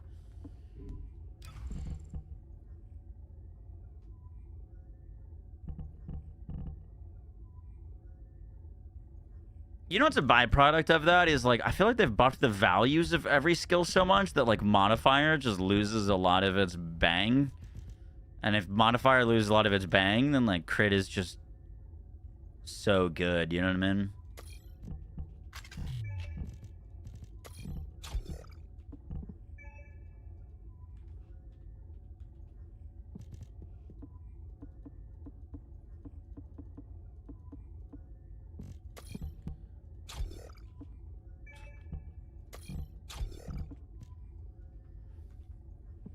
Mm-hmm.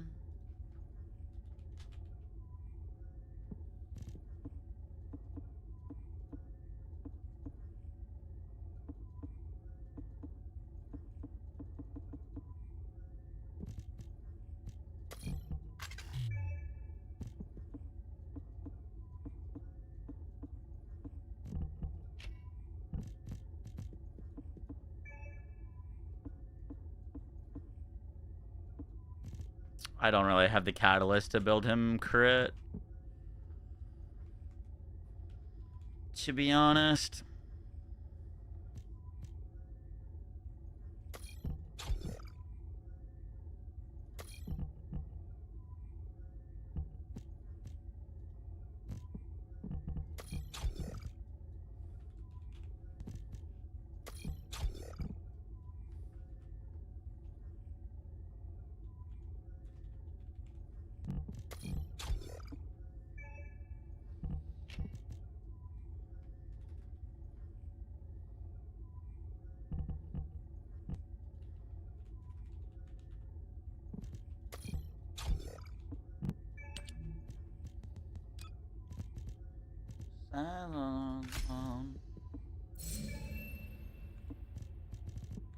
Cool. Let's see what that looks like. Toxic singular.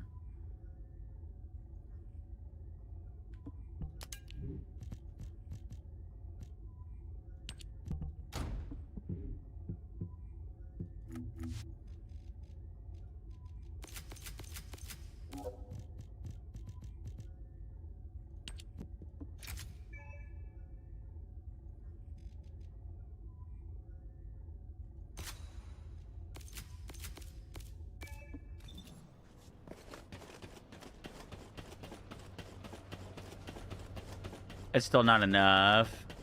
Gotta run Blue Beetle. Even with Blue Beetle, I don't think I'd get to like 50% crit chance. I think it'd still be slower.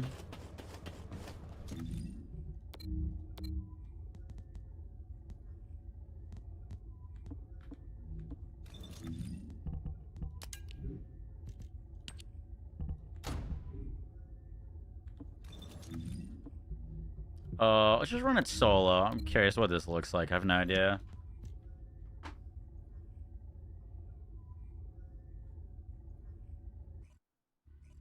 Oh, I should have popped one of the free boosters.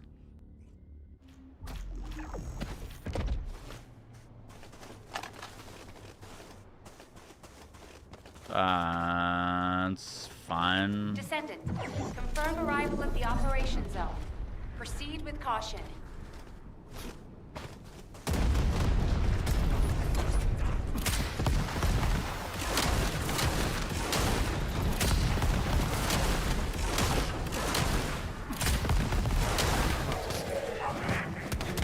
Okay. Whoopsies.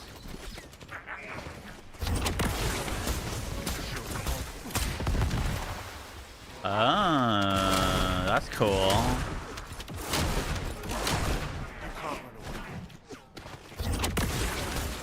Like pull back and...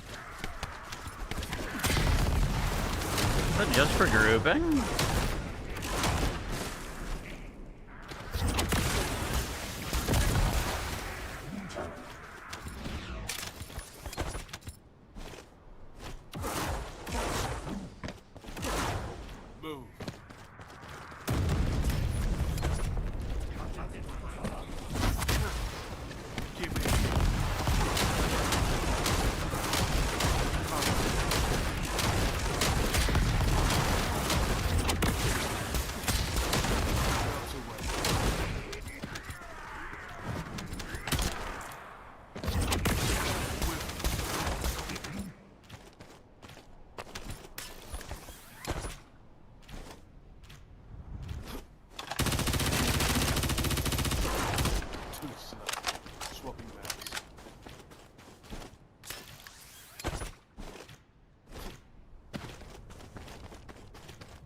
Yeah, I didn't have like the catalyst slots for anything different right now. I'm not too worried about putting a build together on him because he's gonna fundamentally change very soon. You know what I mean? I kind of just want to like have a workable setup so that when he gets buffed, we can adjust accordingly. You know what I mean? Right, it doesn't make a ton of sense to like put together a full build for him right now because he's gonna change a whole bunch. But it would be good to get our arcade tuning fully leveled. That'd for sure is helpful.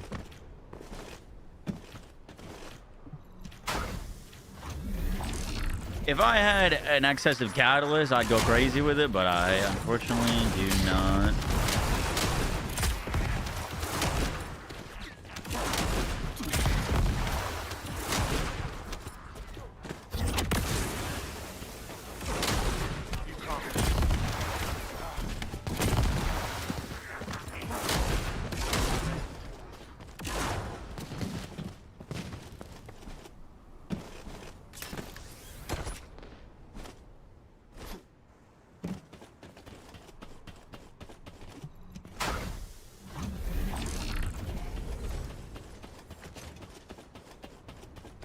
You can do the grind for Raven and transcendent weapons.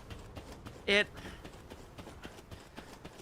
rarely ever makes a ton of sense for me to not just buy the new Descendant, because even if I grind out Raven, I'm still gonna have to wait the crafting timer. So I'd have to spend on the crafting timer anyways. It's like, realistically, I'm probably just gonna swipe for Raven. Because I'm going to have to spend caliber on her regardless. So I might as well just get her. We'll see, though.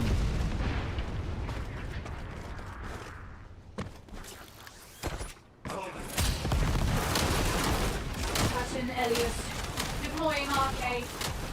I am the original.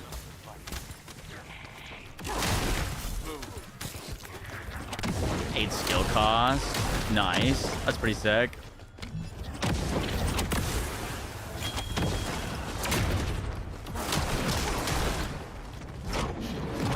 How much is this hitting for? I didn't say.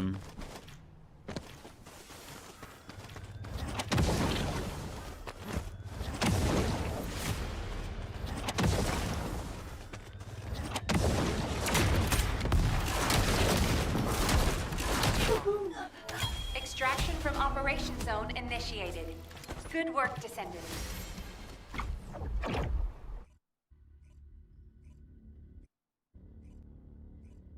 What is entry values on for season 4? We'll see. They're adding a bunch of stuff, so we'll kind of see how the meta develops. Right now, the 3 Descendants I'd recommend to you to focus on is Bunny, Inez, and Valby.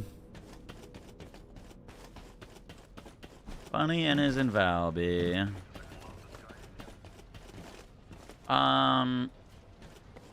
Alright, we're gonna go get this booster.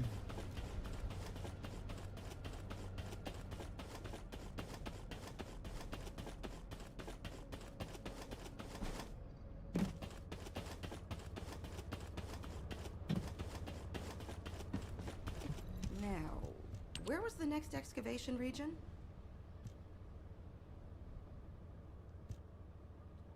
Leave the word. Oh, I've got a bunch of these already owned, the 1 hour ones. Just pop a little one of those. I got 15 catalysts. I'm gonna blow through all that on one transcendent weapon. Crazy.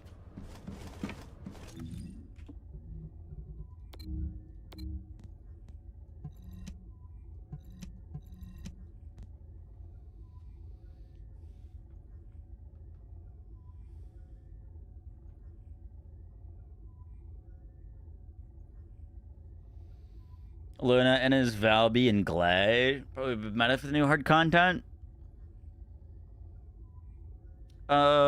Which Glay build? Guns? Blood and Iron?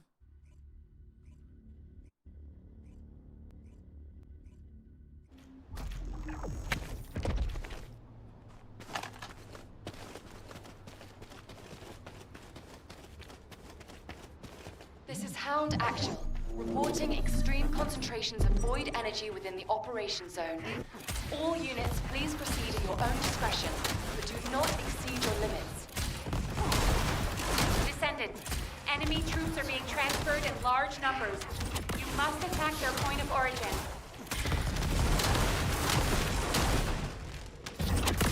I'll kill you.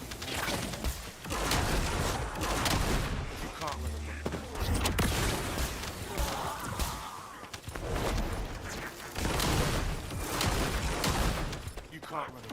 Oh, is that? I'm like blanking. I'm pretty sure my 4 restores my dashes. There's like a conditional of like if it's lit up, like and enemies have stacks on them, it like detonates them. But if you don't, then then you get more dashes.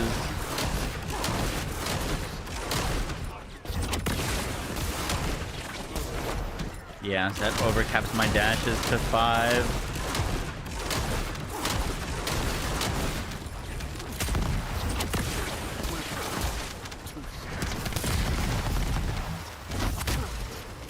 Gives me back my dashes. Gives me back my dashes. Oh, come. Wide-ranged shaping charge drop complete. Begin the void energy purification operation. Who's my favorite character? Find the detonator Freyna. with your arcade. Freyna, my Then goat. activate the remote detonation device. She's not meta right now, but she will be in October.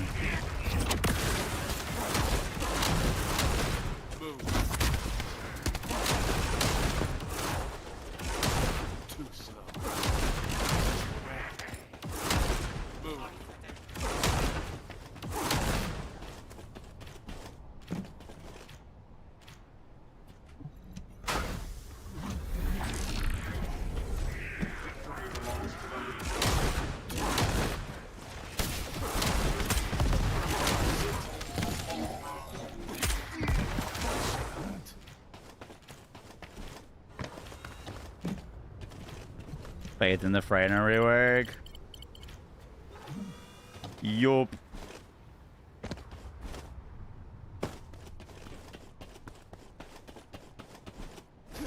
No more Serena. I mean, they basically gave Serena's gimmick to Valby, Inez, and Bunny. Not to say that Serena's not good. But there's other characters that basically now all do what she does.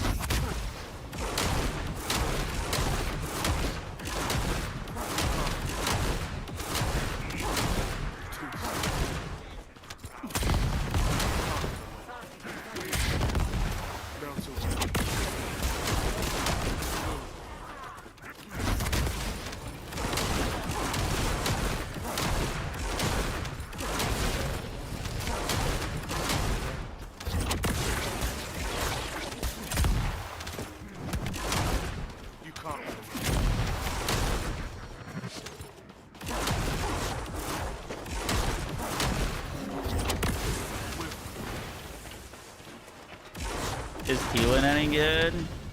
Keelan is getting buffed in the upcoming update, so he's going to be better. Keelan's kind of at a weird spot in that, like, Keelan's been a decent character for, like, speedrun leaderboards for Colossuses with, like, crit fishing.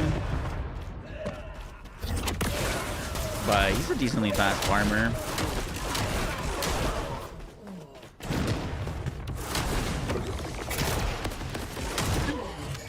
Mission complete. All units proceed to transport location. I definitely wouldn't put him anywhere near a top 5 right now, but you know, it's not like you could not do any of the content with him. You know what I mean?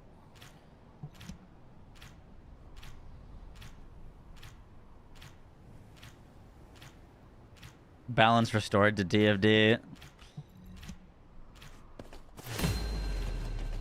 Isn't the balance restored kind of just giving other characters her a kit and making it better? I mean, they did give her a little nerf.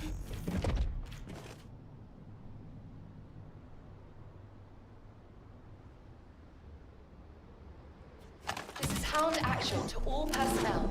Void storm is intensifying. Conditions are unfavorable. Proceed with caution. Over.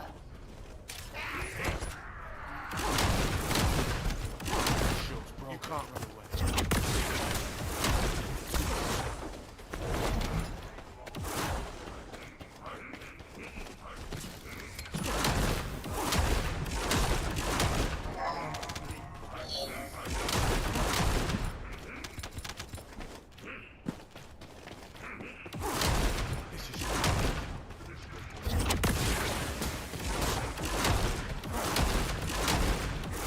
Valbe. I was gonna say Bunny.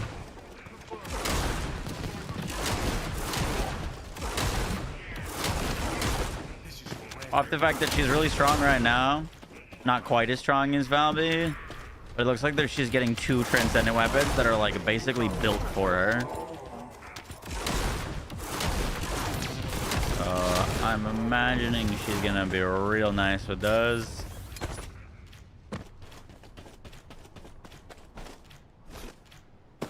We've detected signs of life inside a nearby RK receptor.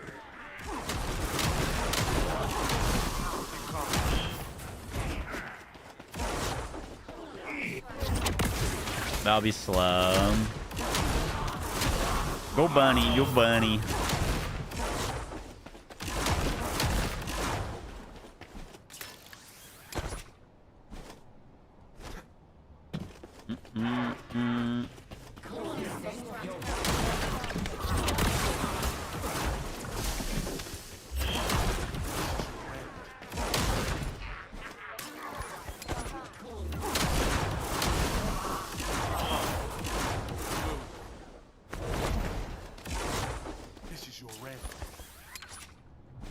This is HQ. Enemy reinforcements incoming. Requesting strike on the staging area.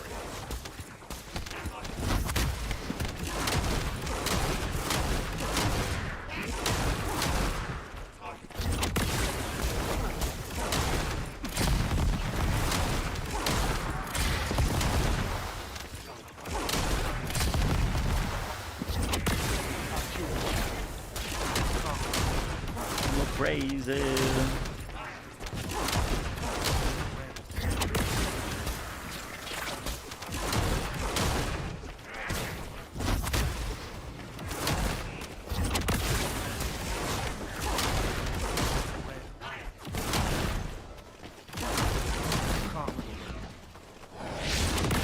Elias, deploying arcade.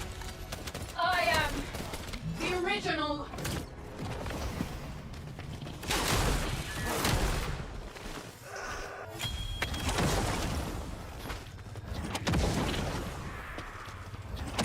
What's up, Q? How you doing?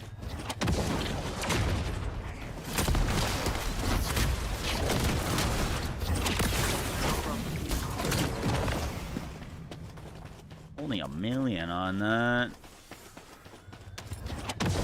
Scammed.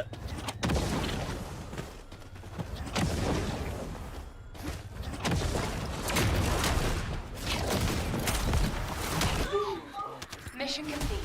All units proceed to transport location. Great work out there.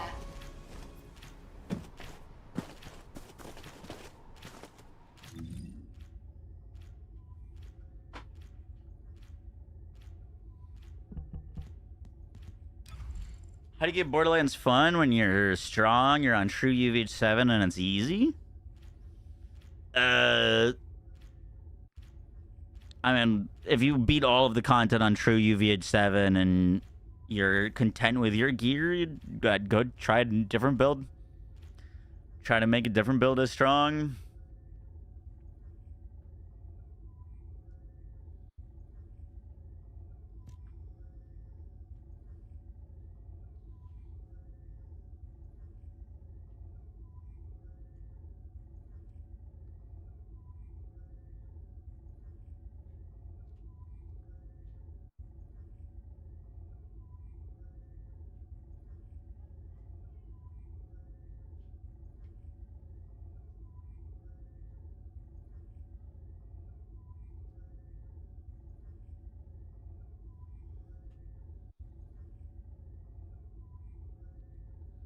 None of your life.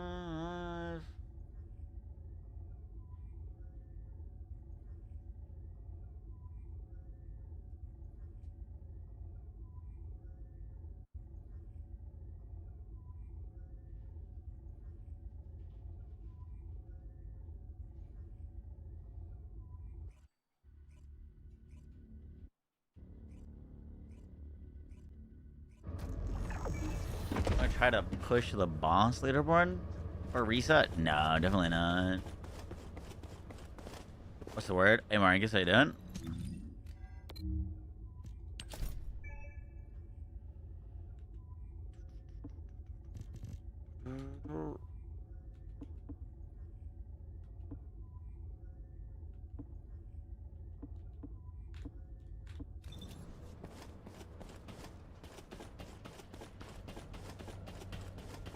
Would you ever do a Borderlands 2 playthrough? Did you see the recent Borderlands 2 news? They have successfully been able to port the pre-sequel Vault Hunters into Borderlands 2. So we could do a Borderlands 2 playthrough as fucking Nisha? Yeah, I'd definitely do a Borderlands 2 playthrough. Magisters are probably humanity's real hope, don't you think? Let's make more of those.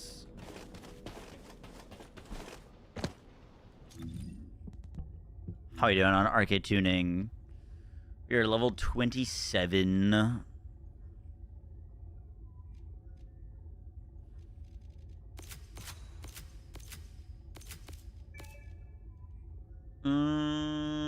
We should just path this way until we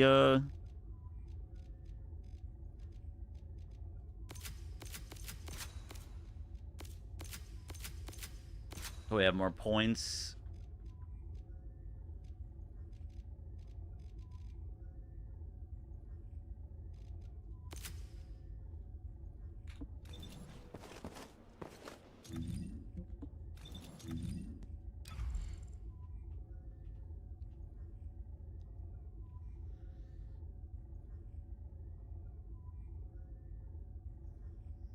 .7 base modifier.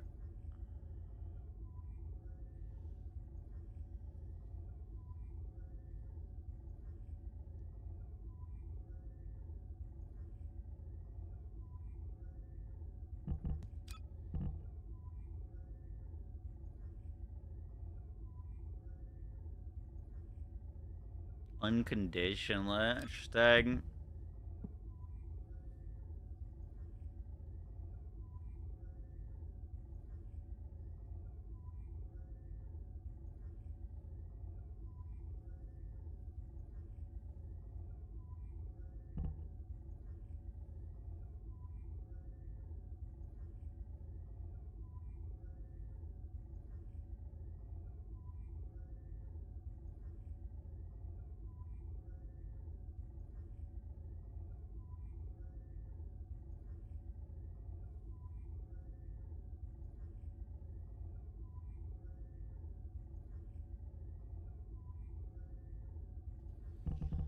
Let's try this.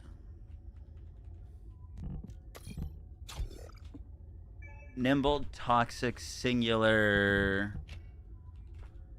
range, area control, life resonance. Curious to what if this feels better.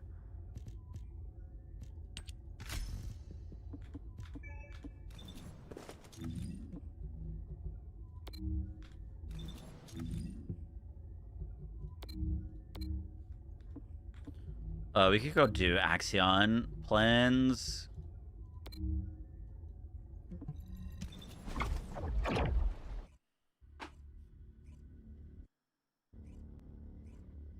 $77 for trio, pretty sick. You didn't know that? Yes, sir. Looks pretty cool. Skill tree looks like Borderlands 2, but it like has the Nisha icons.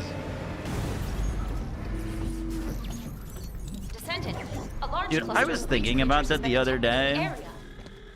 How many people like that don't even play Borderlands anymore, like have an appreciation for Borderlands 2. Like if they just went, like what would happen if they just went ham on like just deciding to randomly support Borderlands 2 a bunch. Like if Borderlands 2 all of a sudden just got a whole bunch of new Vault Hunters and like DLC.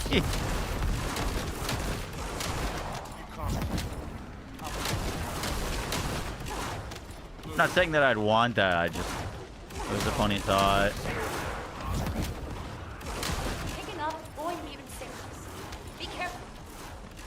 Well, we seem to be doing a whole lot less damage than we were before. Probably because of these stacks.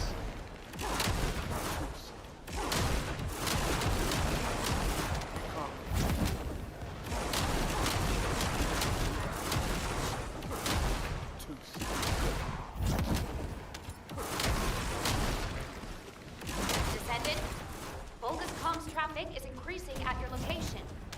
It looks like Legion of Breach troops have been deployed.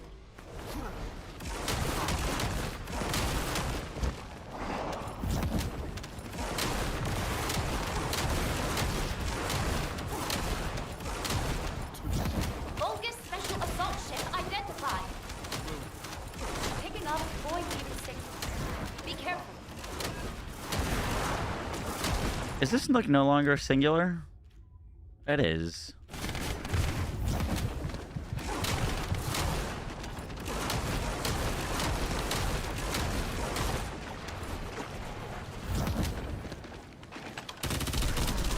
Descendant, requesting takedown of enemy assault ship.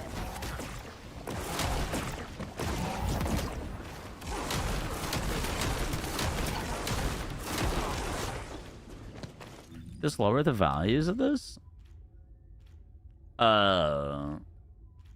Yeah, cut the damage in like half. Okay. Oh my god, it's another Keelan Blair. What the hell? What are the odds?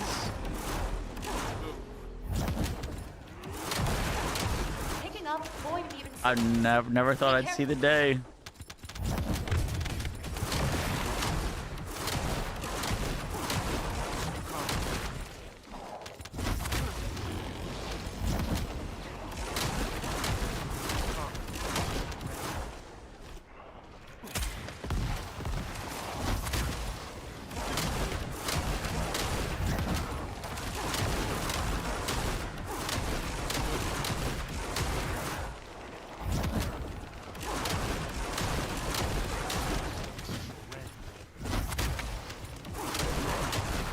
Breach follower squad approaching in encircling formation. Respond immediately. Oh, a ton of cocoa powder in your keyboard? Oof. That's not an easy clean.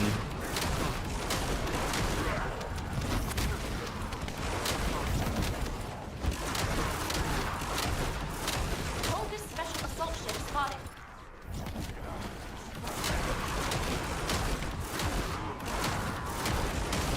Could be worse though. You could have spelled out an entire chicken farm on your keyboard. But who would do that? Descendant, primary tactical objective confirmed in Operation Zone. Please take it out.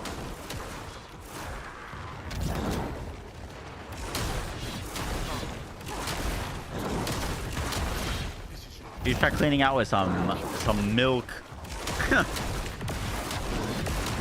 It needs milk.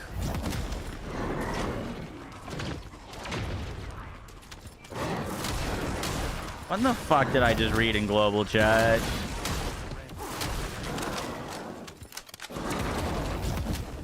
Get me out of here.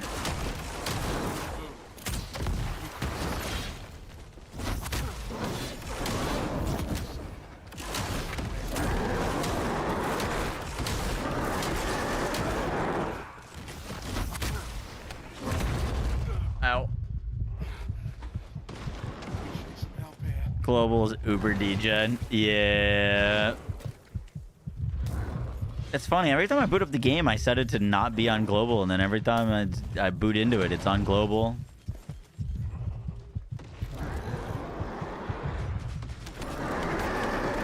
My goat. Thank you.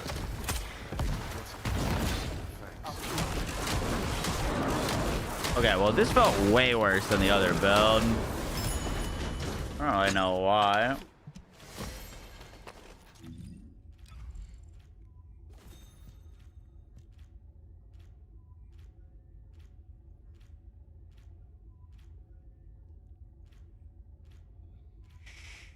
Yeah, the base goes from 1759 to 1.5. It's literally double damage.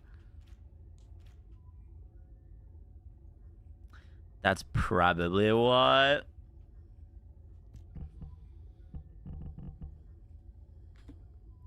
Probably why.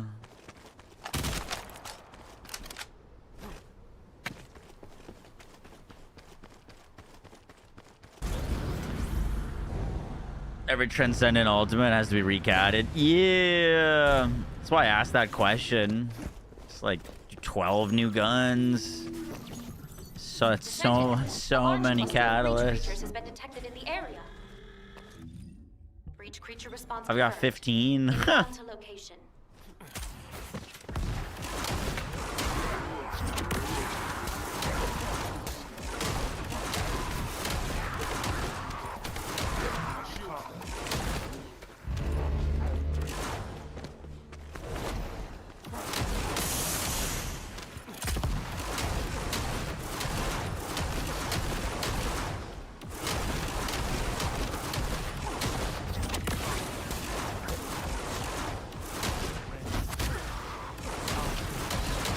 Picking up void mutant signals. Be careful. Bogus special assault ship identified.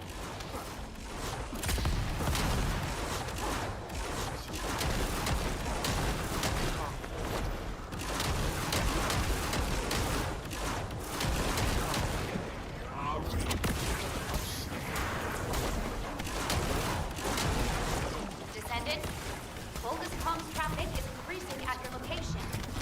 It looks like Legion of Breach troops have been deployed.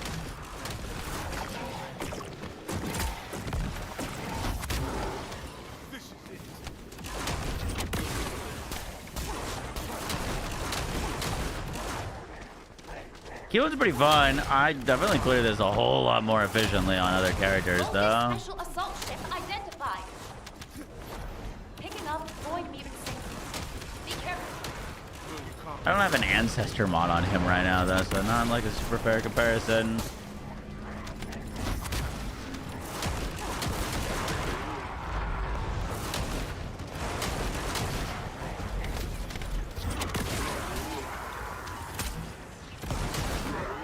Descendant, requesting takedown of enemy assault ship. My skin. You still play Mortal Shell 2? Yep. Yeah. We're trying to juggle. We're trying to juggle. I've got a few more Mortal Shell videos I'd like to put out. I want to be honest, I was peeping some other people that are making guide content for Mortal Shell 2, and no one's videos are doing well. Like, no one is getting views on Mortal Shell 2 guide content. So, my current plan right now is the game's not like out yet. Like, it's like the early access. So if views don't pick up once the game's like out, probably not gonna play too much more. We'll finish our like current playthrough on New Game Plus. But if they like do pick up a whole bunch, we'll probably make a whole bunch of build guides for it. Kinda waiting and seeing. Breach follower squad approaching in encircling formation. Respond immediately.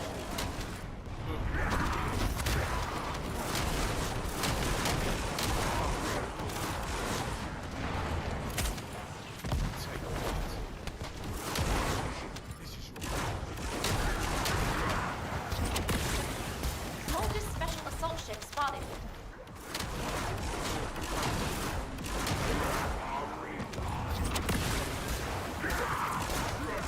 The Cinder City pre-alpha test was under NDA, so even if you did get in and played a ton of it, you can't talk about it. Operation zone. Just a heads up.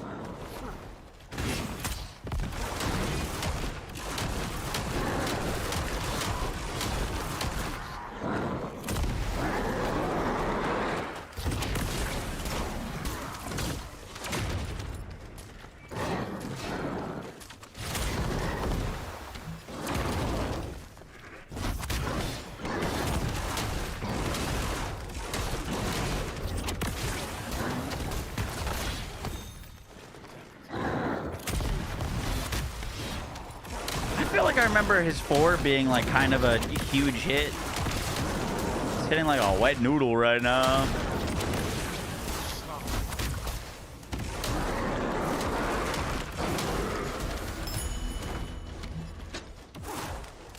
I guess I'd have to check how many stacks we had. It like detonates damage based off of stacks. So maybe I should have spammed my one more.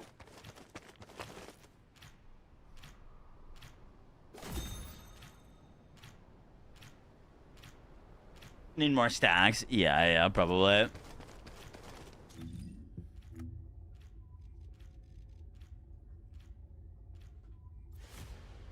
Yo, I thought this was going to be a little bit better arcade tuning XP. We just did 2 of those missions. I got a single arcade tuning level with the booster on.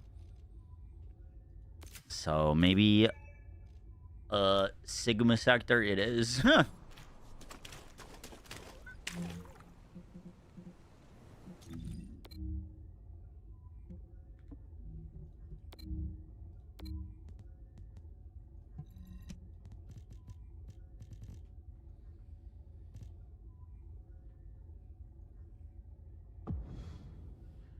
Underwater base is more, but longer.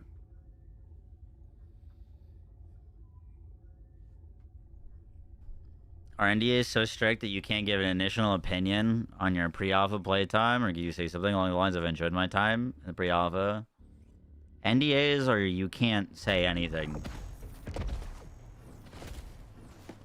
You can say... I mean, I take NDAs very strictly. I know not everyone does, but like... To all personnel.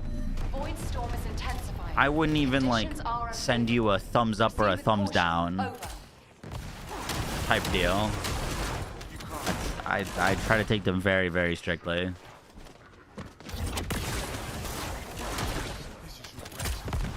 That's a specialized aircraft. It can fly through like technically you weren't even supposed to say if you got in or not. If you're gonna shoot it down, do it now. Hurry. But it's a little different for me with NDAs versus like, you know,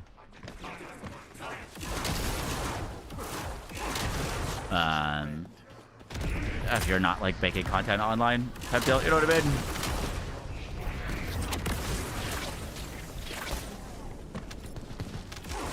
Like if Bob tweets out that he had fun in the Cinder City Alpha, would probably be quite different than if I made like a video saying I had fun in the alpha, or if I didn't have fun. You know what I mean? Rubbing your keelan, yup.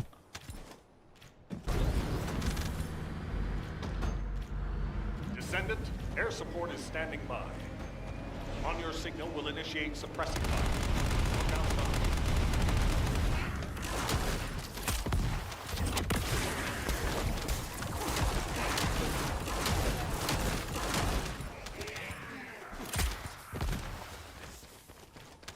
Their DMCI system, yeah. I've also learned from my time like making content for a lot of games that like community managers for games and such are, I mean, they're basically all just in a big Discord. They talk to each other constantly. So like maybe I don't care about Cinder City or something.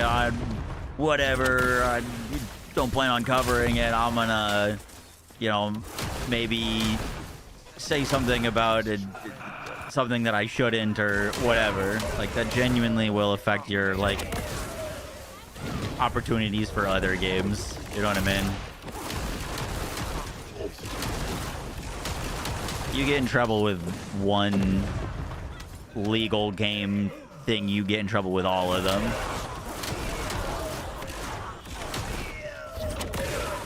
Gotta treat that stuff seriously.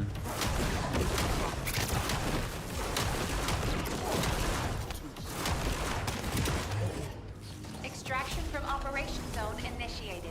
Good work, Descendant.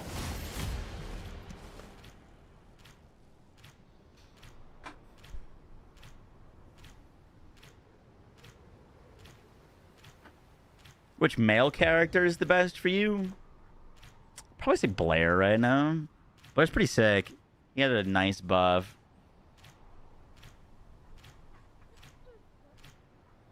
The thing that TFD is kind of like fallen into a little bit, and you guys could disagree or agree, I'm actually curious, but to me TFD in the past updates, I haven't been like made like a ton of content, but I played most of the updates. Hound actual. Reporting extreme It's kind of always like whatever the most recent thing that they've buffed is usually the strongest thing. Like they almost always find a way to whatever they're buffing, reworking, or upgrading is usually what ends up being like the meta / strongest thing. That's not always the case, right? Like well, they did like a Sharon rework and buff and made her better, but like, you know, Sharon didn't like become instant meta or anything like that. But a lot of the times when they add new things or they buff new things, those things end up being very strong until the next set of whatever's new, whatever's buffed type deal.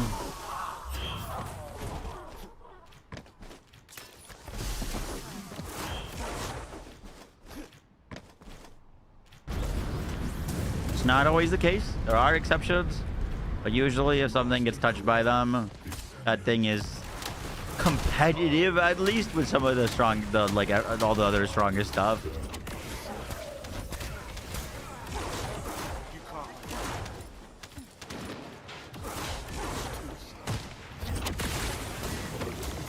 Little power creep, yeah. It kind of just means that the line is always moving,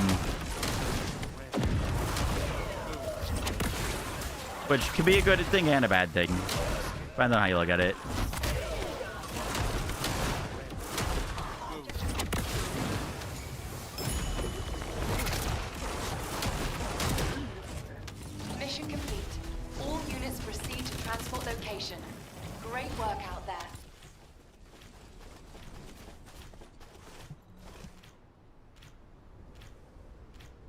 What's up, Pasola?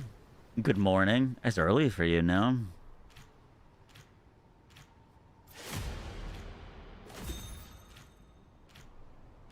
I'm just trying to get his arcade tuning leveled. I'm not like investing Catalyst yet because we don't know like what they're gonna buff about him. We just know that they're gonna buff him.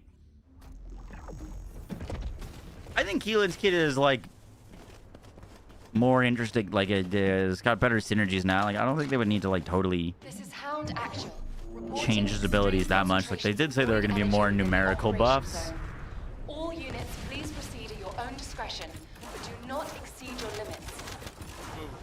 What's up? You have a funny video for me? Sure.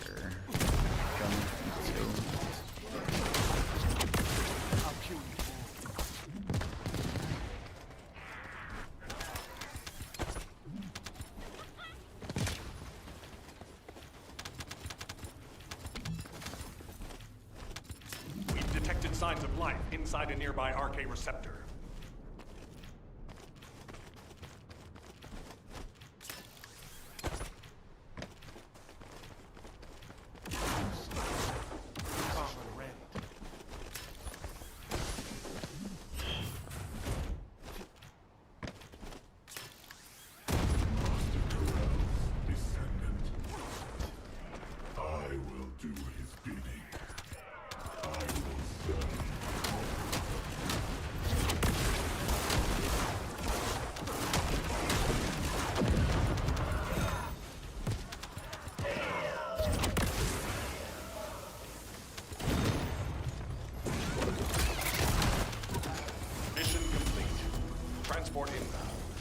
See you soon.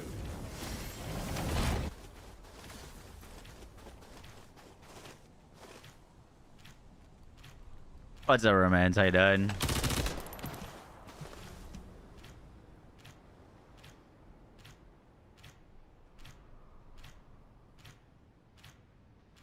Do I have all the possible reactor combinations? No, I don't got inventory space for stuff like that. Yuchi!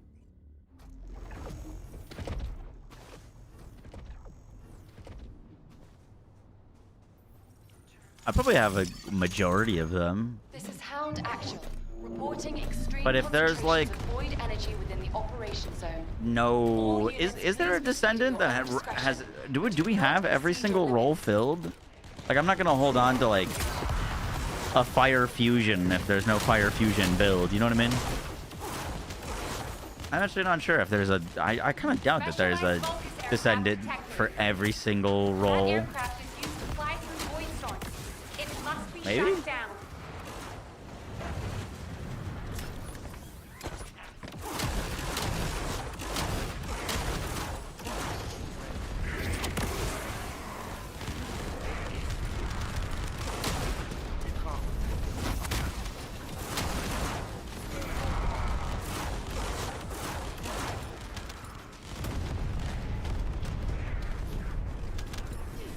Is this build on YouTube? My Keelan build is on YouTube. Yeah, this is like...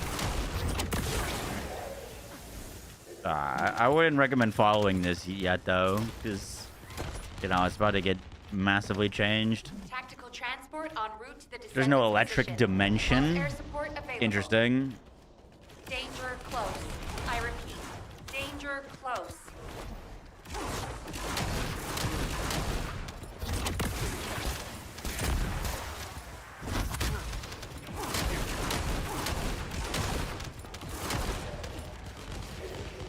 Asimo's Fire Fusion. Yeah, I wasn't thinking that there wasn't. I was just an example. I'd imagine non-attributes covered every single role because we have so many non-attributes.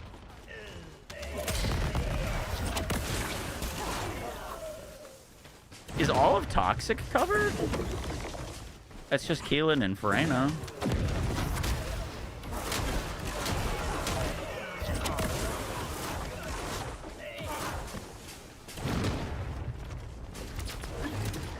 Mission complete. All units proceed to transport location. Oh, Harris. True. I forgot about Harris. Harris is kind of cracked these days.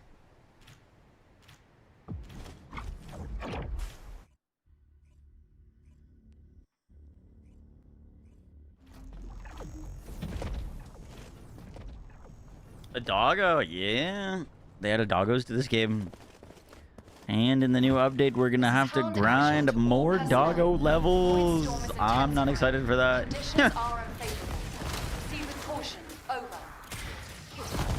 Speaking of Harris, there's one nuking the screen right now.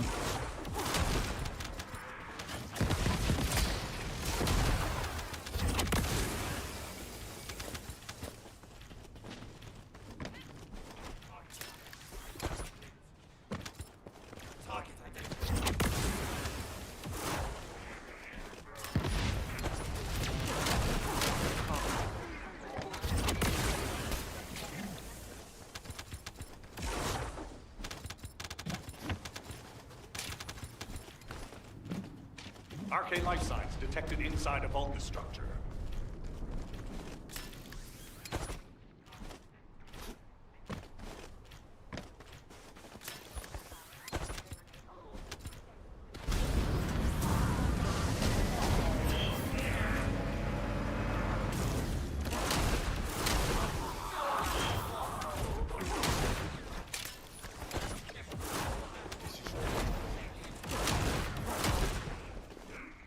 Doggo's new market strategy? No. They're still catering to the cheek side.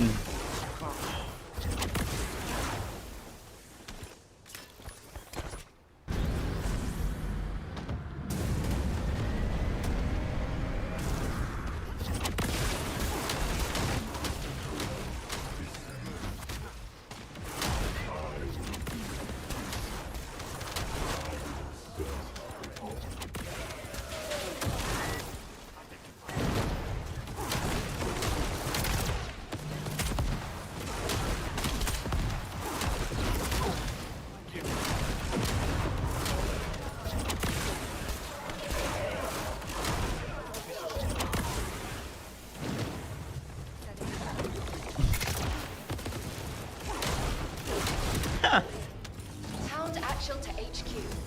Mission complete. Yeah. Requesting transport support. How do you know? Did you guess?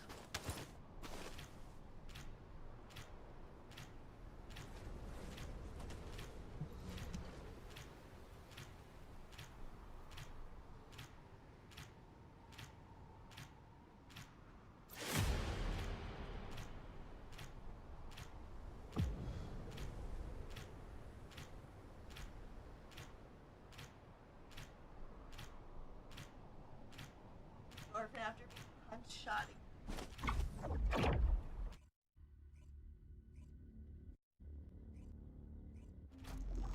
You got your Raven reactors ready? No, actually, I don't think so. She was what? Non-attribute dimension? This is HQ. Troops are on the ground. Did they say? Transport is en route to standby position. Best of luck, Descendants. Fusion and singular.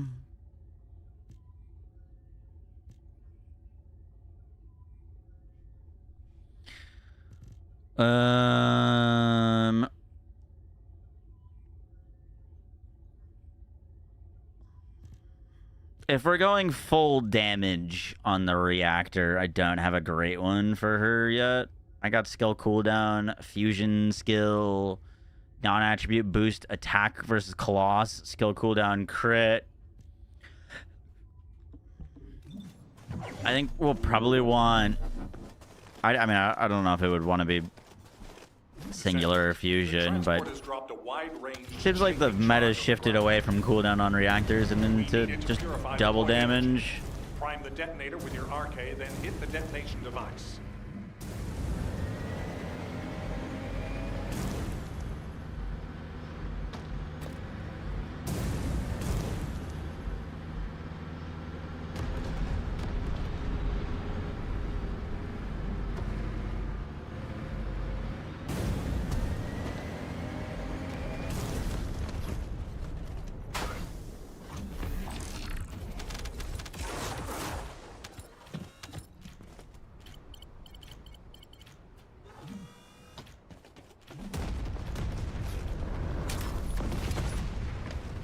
Cooldown on reactor, one focus on. If we're rolling cooldown on reactor, I'm chilling.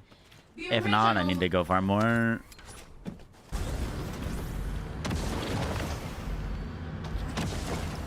Fusion's non-crit, singular is crit. Bonk.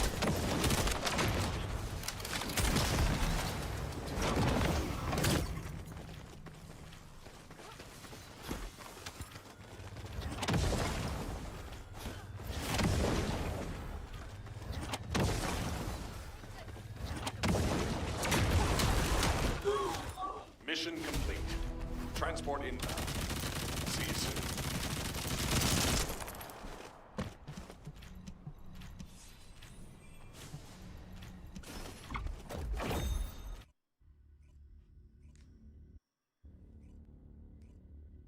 Oh, the Eskimo build isn't fleshed out yet, but leveling it so far. Nice. Ooh, that's a cool frame and get up.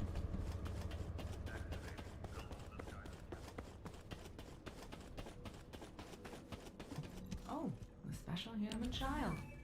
What do you need? Thank you. I don't know where our frames just went.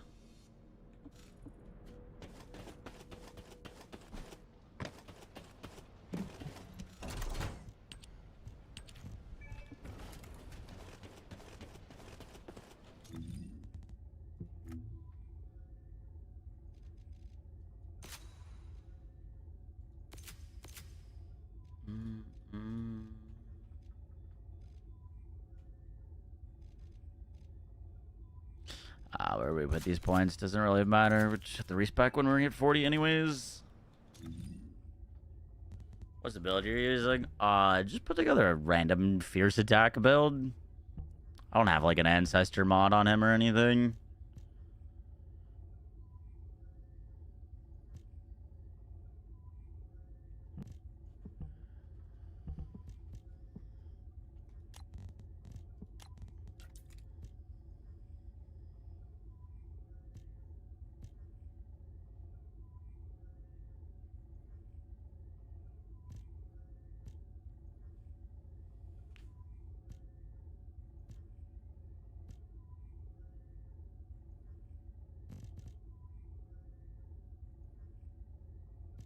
Yeah, I genuinely don't have anything very good for him.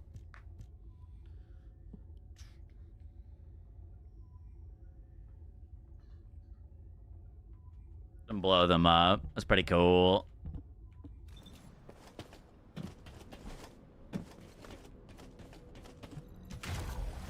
How are we doing on Esimo?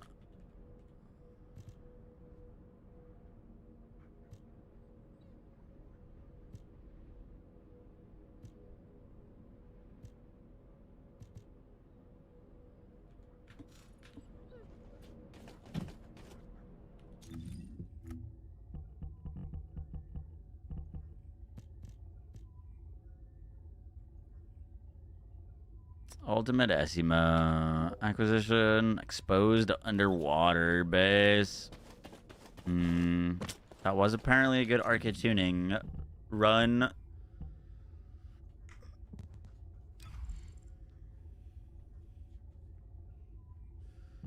Yeah, we can go do some of those.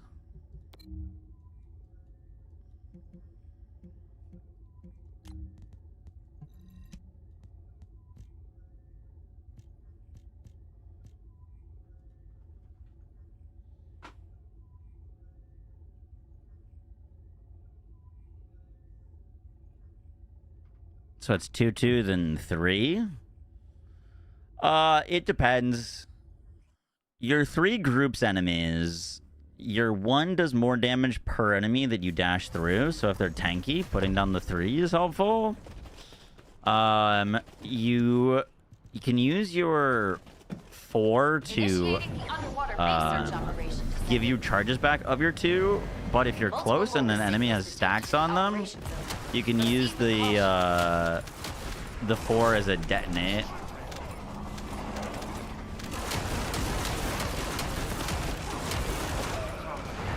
So, like, you can spam 1 a few times while you're dashing, and then 4 them for, like, a pretty huge damage proc. If not, you're just using the 4 to,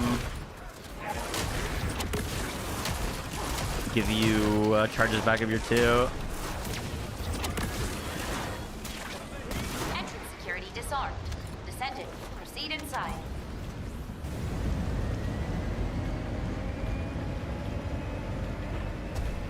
Descendant, destroy the device up ahead.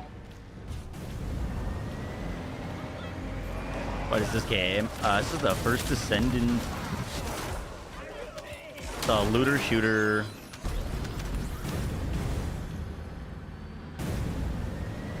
Multiple Vulgus approaching from the front. Neutralize them.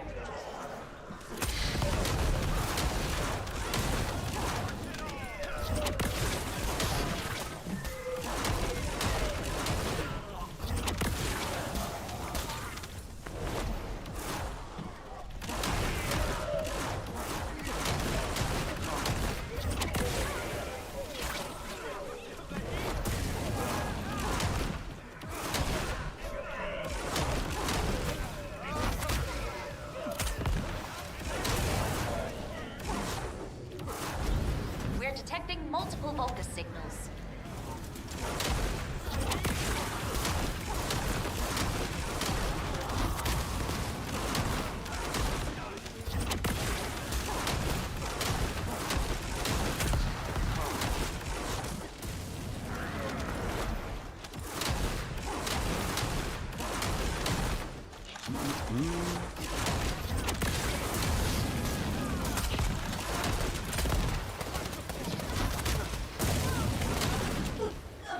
You need to use your hover bike from here on out.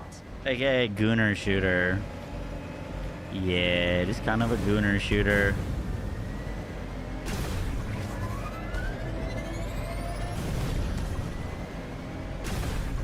Descendant. This is Goon frame. Inside the laboratory. Be careful.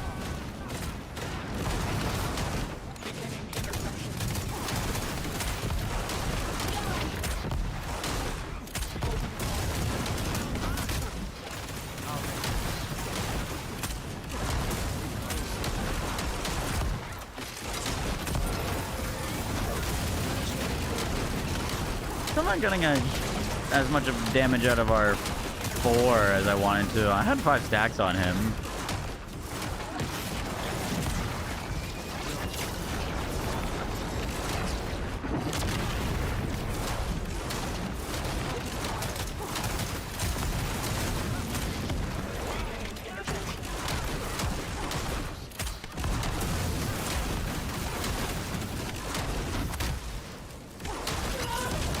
Operation complete.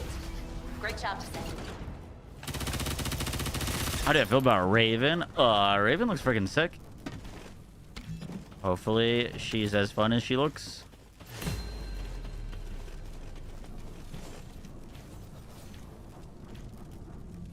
What character is this? Keelan. potent for the infection amplifier. Ooh. Are they the same slot type?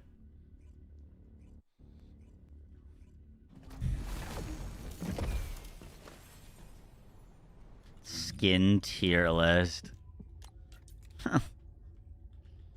Initiating They the are. underwater Okay. research I guess I'll have that. Descendant. Multiple Vulgus signals detected in the operation zone. Proceed with caution.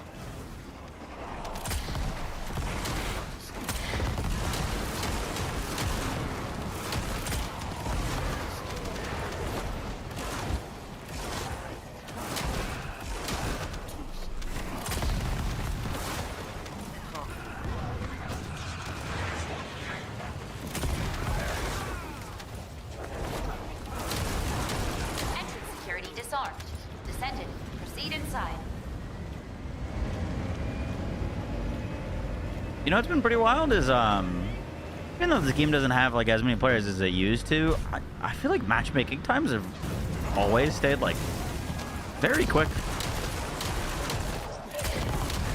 I almost always like insta find groups.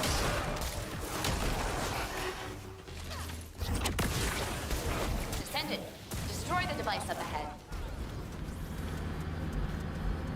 Ultimate Valby and Ultimate Bunny are like the current meta, so yeah. They're pretty good. They both just got huge buffs.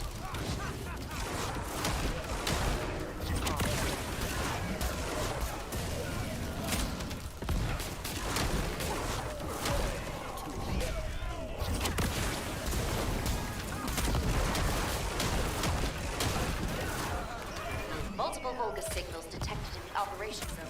Proceed with caution.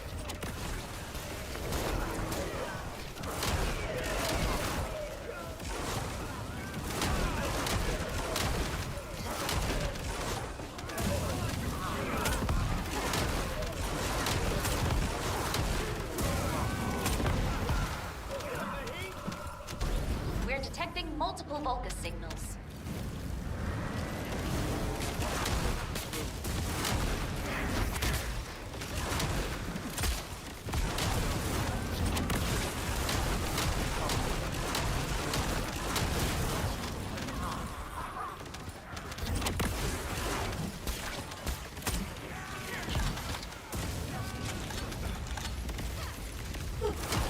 You need to use your hover bike. What do you think? from here on Loveless out. info is coming?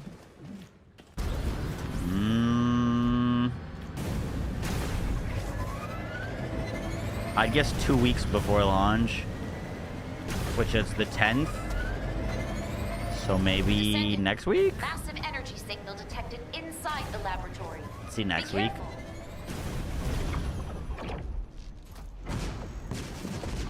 Repositioning.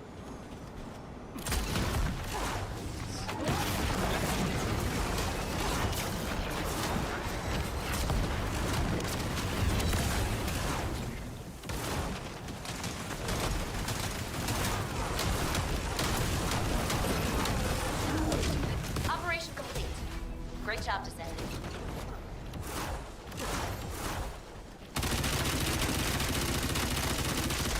Hey, got an Essimo pattern. Sick. Very good, very good.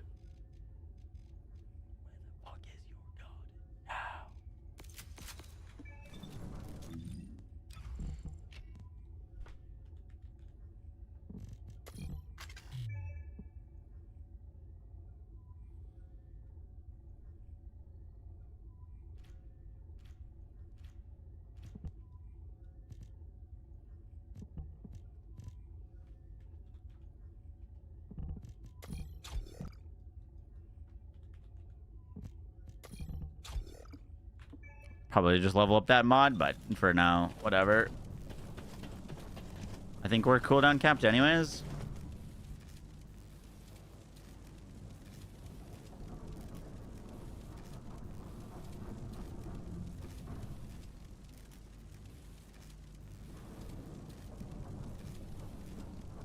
Do we think this game will get another campaign? I mean, they did say... What do you mean by another campaign? Like, all new full campaign? No.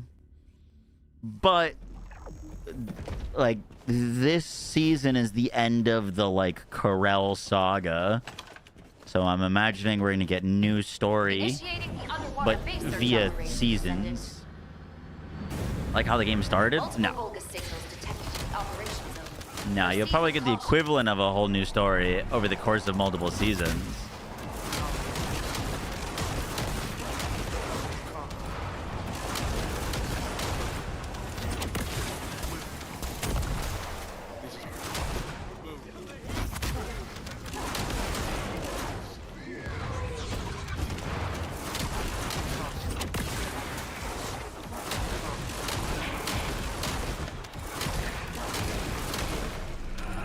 Not that I'm a big campaign enjoyer, but I like actively remember the campaign for this game being like a very big weak point.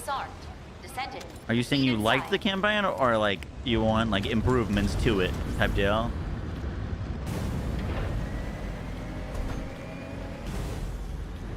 Descendant, destroy the device up ahead.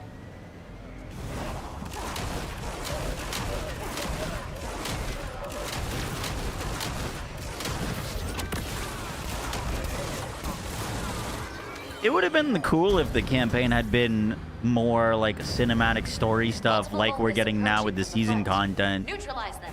But from what I remember from the campaign, it was like mainly just doing what you do at endgame, which is like you like do all of the missions in an area in order.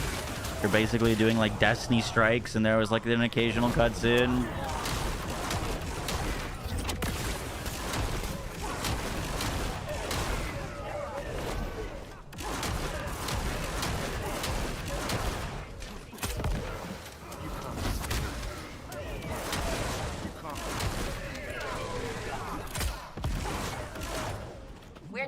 Multiple Vulgus signals. But yeah, it's been a hot second since I played through it. I think them reworking the campaign would actually be kind of a cool idea if they had the resources for it, because it would help with the new player experience.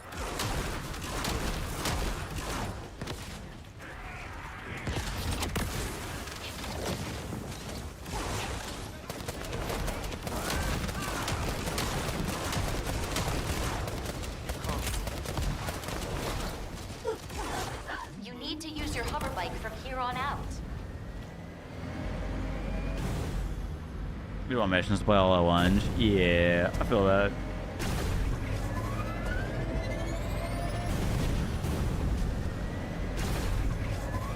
Skip the campaign.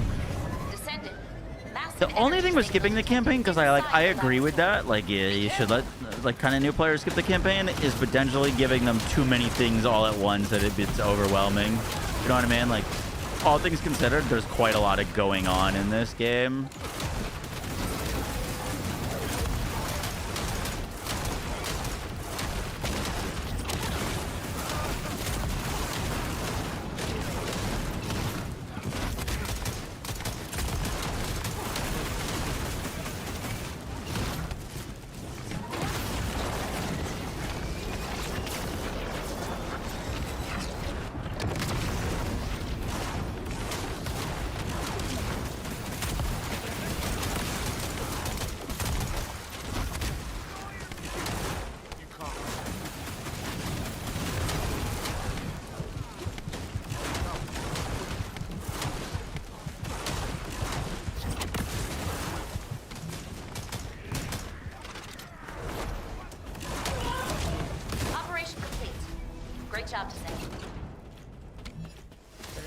Blood, so to you.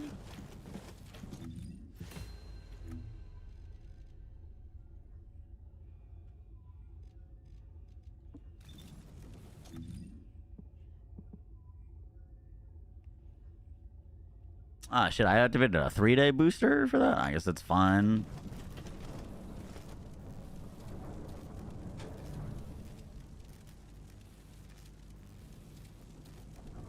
Oh, bunny, component weapons, etc. Yeah. They actually did that before. The boost path.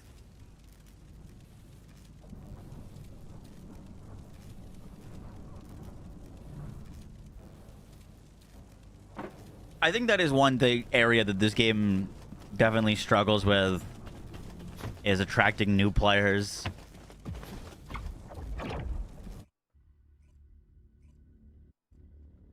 Which, like, I'm gonna be honest, that's kind of on them, unfortunately. Initiating the underwater base search operation, Descendant. Multiple Vulgus signals detected in the operation zone. Proceed with caution.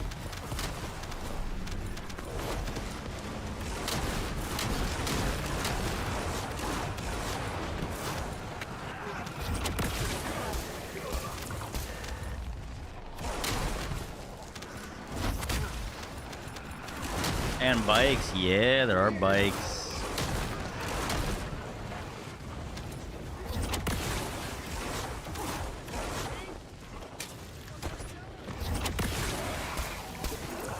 What descendant is this? This is Keelan. Entrance security disarmed. Descendant, proceed inside.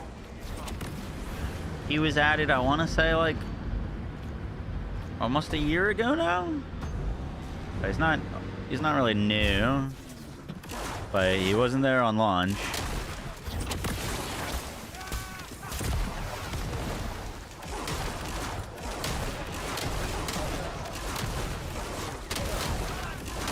Descendant, destroy the device up ahead. He's getting buffed in 2 days, which is why I'm playing him right now.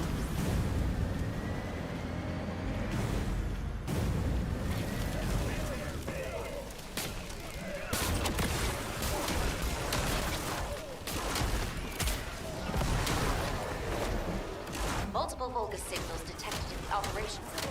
Proceed with caution.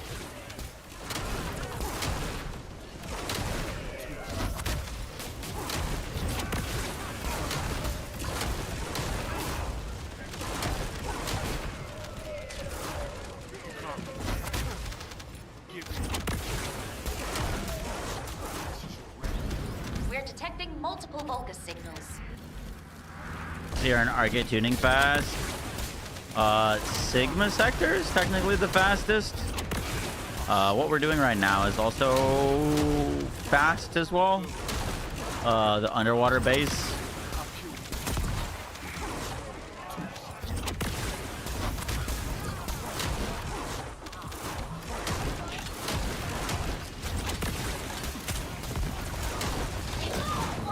You need to use your hover bike from here on out.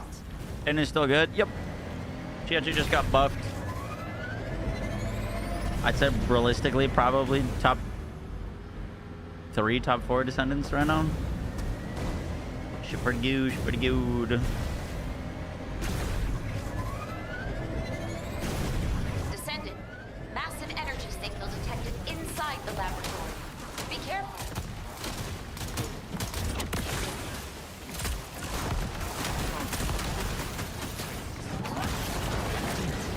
You got the little battle pass bonus shop item that auto level your weapon to descendants. Ooh. I should grab some of those. Operation complete. Great job, Descendant. That was a mistake. From now on, be more careful. You're a strict launch merchant. Game's so different now. It scares you to come back. Yeah. It is definitely a lot to come back to.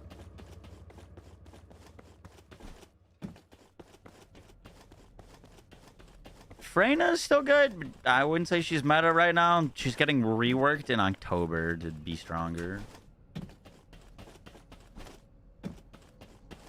Did I buy the old bunny figure? I have an old bunny figure, but I was sent it from the devs. I'm Ecker from Data Intelligence. How can I help you? Thank you.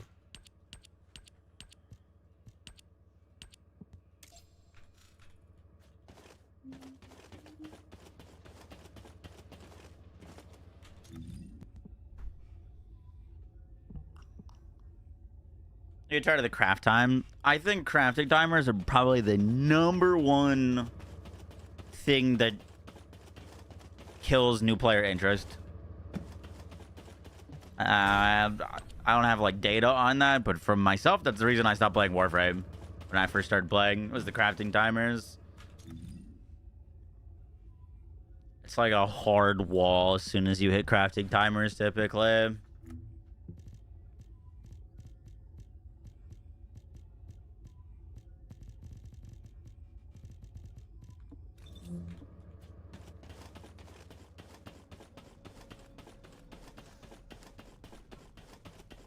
You.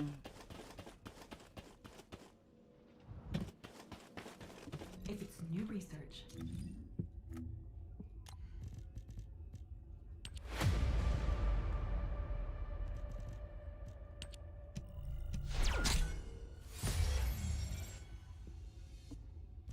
Stabilizer. Human child. What do you need?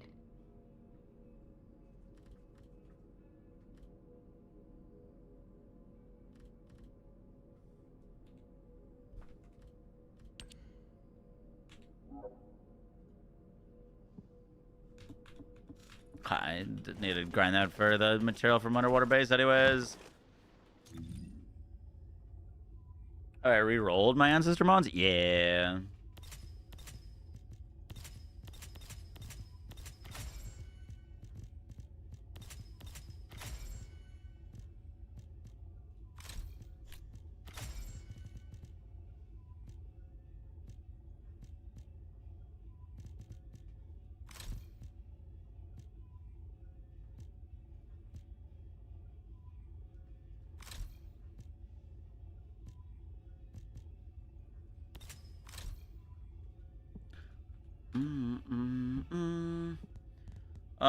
What did I want to do?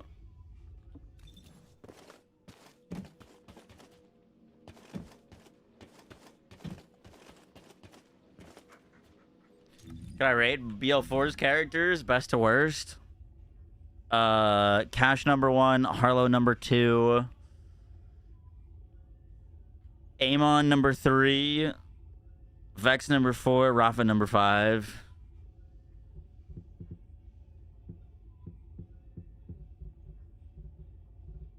That is current rankings.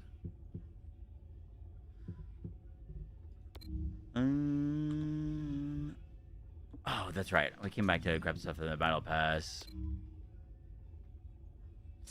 What am I missing here? I have none of these coins. Is that because I don't have the premium battle pass? Do I need to buy the premium battle pass to get those coins?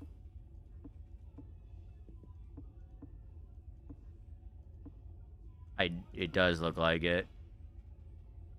You need to have premium and level past 100. I'm only 85 right now.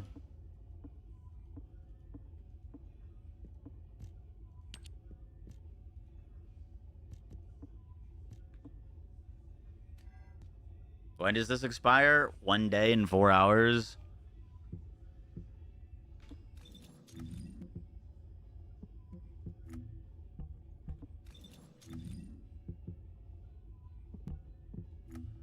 I'm not blanking.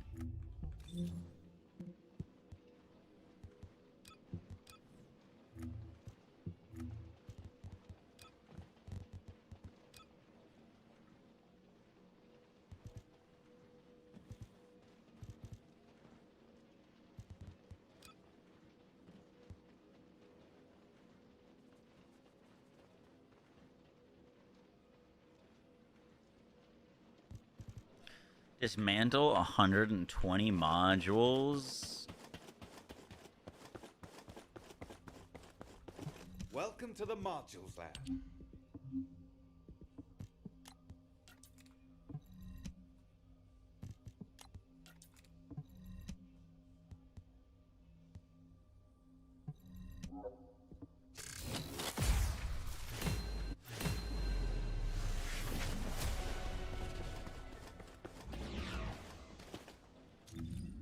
Cool.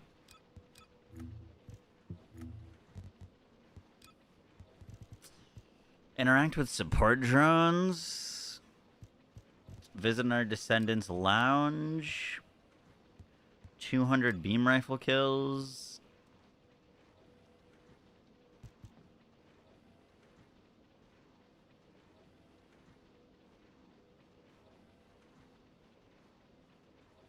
Consume high-value relics. Defeat enemies in breach tracking. Melees.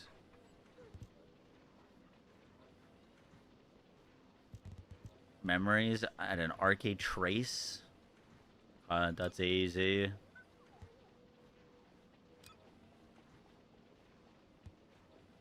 Core conversions, craft cores.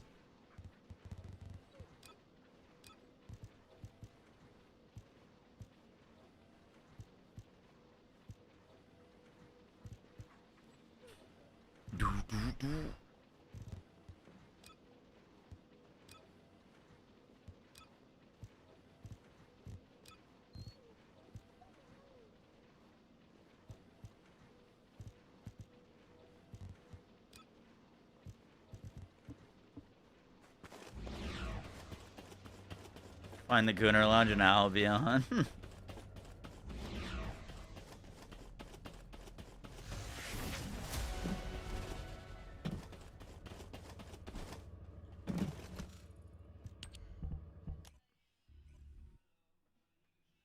The lounge is an easy challenge. Does that count? You ever play Minecraft Dungeons? I did. Sick game.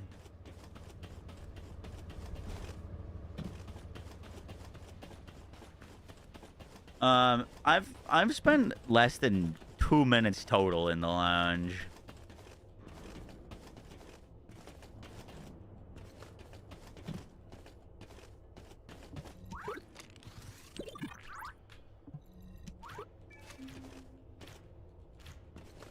Someone's gonna spin that a weird way.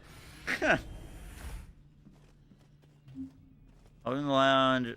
Have I even been here? It takes place between missions. Decorate the place by different skins. As fellows vehicles. Oh, this is weird, bro. It's first person.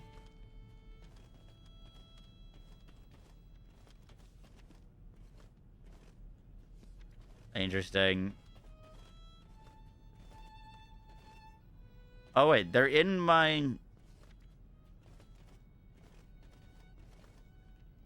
They're, like, in the skins I have on them. My Freyna isn't.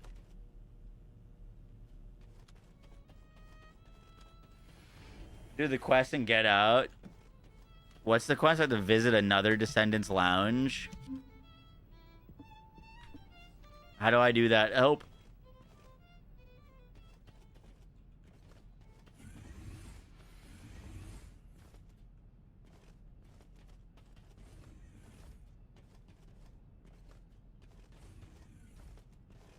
The other door that I wouldn't let you enter. Do I have to be, like, in a party with someone to do that?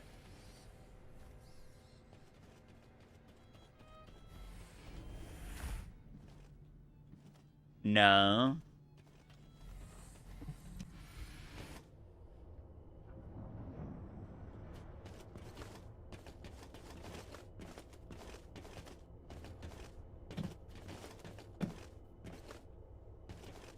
I'm confused. Are these two different options? Enter lounge, enter lounge. You can join anyone who's in your Albion.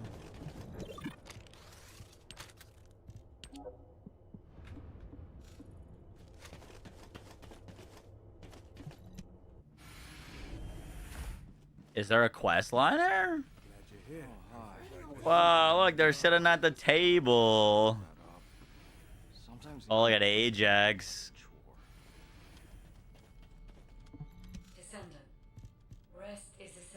Change lounge atmosphere. Oh, a rainy night. How are things? I have been waiting for you. Lounge settings. Okay. Visit my lounge. Bro, how do I find... I have to do a weekly quest where I have to visit someone else's lounge.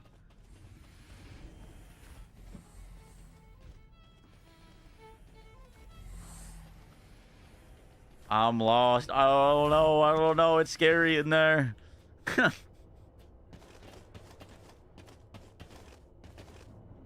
It's the third door. This one? I need to do something before I can do that, I think.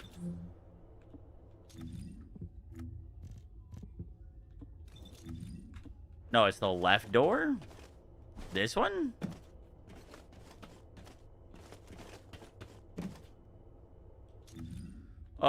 We gotta do a quest or something.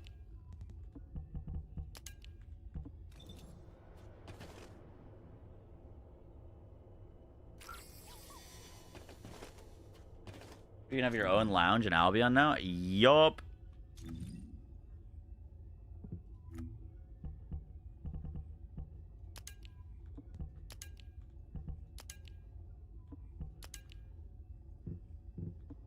I'm blanking on how to... Clearly there's a quest here that it wants me to do.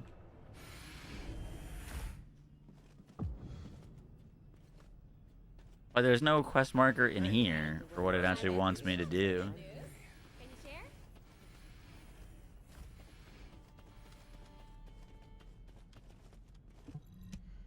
Bar and garden. I can have a bar and a garden in here? Sure, why not? That sounds cool.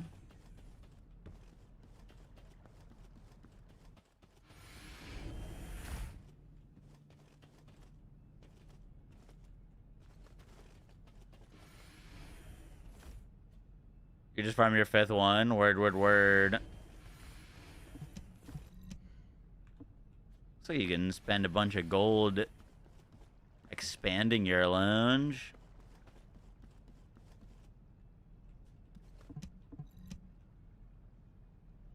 Bro, you can sit at the bar.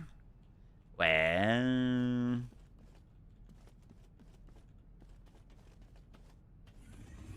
Can one of the descendants serve me a drink? Asking for a friend.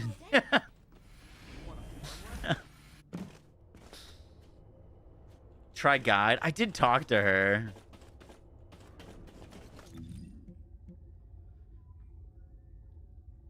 It just says, go to the lounge. You can place and admire your collected items. Maybe I need to go place a collectible.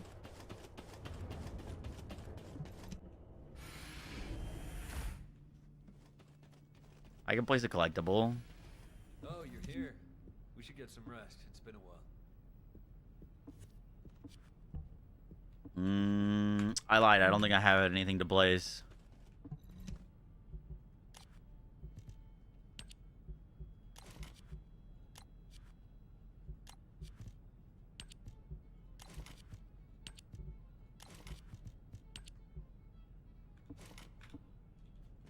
Cool. I am glad you're here, Descendant.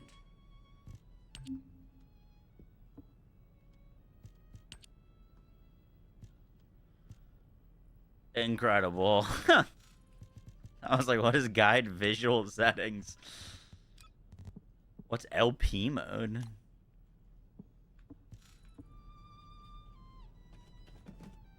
When are you off duty? There's this joint hound hangs out at. You want to tag along?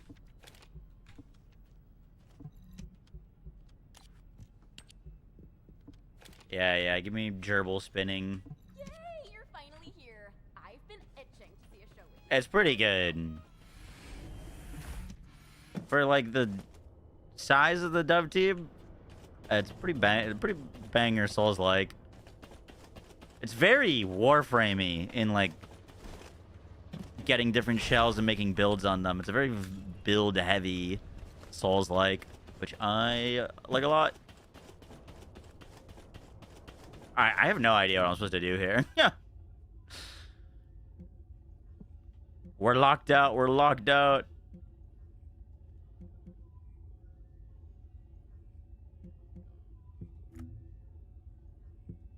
Press E while on the map. Oh, thank you. I was looking for this.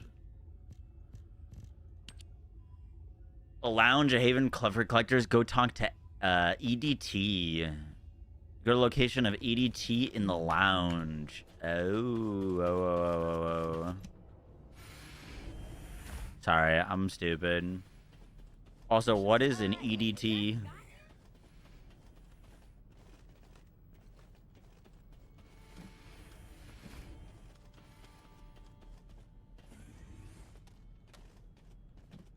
It's a vendor that's inside the lounge.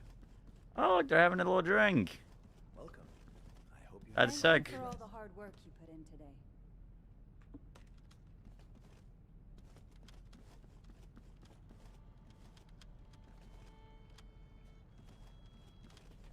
It's the bot behind me. You're talking about the one that's outside of the lounge?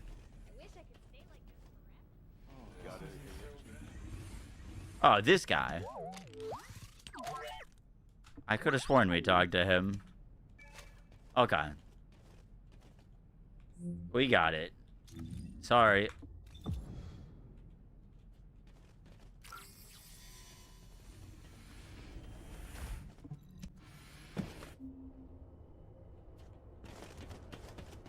Alright.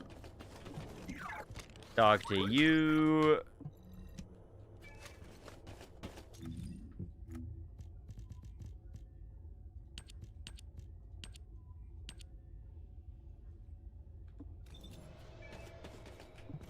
Lounge visit. Who's the highest level here? Let's go to their lounge. Go to Killy Makes Cry.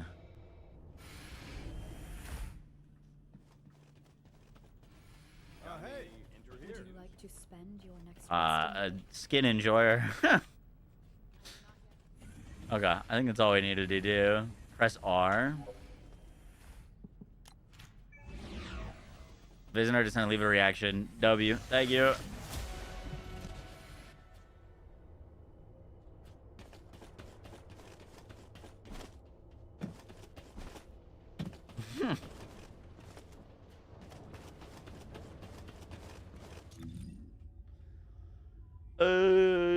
How'd that do for a battle pass? 89.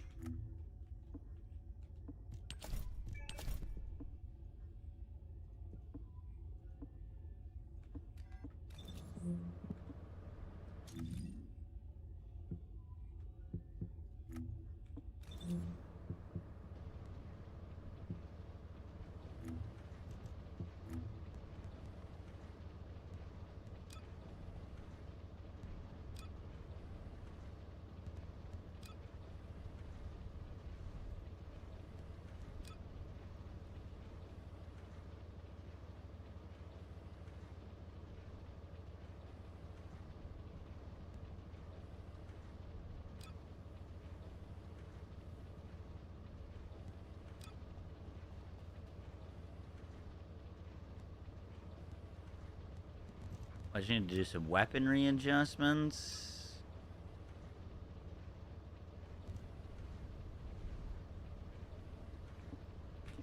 Consume high value relics. Now, where was the next excavation region?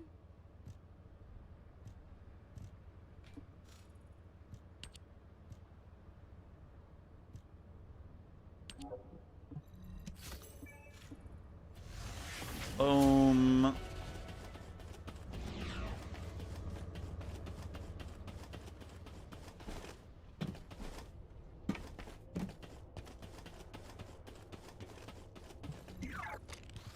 Purchase collectibles.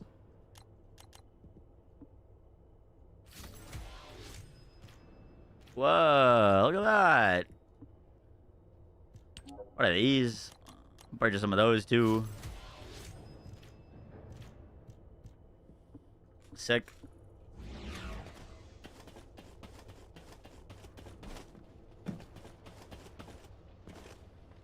Oh, way to go do weaponry adjustments.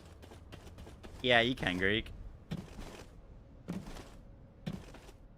swipe for Asimo. I'm definitely not swiping for Asimo. No, we got a lot of things we're going to be swiping for very soon. Asimo, not a top priority. You'll need to pay. Not a top priority.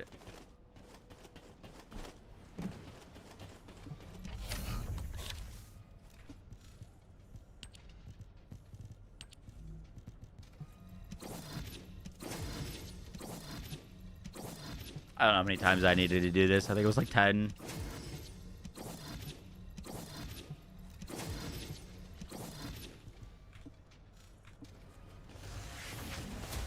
Boom, we're zooming.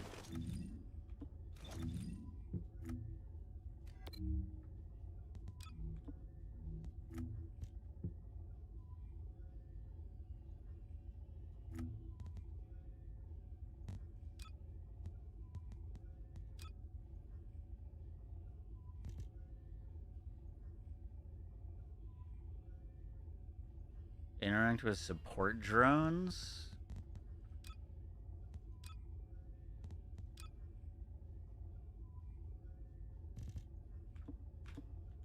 So we need to go do support operations.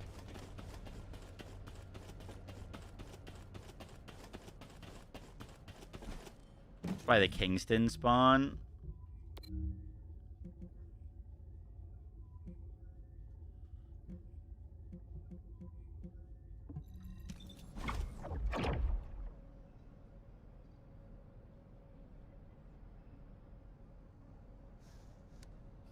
They ever add more endgame to this game? Yeah.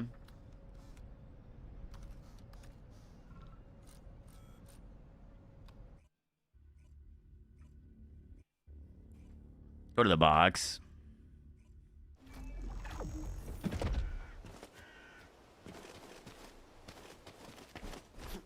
That's questline stuff.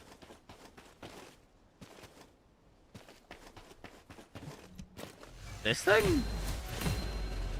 Really? That just gave me 2 ancestor modules? Cool.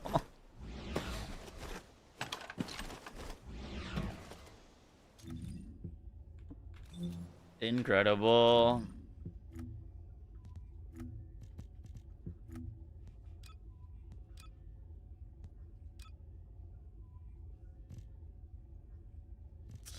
Four core conversions.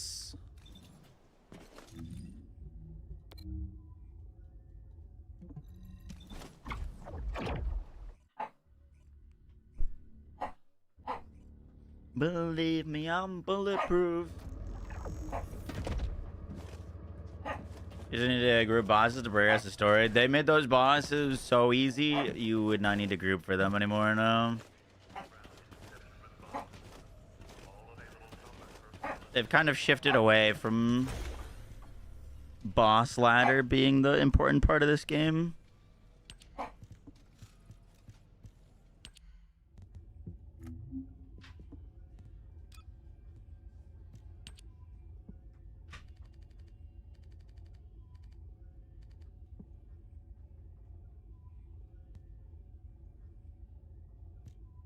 Oh, wait, that's not what we wanted to do.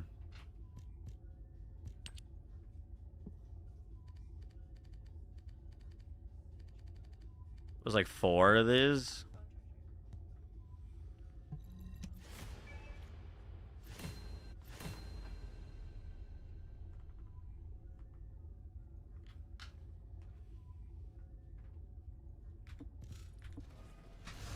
Sick.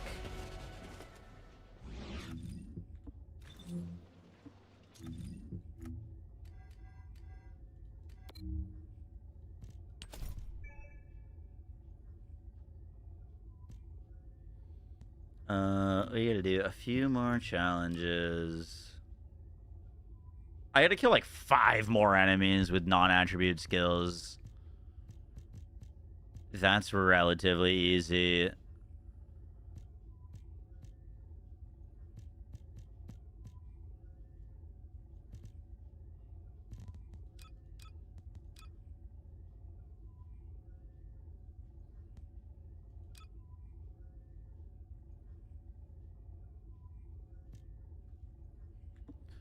Dimensional analyzers. Oh, the special human child. What do you need?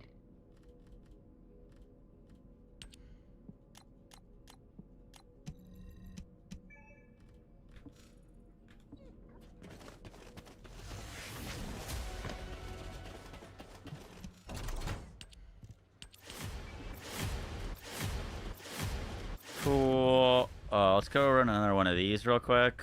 You know, we gotta do a non-attribute descendant. Sure. Let's grab Velby.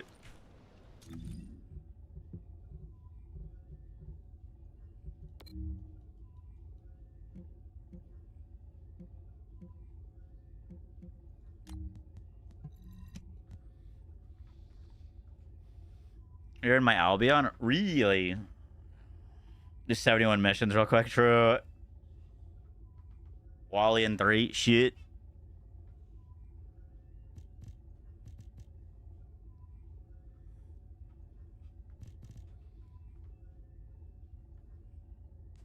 What's my gamer tag? It's Moxie Pound 1812. Oh, true.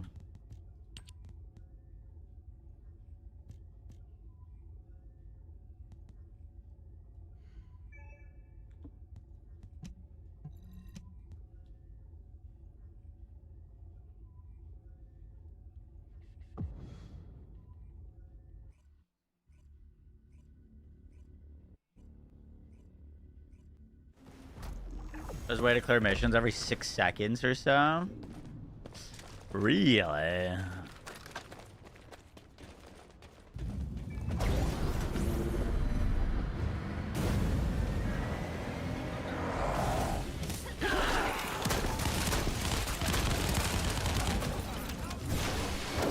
I could have sworn I clicked underwater base. Oh, I did, but we were doing a support thing.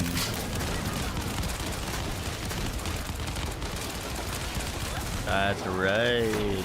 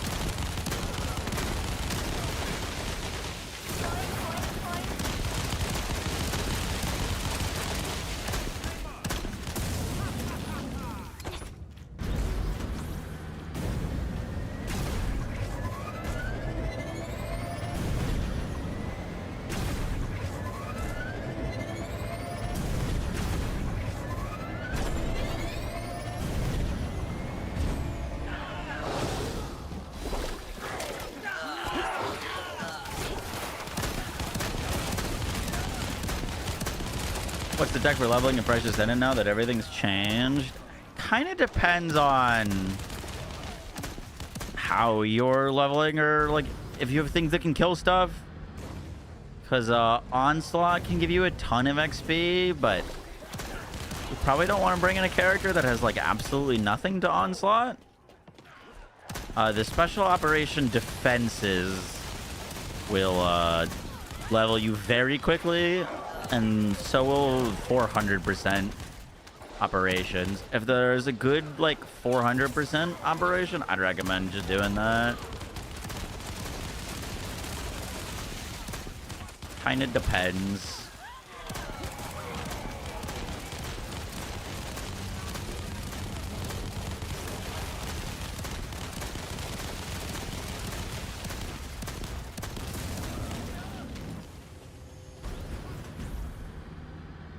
For special ops? Yeah, dude.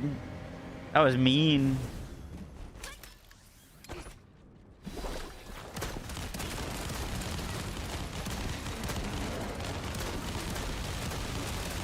I'd probably just run 400%. If you have someone that can carry you, Onslaught's your best bet, though.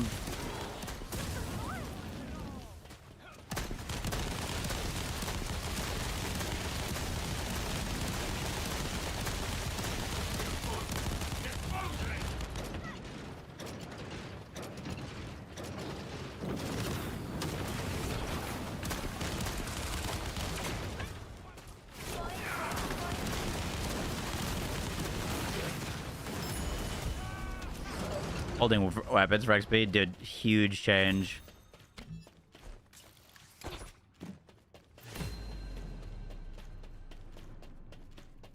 Did we get our season thing?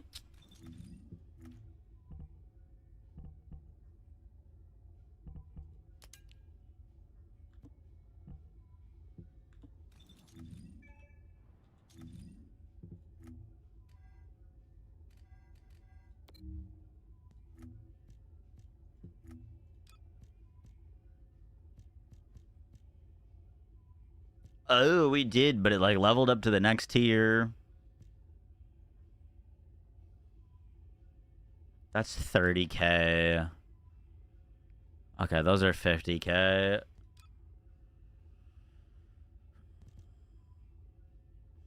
We gotta go craft 30 cores.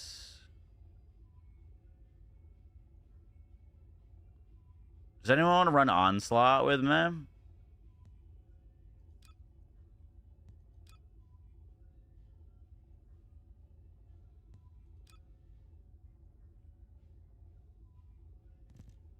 Could go do breach tracking too.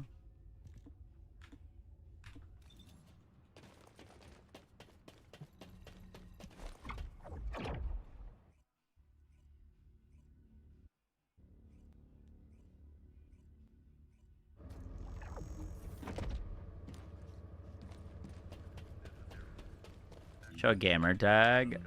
It's Moxie 1822. Sorry, I said 12.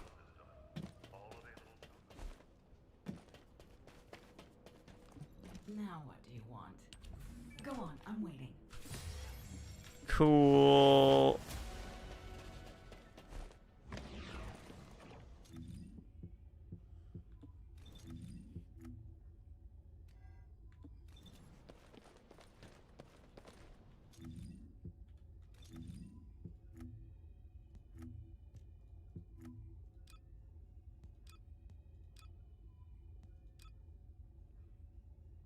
We gotta get Chill Dimension.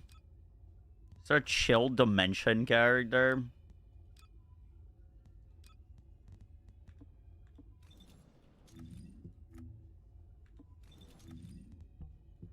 What do you get when you mix water and okay? I don't think so. Of course. Haley no red mod.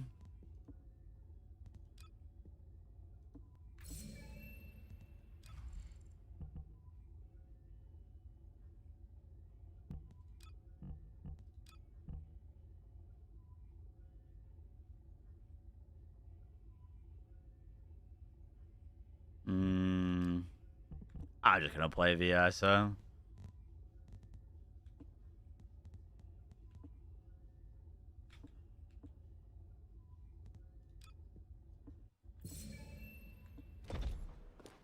My goat, my goat.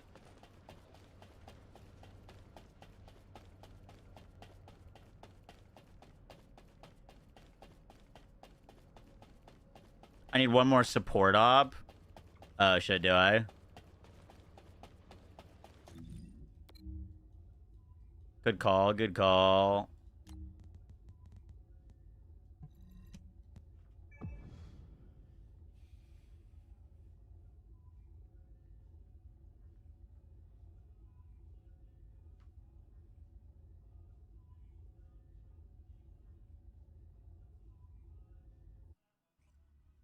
Yeah, I want the little serum thingies.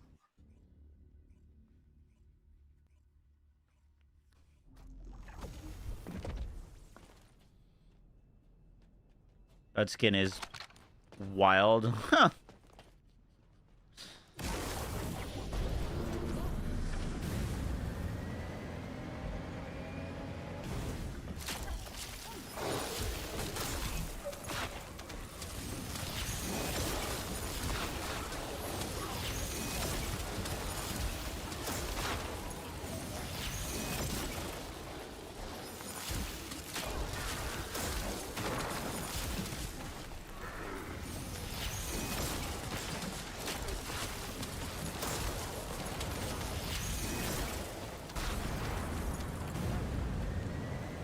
How would you rank Viessa right now?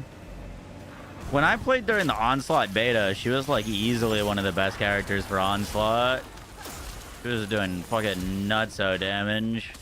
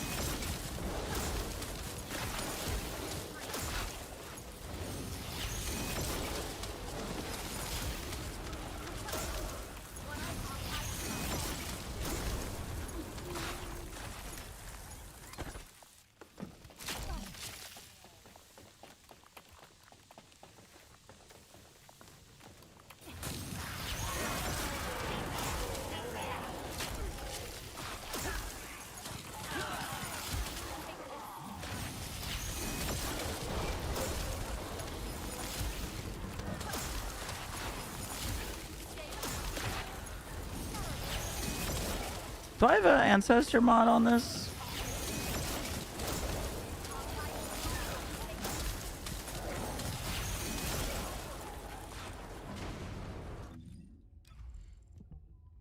Max HP, skill cooldown, skill crit.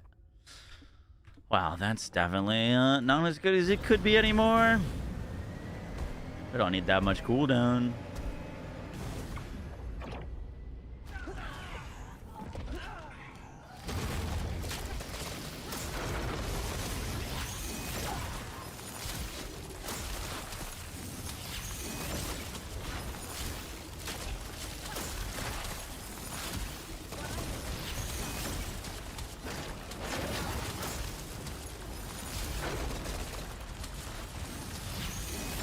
Yes, a gun build?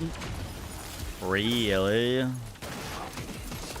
She have a gun build that functions the same as like Valby and Bunny and such?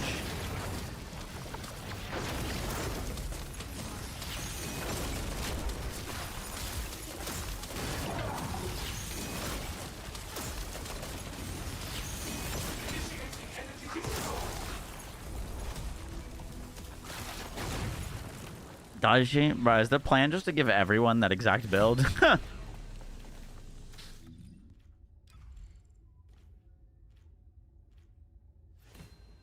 bro, am I not getting notifications? Oh, I literally am not getting notifications. I was on my recording scene. I missed a raid. Fuck, I'm so sorry. X2C Deluxe. Sorry, I like totally missed that raid. I'm so sorry. If you're still here, that's my fucking bad. I didn't realize. I missed that. Got you.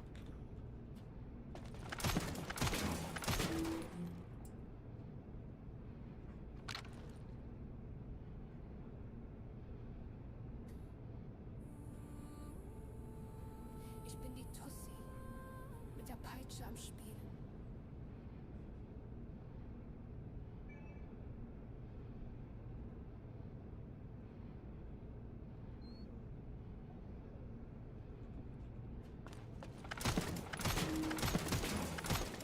Did we just get that?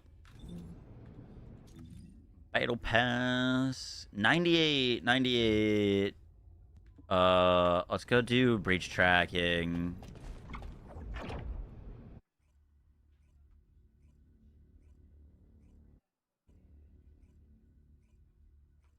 Frost bullet. Gotcha. Dude, I feel like they're just getting... They're just gonna make everyone have that exact build. Basically, the Serena build. You just cause skill damage on bullet shot. That's what I think they're gonna do when they rework Freyna. I think they're just gonna give her that build as well. Which, I don't know, man. Like...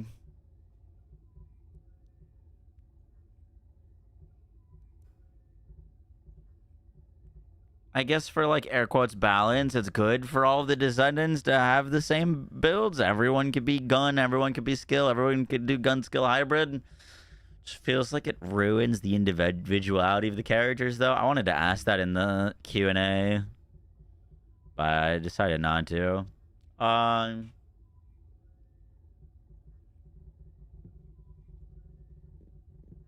It's just like, pick your flavor of this exact build archetype.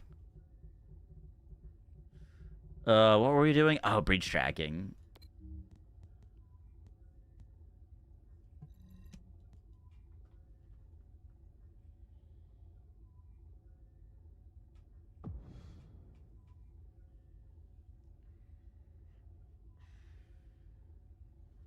As long as both skills and guns are viable, like on the same character, or as in like gun builds and skill builds.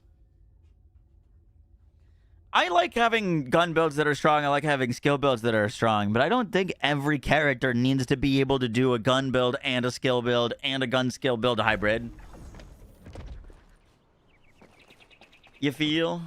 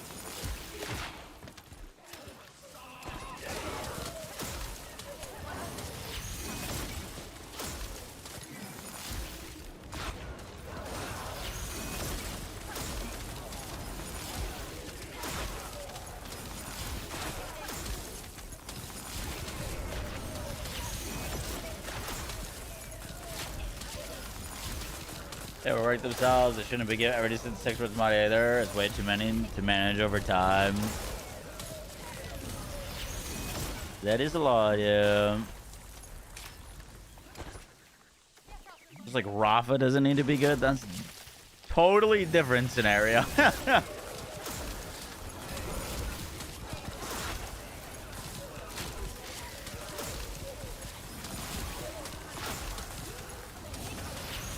But in that regard, it's like you don't need every Vault Hunter in Borderlands 2 to have a melee build.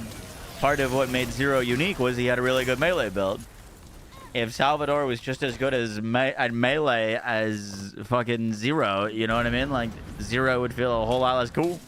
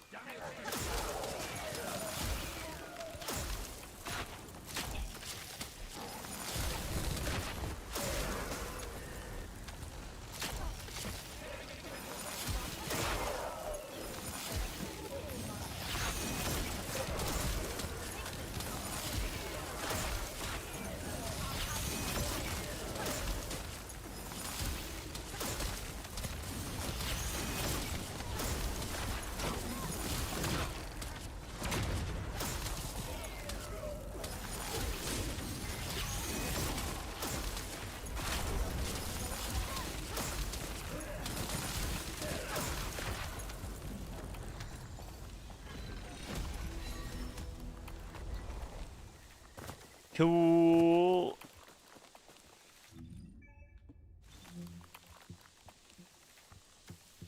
How are we doing on our objectives?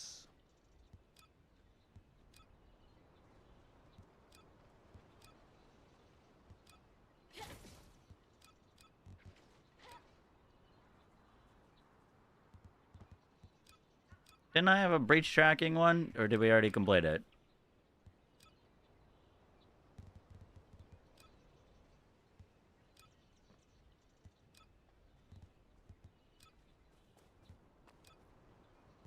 Very good kills with a melee weapon.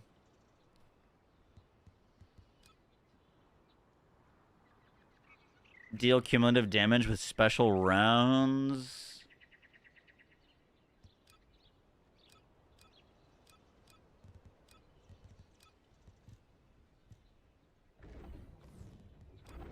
Are we level 100? Did I complete the thing we needed to complete? We are level 100. Okay, we did complete it. Cool.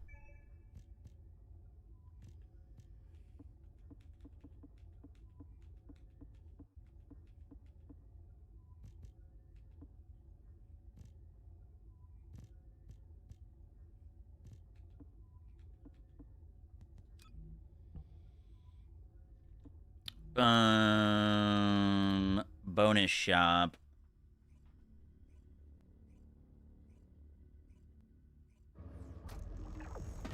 Ever seen Ted Lasso? I watched the first season, maybe the second. But yeah, I really liked it.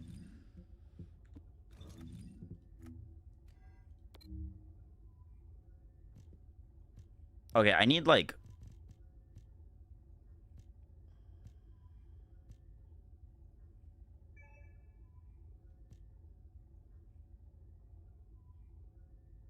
I need like 1,000 plus coins.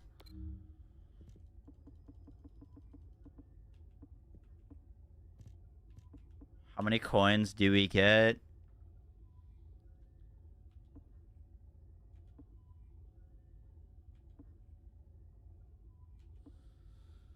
$200.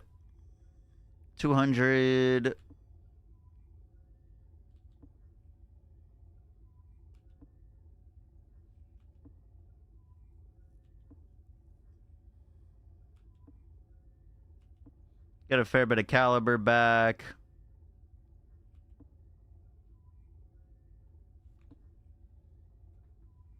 I was about to say, I think we need to keep grinding the battle pass to like actually get a good amount of coins to like make this worth if we want to grab these things. Which I don't know how if we will get that. Yeah.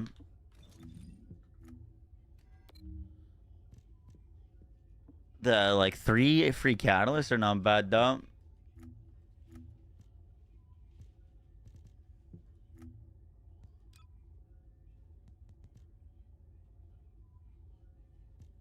Oh yeah, these go up to tier 12. We're not even close on most.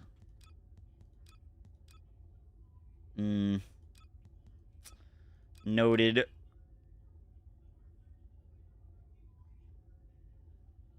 Dimension skill active with a launcher, technically, I think it's pretty easy for the Glam.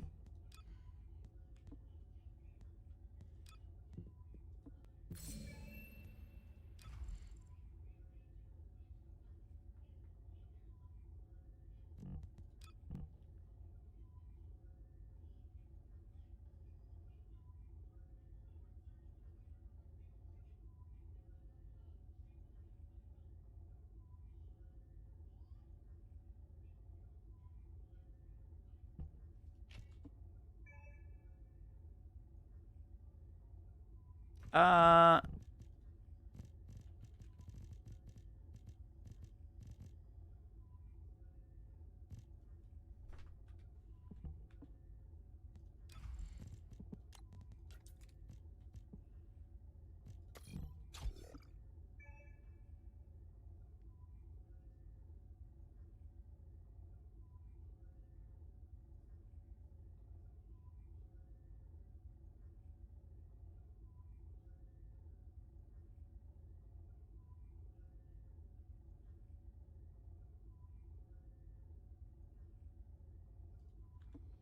pet class or as Jaber? For like minions? Not really. I get your friend request. I did.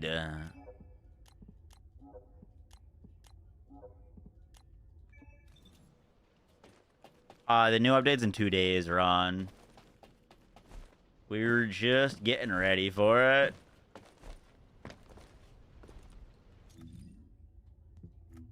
Should we swipe for the battle pass? I mean, we technically got to level 100. I don't care about, like, most of these things, I'm gonna be honest, though. Even the bonus shop. Can you buy, like, an infinite amount of these? Because it saves you, like, 10 minutes having one of these, technically. You know what I mean? It's literally like a 10-minute time save.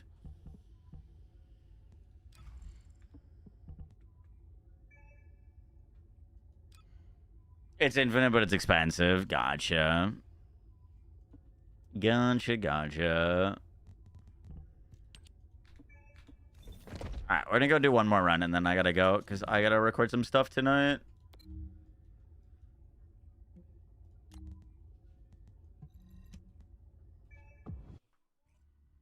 You like 30 of them if you reach max level 400. Yeah, I'm not getting that in tomorrow's stream. You know what I mean? We can buy the next battle pass, though.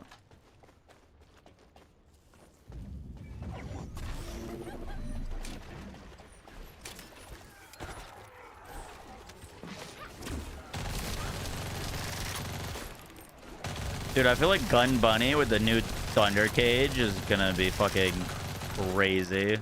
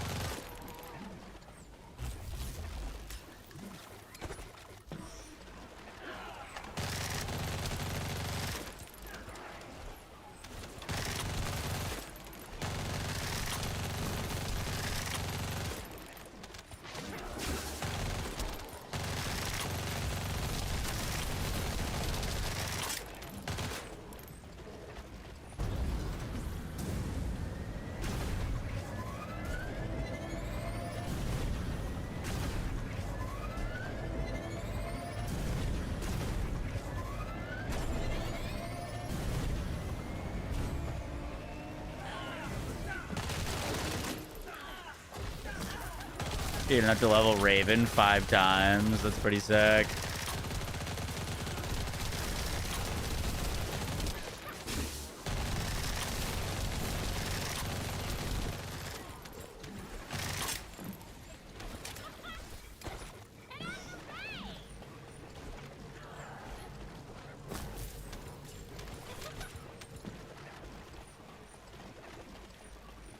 Talking about the upgraded Thunder Cage, the Storm Cage.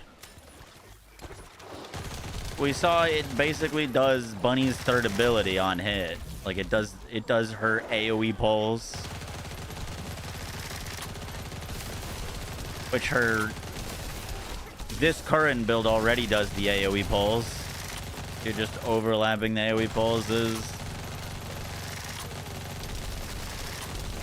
Your gun damage isn't like that significant part of this kind of build, but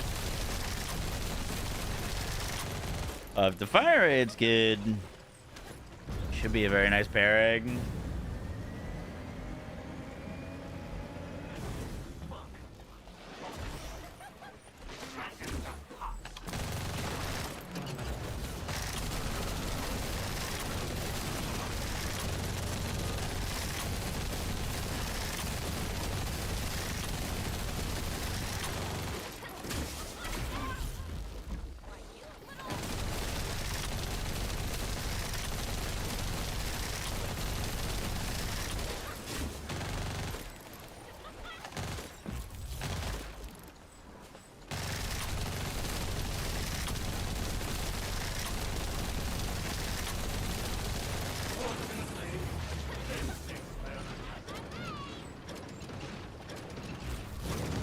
Free worker.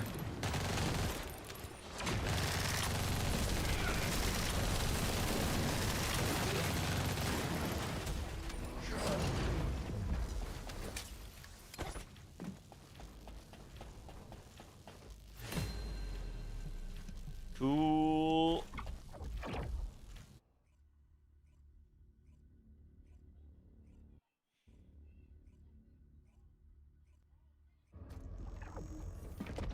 Or more often, the kick.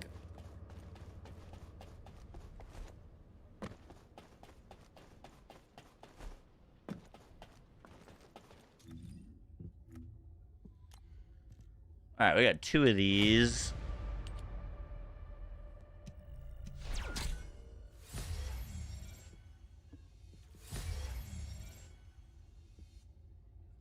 That gives us our guarantee. Magisters are probably humanity's real hope, don't you think? We have everything except for the spiral catalyst.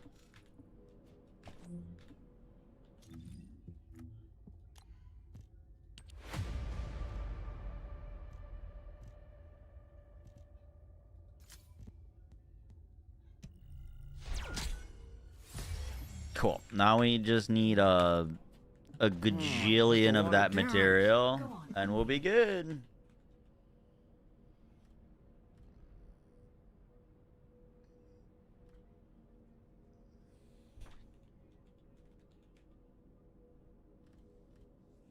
Wind Force uses it as well. Cool. Or Whirlwind.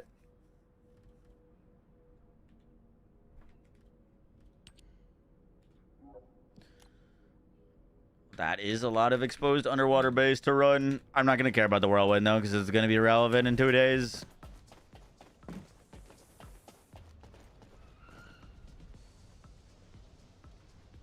When the world can be prepping. We prepping. I got my battle pass level 100. Back to Axion Jail. Yes, sir. Yes, sir. How's the game now? Good. We got a big update coming in 2 days. I am gonna head out there though. I gotta work on some videos for tonight.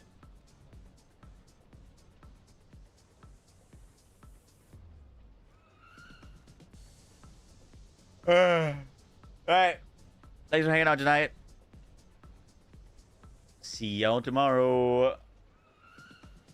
What weapon will you use with Raven? I'm gonna try to get that new Transcendent shotgun. New Transcendent shotgun looks pretty sick.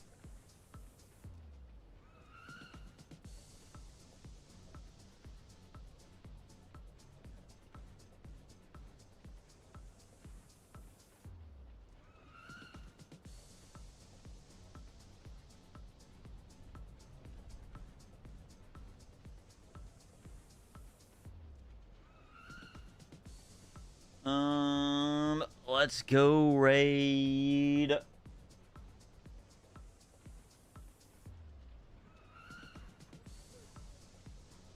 Go show Abby some love. She's doing some Mortal Shell.